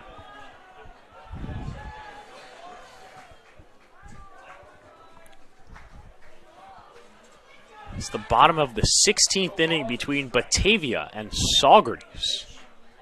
0-1. Slapped over to Jamie Z. Backhands it. Throws on the run. Jamie Z! Sparkling defense all game long. Puts 2 outs on the board. That's so nice, Dan. We got to see it twice. Jamie Z has turned 4 double plays here tonight, and along with 3 other ground outs, including this one, going to his backhand, a throw across the diamond. Notre Dame's getting a good defender. Certainly are. Justin Espinal at the plate. 1 for 6 in this game. Swings at the first pitch, flies it out of play for strike 1. This is like we played a second game, and you cannot applaud both of these pitching staffs enough for the amount of zeros they put up on the board. No ball, 2 strike count on Espinal. We haven't seen a run since the top of the 8th inning. It's been nearly a full game since the Stallions or Muckdogs scratched a run across. Murtaugh gets his sign. 0-2. Misses outside. 1 ball, 2 strikes. Here in the bottom of the 16th at Dwyer Stadium between the Stallions and the Muckdogs in Game 2 of the PGCBL Championship. Murtaugh misses just upstairs. 2 balls and 2 strikes. Murtaugh, the local guy from Kingston, New York. Stallions putting the ball into his hands just like they did against Amsterdam a couple of days ago. 2-2.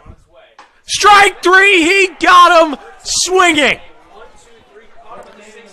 For the Stallions, pitching-wise, that is 12 zeros in a row. And we're going to 17 innings here at Dwyer Stadium.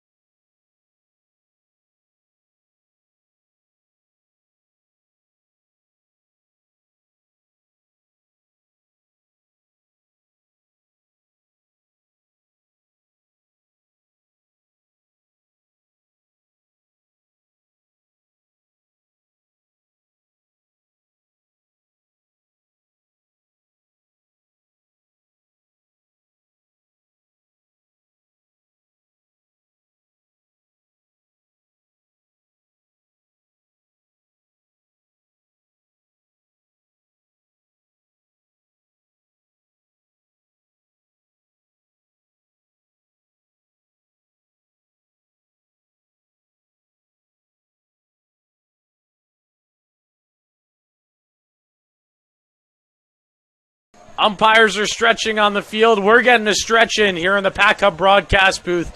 Third base coach for the Stallions, Ron Kelder, hobbling down the third base line.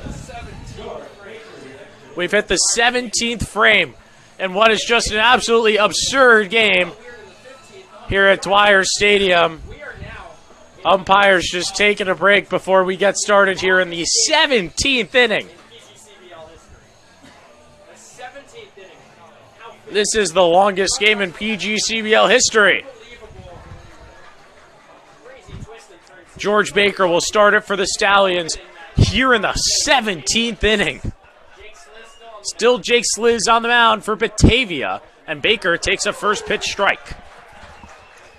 Baker, to this point in the ball game, he has an RBI single in the second and a walk back in the 2-run eighth for the Stallions. He was on base in extras, a hit by pitch in the 14th.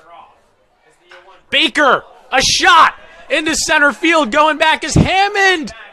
He makes the play on the track. Can't ask for much more out of George Baker. Set the ball a long way, but it comes up just short. Baker gave it a ride, but sometimes there's nothing you could do. Hammond makes the nice play out in center field. First out of the inning.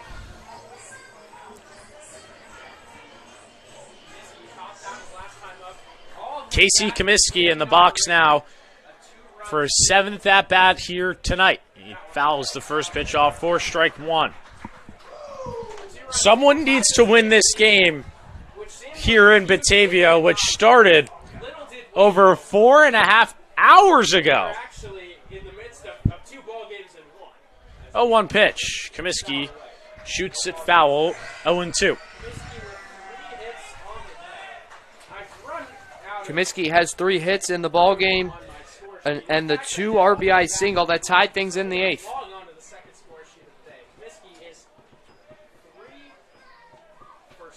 0-2 pitch. Comiskey smacks one into the gap. That ball is down. A 2-hopper in front of Mindas. Comiskey's going to try for 2. This throws out of the way. Casey Comiskey. A 1-out double in the 17th. First runner in scoring position for the Stallions since the top of the 8th inning, when who else but Casey Comiskey tied the ball game at 5. Here, Comiskey picks up his 4th hit of the ball game, a double with 1 out. And Nick, how fitting is it that Brandon Fish is at the plate for the Stallions? He has been with the squad for 3 seasons' time. Came through in Amsterdam. Had the RBI on the winning run for Saugerties. Trying to play hero once again for the Ponies in the 17th inning and get his first PGCBL ring. Comiskey at second. Sliz fires, and he nearly hits Fish with the first pitch. Fish has seen playoff baseball before with the Stallions. He was on the squad last year in 2024 when they lost in the East Final to the Amsterdam Mohawks. He got his revenge from last year, now looking to win the whole thing here in the 17th. 1-0 pitch. Fish just fouls it off. He liked what he saw right there. 1 ball, 1 strike. Stallions have some supporters here in attendance. Superfan Stevie, owner Kevin Hincham, PA announcer Rob Vanderbeck, all making the trip up here, and they have stayed all the way to the 17th inning. 1-1 on Fish. Smacks it up the middle. Comiskey's going to get the windmill. Hammond has to make a perfect throw home. It's offline. The Stallions have the lead. It's 6-5 in the top of the 17th. Who else but Brandon Fish? Dan, the bottom of the order does it again for the Stallions. They came into today's ballgame in the 3 postseason games, 12 for 33, a 363 batting average, 8 RBIs, 7 runs, and it's Comiskey and Fish in the 8 and 9 hole once more, doing the job for the Ponies. Dallas Halloweeners called to the bullpen. Jake Sliz is out of this game. Stallions have Fish at first, but more importantly, finally played the first run of this game since the top of the 8th inning. 6-5 Ponies.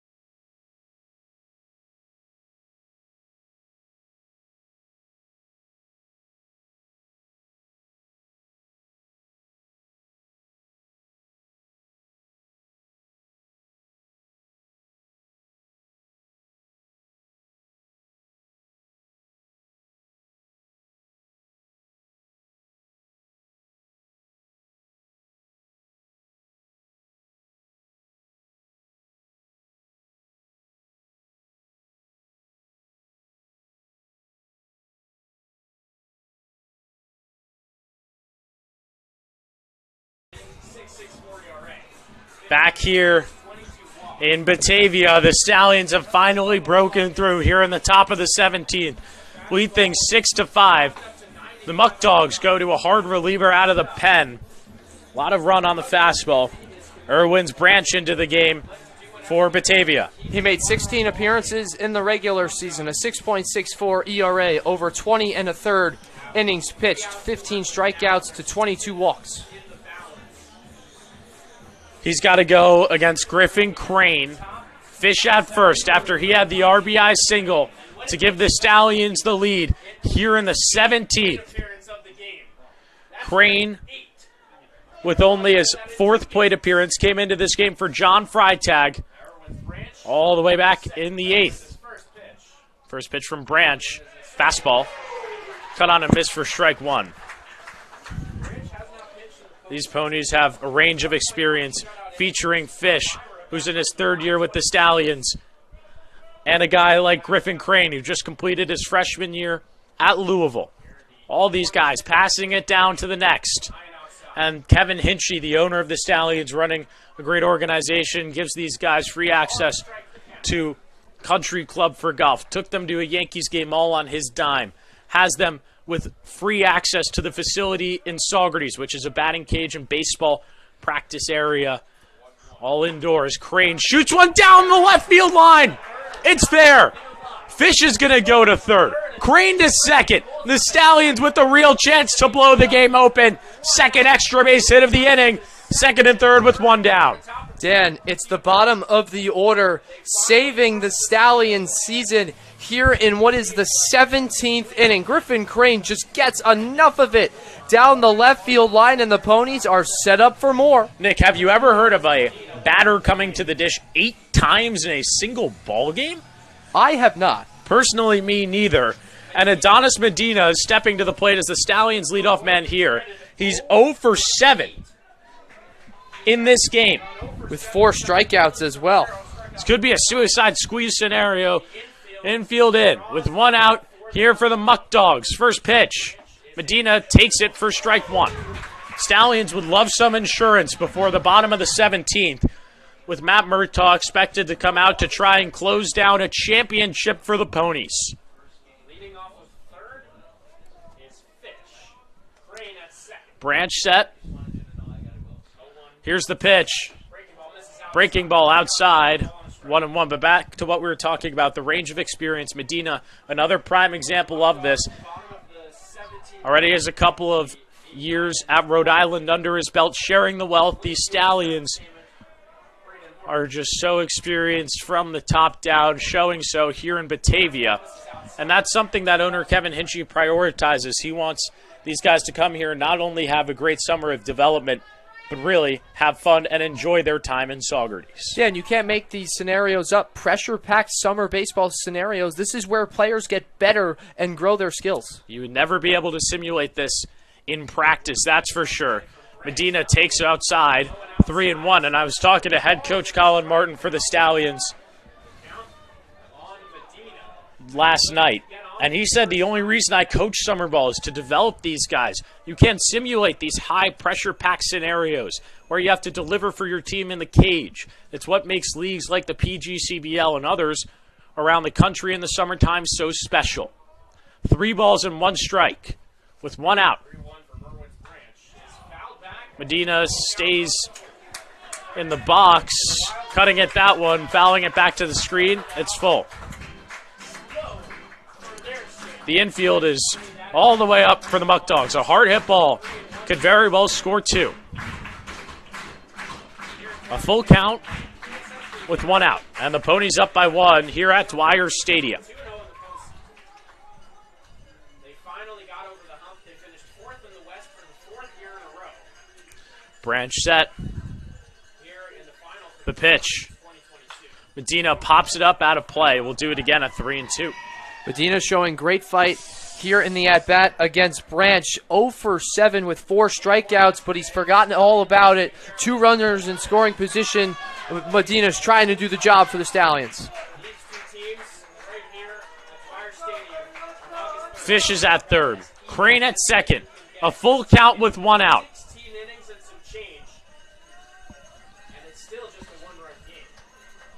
payoff. Medina putting up a fight.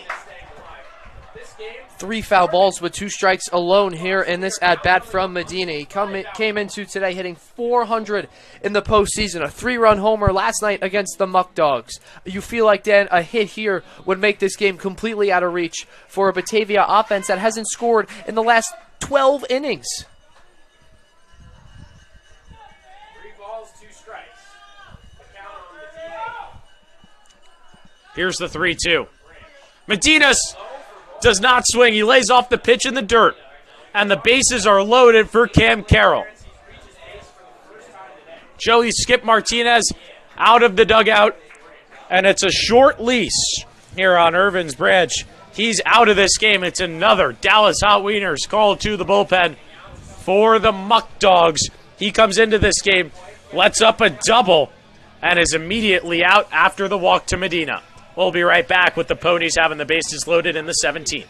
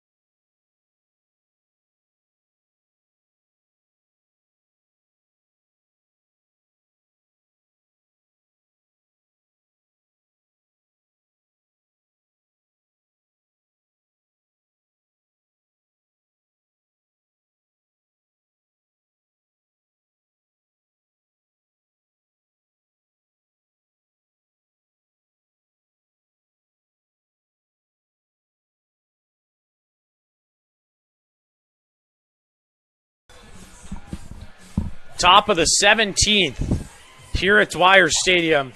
Dan Shalom with you alongside Nick Zuppi. New arm here is Reed Markham for the Batavia Muckdogs, and he's got to work out of a bases-loaded, one-out jam to keep this a one-run game. This is the 7th pitcher of the ball game for the Muckdogs. Markham in the regular season, 7 appearances, a 6 ERA in 9 innings, has not pitched in the postseason yet.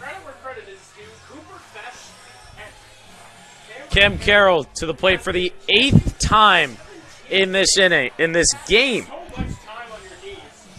And Carroll, similar to Medina, 0 for 7 coming into this at-bat. Fish at third. Crane at second with Medina at first. First pitch is in there for strike 1 from Markham. This past season with the Muckdogs, 6 ERA across 9 innings. This is just his 8th appearance. July 24th versus Auburn, struggled, allowed 4 runs over 0.1 innings. 0-1 to Carroll. Big cut and a miss, and this guy hasn't pitched since he faced the Auburn Double Days in the last week of the regular season. Got through a third of an inning. Just that, letting up 4 runs. No ball, 2 strike count here on Cam Carroll as the Muckdogs look to keep this a 1-run ball game. The pitch misses down low. 1-2, and the crowd not happy with that. Joey Skip Martinez out of the dugout barking at the home plate umpire.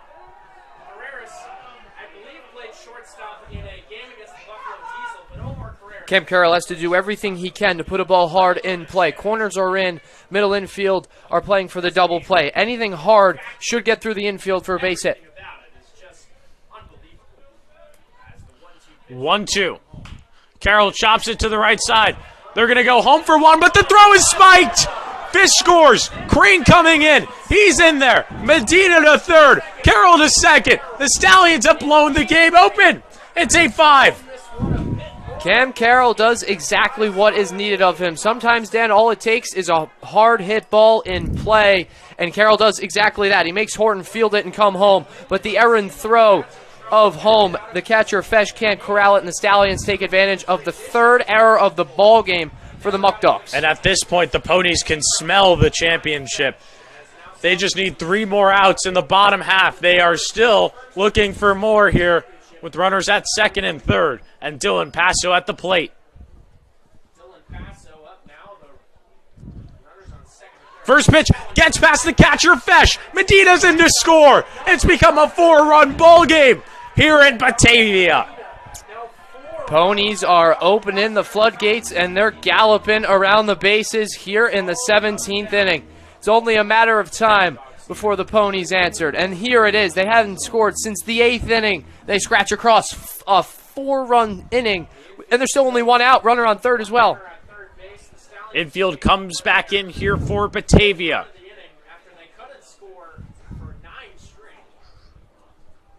Passo takes down low, 2 balls and no strikes. First time the Stallions have scored since the 8th, and now they put up 4 for Batavia. They still have not scored since the 4th inning of the game.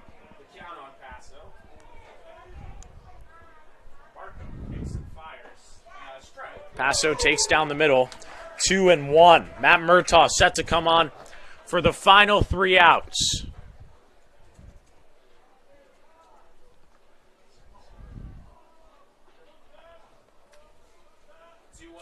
2-1 to Passo. Takes the breaker upstairs.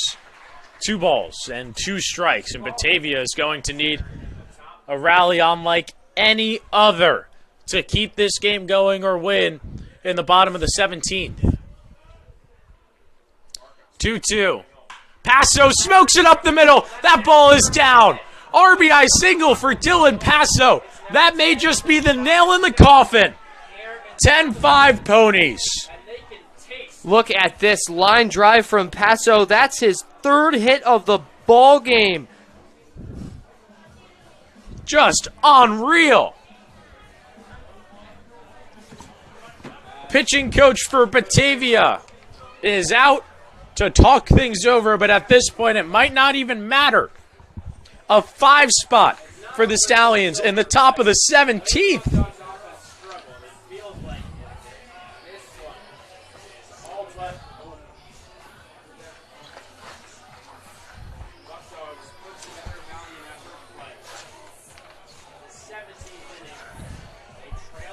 Grant Bickham talking it over. Logan Sanchez set to come to the dish. The Stallions are just 3 outs away from the 2nd ever title in franchise history. And they just need to close it out. Matt Murtaugh got the Stallions across the line in Amsterdam. And will have to do so once again here in Batavia, if they are to go to him in the bottom of the 17th. And he now has a 5-run advantage to work with as well. Shutout innings of relief out of the bullpen. He hadn't gone more than 2 innings in a single outing in what could be his last Muckdog. First pitch to Sanchez. Clips the outside corner for strike 1. Stallions, if they go on to win this game, it's all because of the pitching. Sure, the offense has exploded, but the Stallions have put up 12 consecutive zeros. And Sanchez pops this one up into left field. Heyman moves over. He makes the play. 2 down in the 17th. Dan, you just mentioned it, how it's been all bullpen here today for the Stallions. 13 innings pitched from the bullpen in the postseason as a whole. 21 in the 3rd innings pitched. Only 1 earned run in this being their 4th postseason game.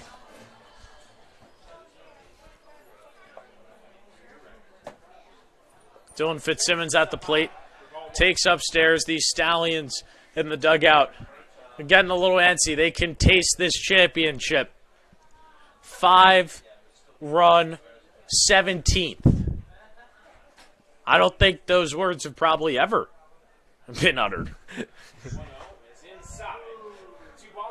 1 ball, 1 strike on Fitzsimmons. What a turn of events. You can hear a pin drop here at Dwyer Stadium. The Stallions put up a crooked number and double their run total through the first 16 with a 5 spot in the 17th. And this inning all started with the flyout into center from George Baker. Stallions didn't let the early out get to them, grinded away. Knocked Jake Sliz out of this game. Knocked out Erwin Branch. And now Reed Markham on the bunt. Fitzsimmons nubs it back to the mound. The Stallions are just 3 outs away from a championship. Matt Murtaugh is going to be the one with the ball for the Ponies in the bottom of the 17th.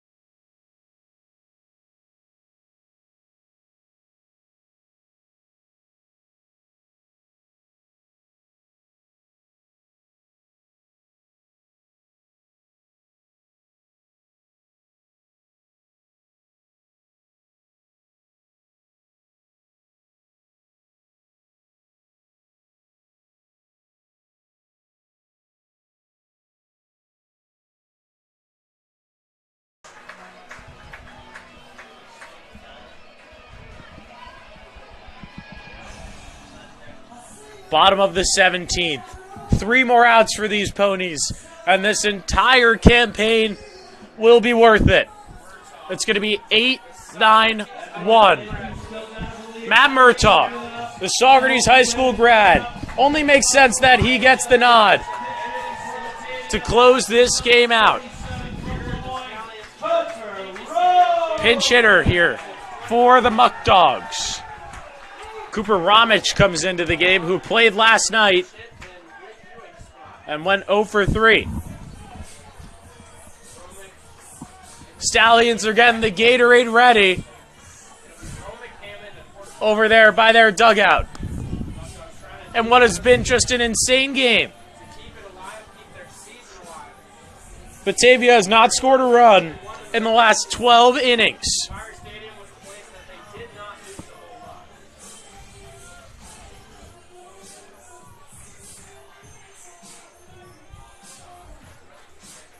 Stallions have not been here since 2021, and that was against the Amsterdam Mohawks.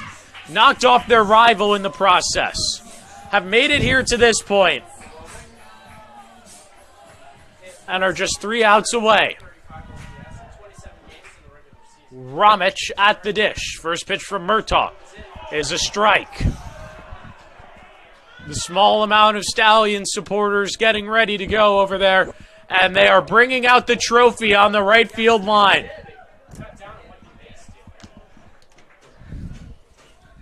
The 0-1. Murtaugh misses down low. Everybody on this team deserves a piece. You go from guys who started on this squad. Travis Hobbins-Siefkin, Justin Ford, got the Stallions to a pretty comfortable point in mid-July. Some late season additions. Adonis Medina taking the place of Reese Maroney. All the pitching staff, Sean Dertinger, John Hacker, Mason Weaver. It has been a Herculean effort from the Stallions to get to this point. 1-2. Foul back. It's been a lot of different guys for the Stallions over the summer. A couple of guys have come and went, but the core from the original week of Stallions baseball is still here and making an impact here today. Logan Sanchez, multiple hits. Casey Comiskey, the go-ahead run and the tying run. Matt Murtaugh trying to close it out. 1-2. Misses down in the dirt. 2 balls and 2 strikes. The pitching staff has defined this run for the Stallions here in the postseason. Their bullpen has only given up 1 earned run since that first game against Utica. That's been the key to success for these ponies. Murtaugh misses away, and the count goes full. Batavia looking for what would be an insane rally in the bottom of the 17th inning. Murtaugh fires. Clips. Romick. And the leadoff runner's aboard here in the 17th. And now it'll be Travis Hammond, center fielder.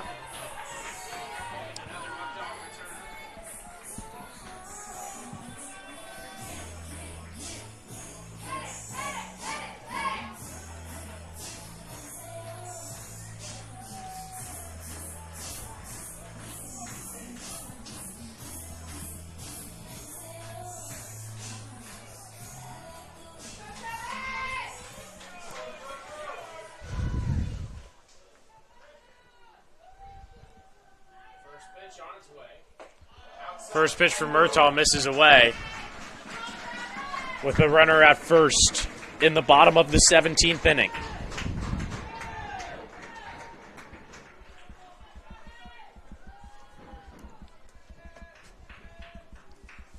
Murtaugh fires. And now he has thrown 5 consecutive balls. Cam Carroll's going to go and talk to him. In a 5-run ball game with only 3 outs to go, Murtaugh has just got to throw strikes. If the Batavia Muckdogs hit their way back into the ball game, sometimes you got to tip your cap as a pitcher. But with a 5-run lead, don't give them free base runners.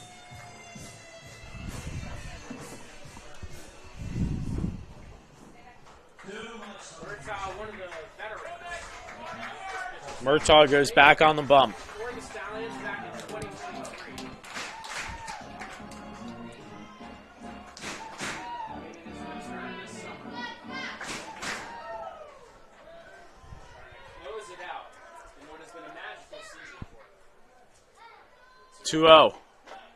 Murtaugh can't find the zone. And the last thing you want to do here is make things interesting in the bottom of the 17th. Especially with the top of the order due up next. Hammond hits in the number 9 spot in the lineup. 3-0 from Murtaugh. Finally finds the zone for strike 1. As we are in the bottom of the 17th. 3 balls and strikes to count on Travis Hammond. Murtaugh. 3-1 to Hammond. Finds the zone for strike 2. A full count here against Travis Hammond, the center fielder, who has just 1 hit in what has become a 2-game set against the Batavia Muckdogs. Nearly went to Mohawks, which is who the Stallions beat in the East Division Final to get to this point. Ground ball to Jamie Z. He's going to throw it to first. We got 1 down here in the 17th after another beautiful play from the rising freshman to Notre Dame. Both of them, really. Jamie Z over at short fields the short hop beautifully on the backhand, but then Dylan Passo over at first with the scoop on the short hop. Both of those guys have played out of their minds defensively tonight, and that's honestly, Dan, a big reason why the Stallions are where they are right now. And we can't wait to see both Jamie and Dylan blossom at Notre Dame, and they've certainly developed an insane amount of chemistry here in Saugerties this summer before they head off to college. 1 ball, no strikes here on the leadoff man, Braden Horton. The Stallions finished second in the East at 1 point, sat all the way at 5th outside of the playoff picture. climbed their way back, battled against everybody in the East, came into the playoffs as the second overall seed. Knocked off the Amsterdam Mohawks in the East Division Final after a 6-4 victory over the third-seeded Utica Blue Sox, and on the cusp of taking down both 1 seeds here in the championship. Horton fouls it straight back, 1 ball and 2 strikes.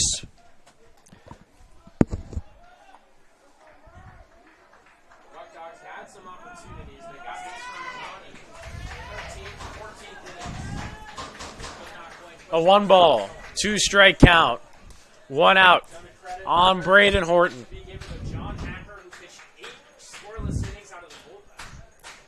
Murtaugh deals. He misses upstairs.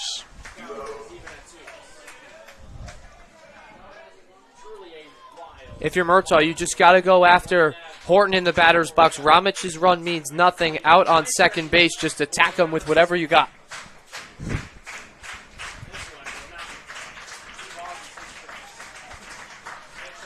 Two-two.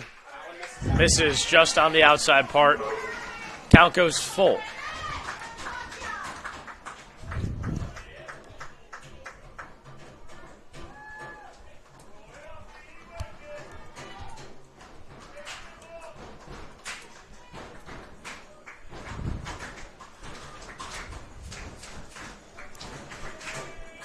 Payoff from Murtaugh. Popped up on the infield. Brandon Fish is there. The Stallions are 1 out away from a championship in 2025.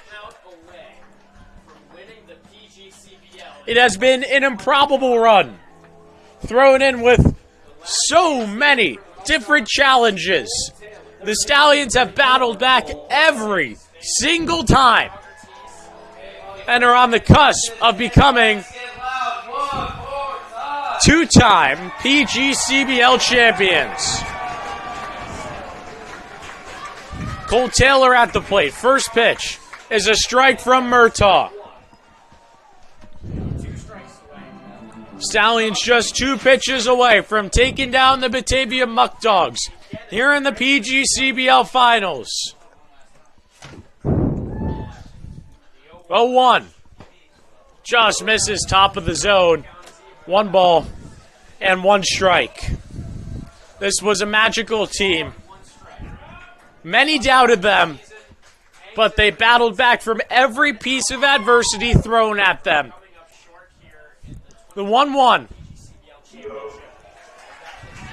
barely misses on the corner. 2 balls and 1 strike. An improbable run filled of gritty wins and come from behind victories as well here in the postseason for the Stallions. Same story here tonight. 2-1 pitch. Popped out of play. The Stallions are 1 pitch away here in 2025. Murtaugh on the mound. 2 balls, 2 strikes, 2 outs here in Batavia. Murtaugh set.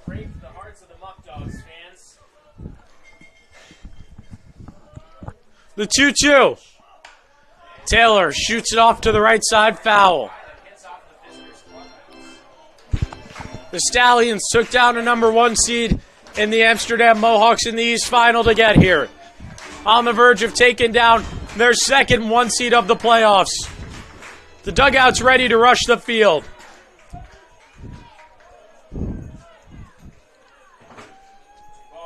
Two-two from Murtaugh. Taylor spoils the moment once again for the Ponies.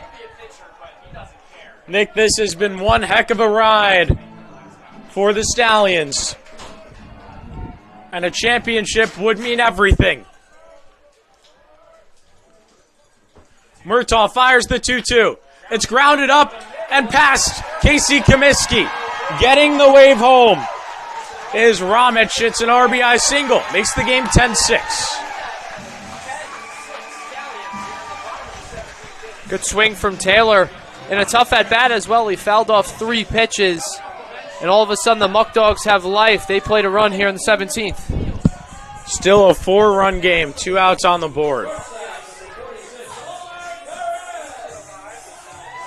Omar Carrera at the plate.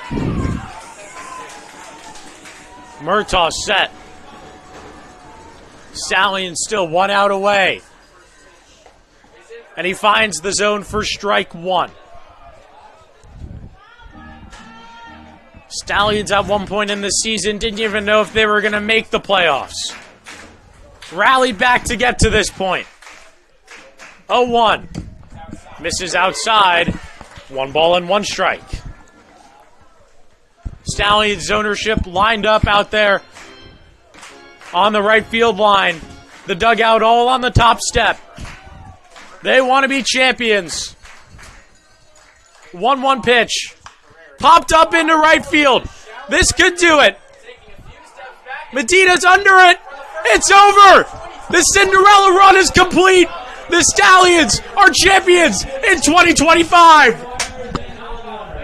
It was always the Ponies in the PGCBL summer of 2025. The Stallions do it. Finish second in the PGCBL East regular season. Go up to Shuttleworth, knock off the Mohawks, and take care of business against the Muckdogs. The whole team rushes the field. Stallions have done it. The campaign is over, and they finish with the championship for just the second time in franchise history. Stallions have done it. It took 17 innings, just over 5 hours against the Batavia Muckdogs. You got to give credit to Batavia for fighting this long, but ultimately the Stallions were too much to handle. Here comes the trophy and the MVP. The Stallions have won it. That's going to do it for us here in the Pac Cup broadcast booth. And one goodbye that I have to say is I will not be returning Dan Shalom to the Stallions in 2025. I've been here for 2 seasons on the broadcast. It's been one heck of a run. No better way to go out than with the championship.